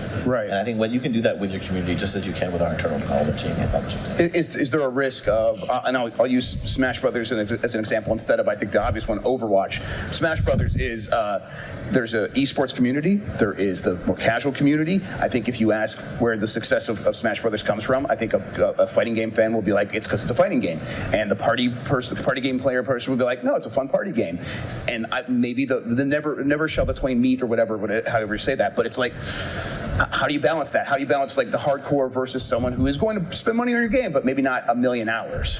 When you just said it, like if you ask someone, the true answer to that question is when you're asking Nintendo, what matters to them as a North Star, where their goals are for the community and how they're satisfying both. Now, some developers, some publishers may not always hit that bar all the time, but I think the more that you listen, the more that you're taking all of your, let's call them listening posts, whether it be data, whether it be context, whether it be that passionate discussion, and taking the totality of that to have a genuine response back and focus where it may make the most sense of what needs attention at this very moment to find that right balance. And also, it does depend on your goals, right? Some games are really catering towards a specific hardcore esports environment, or some may be catering towards more of a casual environment. I used to do, like David's bringing up examples, I was one of the esports producers on Call of Duty, which it was such a massive casual game, but then the esports community for Call of Duty had very specific requirements of how they think is the most competitive of the game.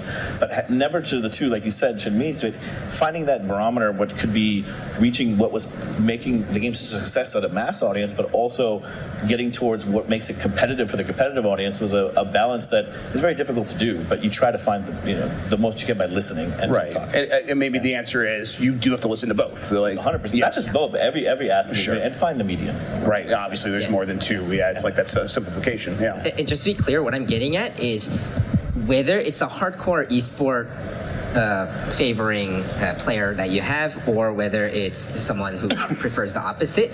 I guess what I'm getting at is I don't think it matters, right? Like, what matters more is kind of getting as many of the really dedicated, passionate players out there who are willing to work together with the dev team to make the game better.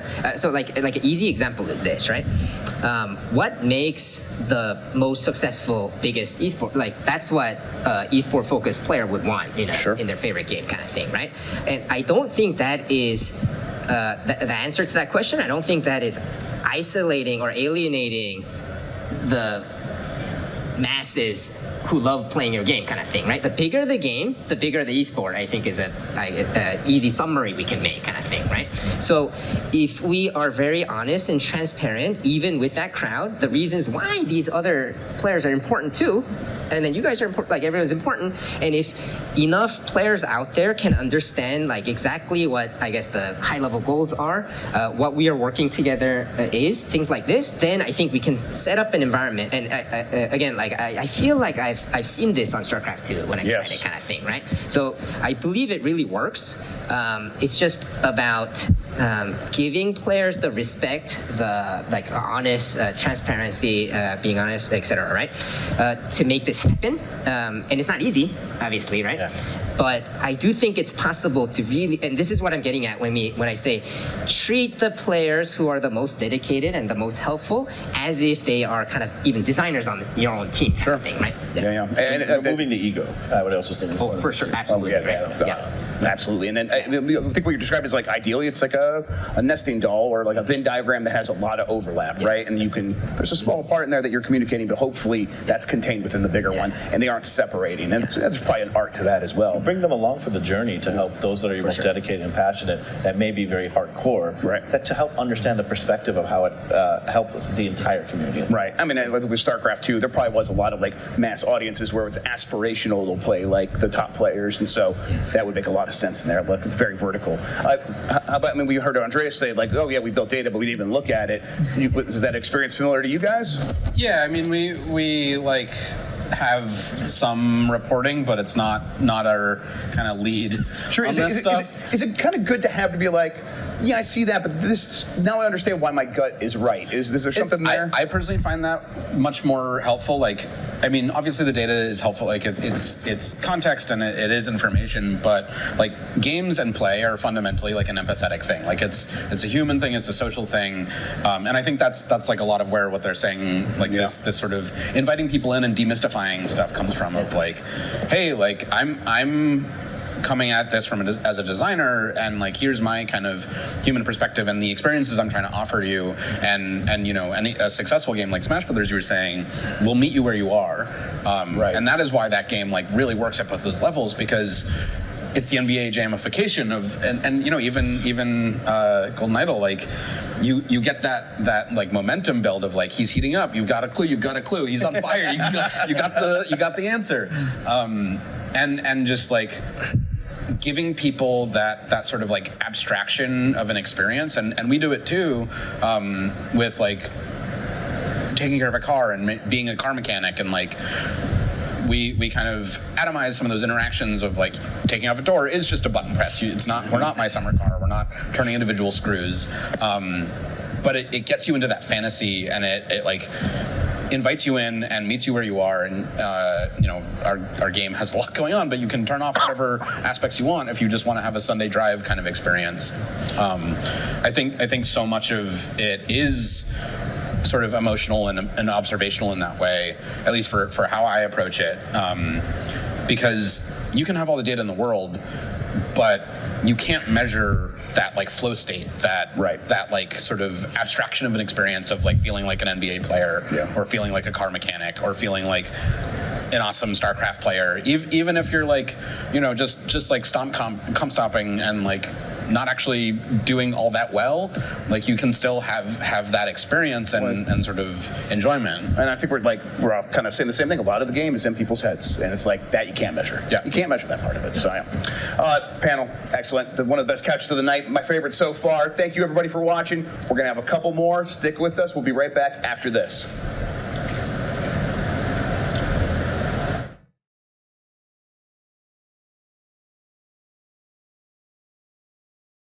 you, sir. Boo, we're back already. And I got a bunch of strangers with me. I'm going to find out their names right now. I'm excited. I hope you are too. Thanks to Like a Dragon, Infinite Wealth for supporting us tonight. Thank you for watching. It's been a lot of fun. Let's keep it going. My friend and yours, Jeff Bakalar. How are you, Jeff? I'm pretty good, Jeff. Okay, great. Moving on. That's way too many. Sam Lake, what are you doing here? Which one is the evil double? It's definitely. I've committed so many crimes. This guy, he's got like a leather jacket. He's trying to look evil, but it's me all the way for sure. Yeah, it's a bait and switch. Yes. Where everyone thinks it's him, but it's actually him. That actually does make a lot of sense. Sam Lake, I'm glad you're here. How you doing? I'm doing good. Thank you. Absolutely. Fun to be here. Yeah, it's going to be a good time. Kyle Rowley, how are you doing? I'm good. Bit tipsy, actually. Oh, there we go. In the right spot. Eyes are at the door. You're not allowed in unless you're a little tipsy. How did you get behind? Don't ask me any questions I shouldn't answer.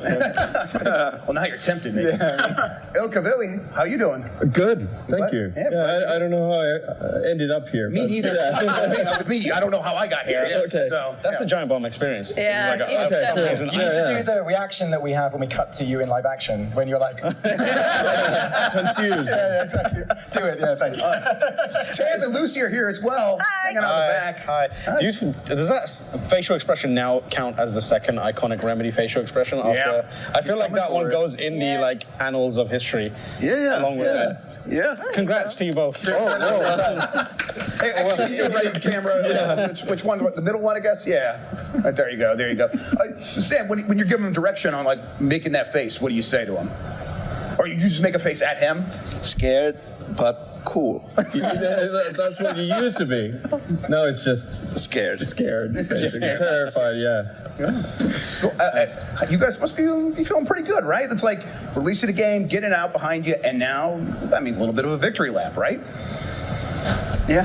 It feels good, right? I think it feels good, but I feel like it's been how many years? 13 years for you?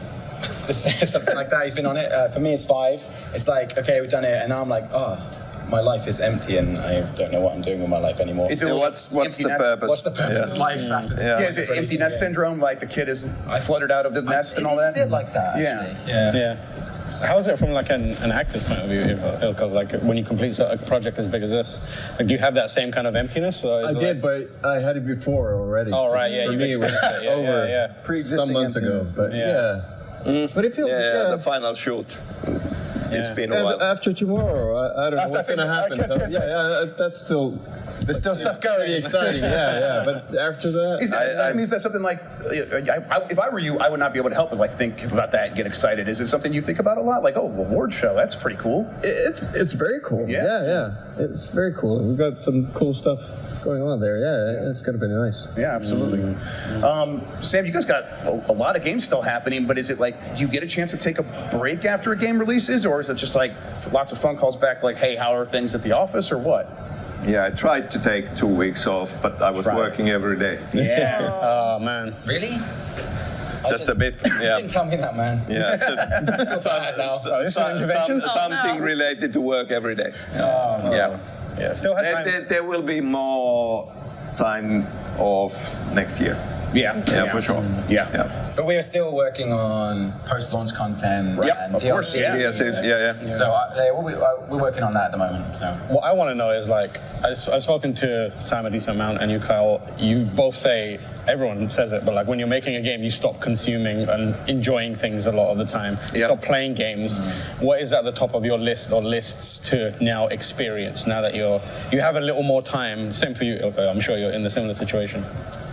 Games or movies? What is like the thing that you're like, I want to finally sit down and do this thing? I know you read a lot, so. It sounds really generic, but I really need to play Baldur's Gate 3. Oh, we all do. Yeah. Especially after the. I'm thinking of. Come to our house. Sorry. Yes. Wow. For sure, I'll be thinking hard, creating a character. Playing it over holidays. Yes. It's I mean, I haven't played any games in a year or something, so.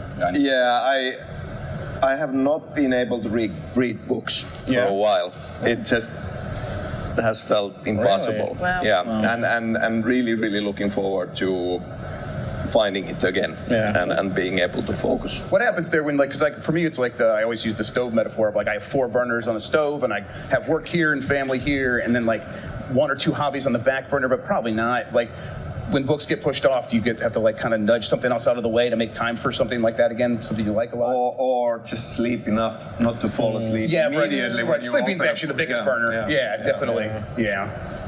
So I mean, when you guys travel out to LA, you guys are out here for Summer Game Fest, showing off the game. Now, does this feel like an end cap of like, hey, we're here, we're gonna be at the Game Awards tomorrow. Hopefully, the fun things happen there. Is it like feel like a journey culminating in some way? Yeah. I mean, we announced the game at the Game Awards. Oh yeah. So it does feel like a bookend. Yeah. Circle.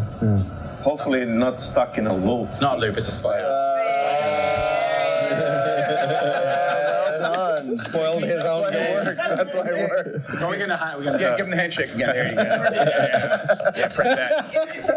Ilko, what's like the work schedule like for you? Like, because I imagine like you're an actor. You show up on set. Are you like on call? Like, hey, we need more from you. Yeah, I went that way. Yeah, unfortunately. Yeah, ashamed of that. It took place like during 3 years for me for Alan Wake 2. Right. So I would do projects in between and have problems. Its hair is the problem. Yeah, the hair is the problem. The facial hair, because the performance capture, you can't have any beard. Does that bother you a lot? Like, man, I wish the hair was right. Is that something you're thinking about a lot when you're doing the role? Well, it's tricky because I would do projects at the same time, so it would be like I had a mustache in one role, and then I couldn't have any facial hair for the performance capture, and we would have to look at the calendars and like find a date. Yeah, like I need 3 weeks to grow the beard back, or 3 weeks. 3 weeks is good. Please squeeze it out. Squeeze it out now. Concentrate. Everybody's good at something. I mean, Sam, sit down. Get the beard now. Maybe like 3 months to get something like this, so it'd be an impossible schedule for me. I'm Pakistani. Give me like 3 hours. and shooting, like shooting the Thomas Stein hotel room scenes, which is all Ilkka doing both roles with the standing on the other side. First, we had to do Alan Wake simply because of the beard. And once that was done, on lunch break, shaved it off. That must be the most delicate shave you could possibly do. I mean, you don't want to cut yourself, something's going to happen. Everything is... We had a professional. Oh, everything is delicate with Thomas Sen. Is that something that bothers you if the hair's not right or something like that? Or you're like, we got to make it work? No. There are excellent professional people looking after it. Right. It is complicated from live action to our cinematics and where the character is in their progression through the game. Right. Because we change Wake's appearance as you're progressing through. So like we're like, wait, what's Wake meant to look like when we're shooting this live action stuff, and then trying to match it from the game. Right, but I mean that comes with using live action, right? At a certain point, you have to just accept things aren't going to be perfect. It's going to be good enough. It has to be perfect. Well, that's what I'm asking. Does it have to be perfect? Like when you are watching like the dailies, I don't know if you call them dailies in game development, but if you're watching the dailies, or you're like, I'm noticing this, and it's going to bother me, even though most people probably won't notice. Does it get to you? I mean, it's not just that. It's us looking at the game. Perfectionism. Yeah, I mean, and also like live action is very interesting because we've obviously done live action before in Quantum Break, of course, and actually even in previous Alan Wake games. But when we were doing Quantum Break, for Alan Wake 2, there was a nice balance between like trying to build the sets in the game and then trying to match them in the live action. And we did a lot of that for Quantum Break. For Alan Wake 2, we built those, all of that stuff was kind of done in Finland, so we had our own production house. It was kind of more integrated. With Quantum Break, it was slightly more separated. I remember there was a time in Quantum Break where we had to kind of like, they were trying to match our sets from the game to the live action. And we accidentally left a prop in the game, which was white box, which means it was just a white asset with no textures on it. And we sent them the reference, and then they came back with the shot, and there was a white... There's a white lamp. They thought that it's some sort of a design. Right, item. yeah, something finished, we don't know, yeah. Like Kia or whatever. Yeah, exactly, we can't tell the difference. So, but yeah, they actually kind of like, and then they just built a white asset because we forgot to texture it in the game. So yeah, like, you know, those kind of like making sure the sets match between the live action and the game is difficult, but it was a lot. I think it went pretty well for Wave 2. Yeah, for sure. Yeah. But these guys being perfectionists, anyway, they're like they know what they're looking for and they know what they want, but still you guys are able to sort of keep an open mind and take things from an actor's point of view, for example. It's been great because you can come up with ideas and it's a and collaboration. These guys are always open to new ideas and you can try out things, and so it's a great sort of a working atmosphere in that sense as well. That's something I always wonder about game development. Like, playing games is obviously about play and having the chance to express yourself as a player. I gotta imagine making games, there's something like you want to maintain some of that play in the creation process, right? And that's, as an actor, that's what you're literally doing. You are playing. Absolutely, yeah. And do you reflect that? Does that come into your work when you're building the whole idea in the first place? Well, like it's always.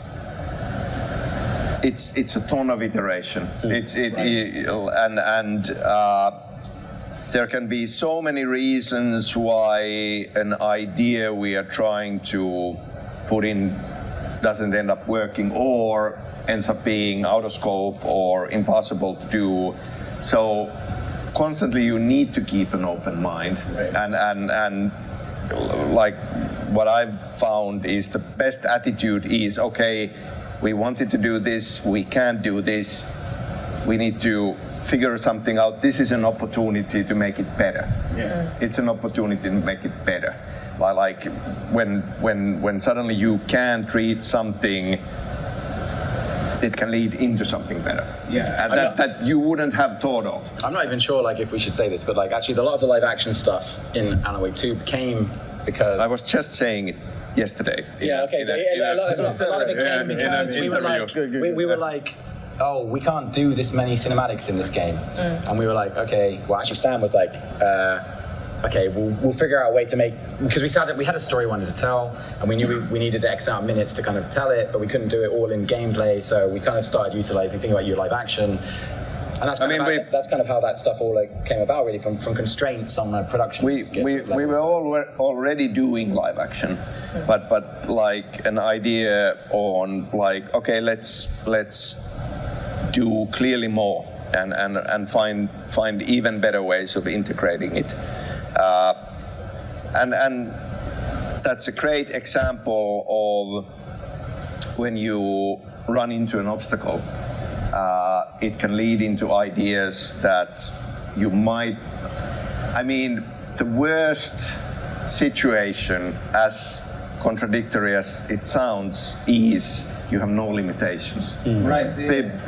Because when you are forced to work in a environment where there are yes, then you need to be creative. Yes. And that's where often the best ideas come from. And I mean, there's a double-edged thing where it's software and art. What you guys are making, it is a piece of software and it's art, and that seems like it creates so many more opportunities. Because how do you solve any problem that comes up? You could do it through filmmaking. You could do it through game design. You could do it through some technical trick.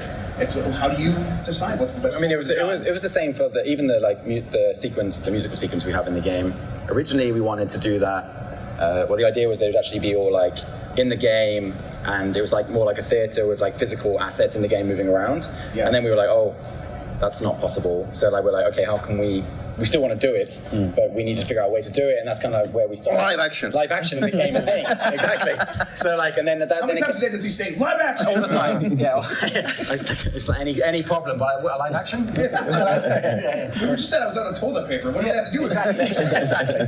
But like, and again, it came about from the same thing of constraints on the production side of not us being able to do what we originally thought we were going to do, and I feel like it actually ended up better this way than it had. We had tried to do it the other way again. So. I think that's why it's important to have that push-pull from creative and production and schedule and budget kind of like all working together versus like just create, do whatever you want forever and X amount of budget. Like those constraints help us a way to come up with interesting and innovative ways to solve problems. So, yeah. But it's just in theory, because we are never in the situation where... Unlimited budget, yeah. That'd be great. Really, I don't know. Yeah, ignore everything that we said. Unlimited budget. So that's listening right now. Hook us up with that unlimited budget. Infinite wealth. Let's go. Hey.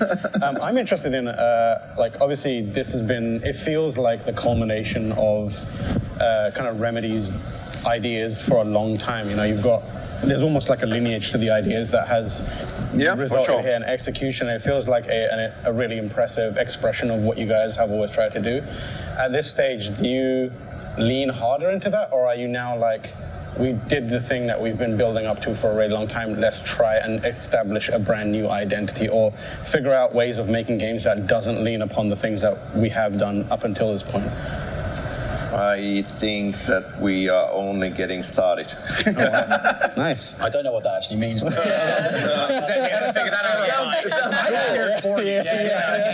Sam. Let's figure that out. It's like all the people back at studio be like, what the hell is that? Basically, yes. What did he say? Actually, our CEO's going like, what are we doing? Actually, he didn't say that. I do get it though when you said like, you got something, right? You got something and it's working, and obviously you've had it for a long time, but it just keeps getting better. Yeah. So why not? Yeah. Cool. Do you have the itch to stay in like a almost acting role now? Have you been bitten by that? Yeah, that's the thing. Like as a creator, you get a Ilkka gave me wonderful advice along the way. Like I was really struggling early on, and he gave me really. We had a long chat. I went to him like, damn, this is hard. It was great. Was the advice just here's a shot of whiskey? There you go. Something like that. Yeah. But you did such a great job. Yeah, I was going to say like. It's a little depressing. Sam's like he can do it all. I mean, it's a little. Sam, was there a moment where it clicked? Like, what was the turning point for you?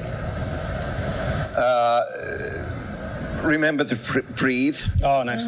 Yeah, that's a good one. That's a good we one. shot the kind of like the kind of short film last, right? I think that helped in the sense of like you'd done all of the stuff before we did that shoot. So that's so it's like you kind of like his acting skill kind of increased as we were going through the production, basically. So by the time we got to that bit, he was like really good. I think that actually most people are like, oh shit, Sam can act. And we see it on the screen too. I am getting the wrap-up sign though, so I'm sorry that we have to cut this so short. Exactly. They're gonna beat me up here if I don't get you guys out of here. Thank you guys so much. This was excellent. I'm glad we could make this happen. It was a last-minute thing. Yeah. We're lucky to have this time with you. For sure. Appreciate it, fellas. Thank you so much. Yeah, absolutely.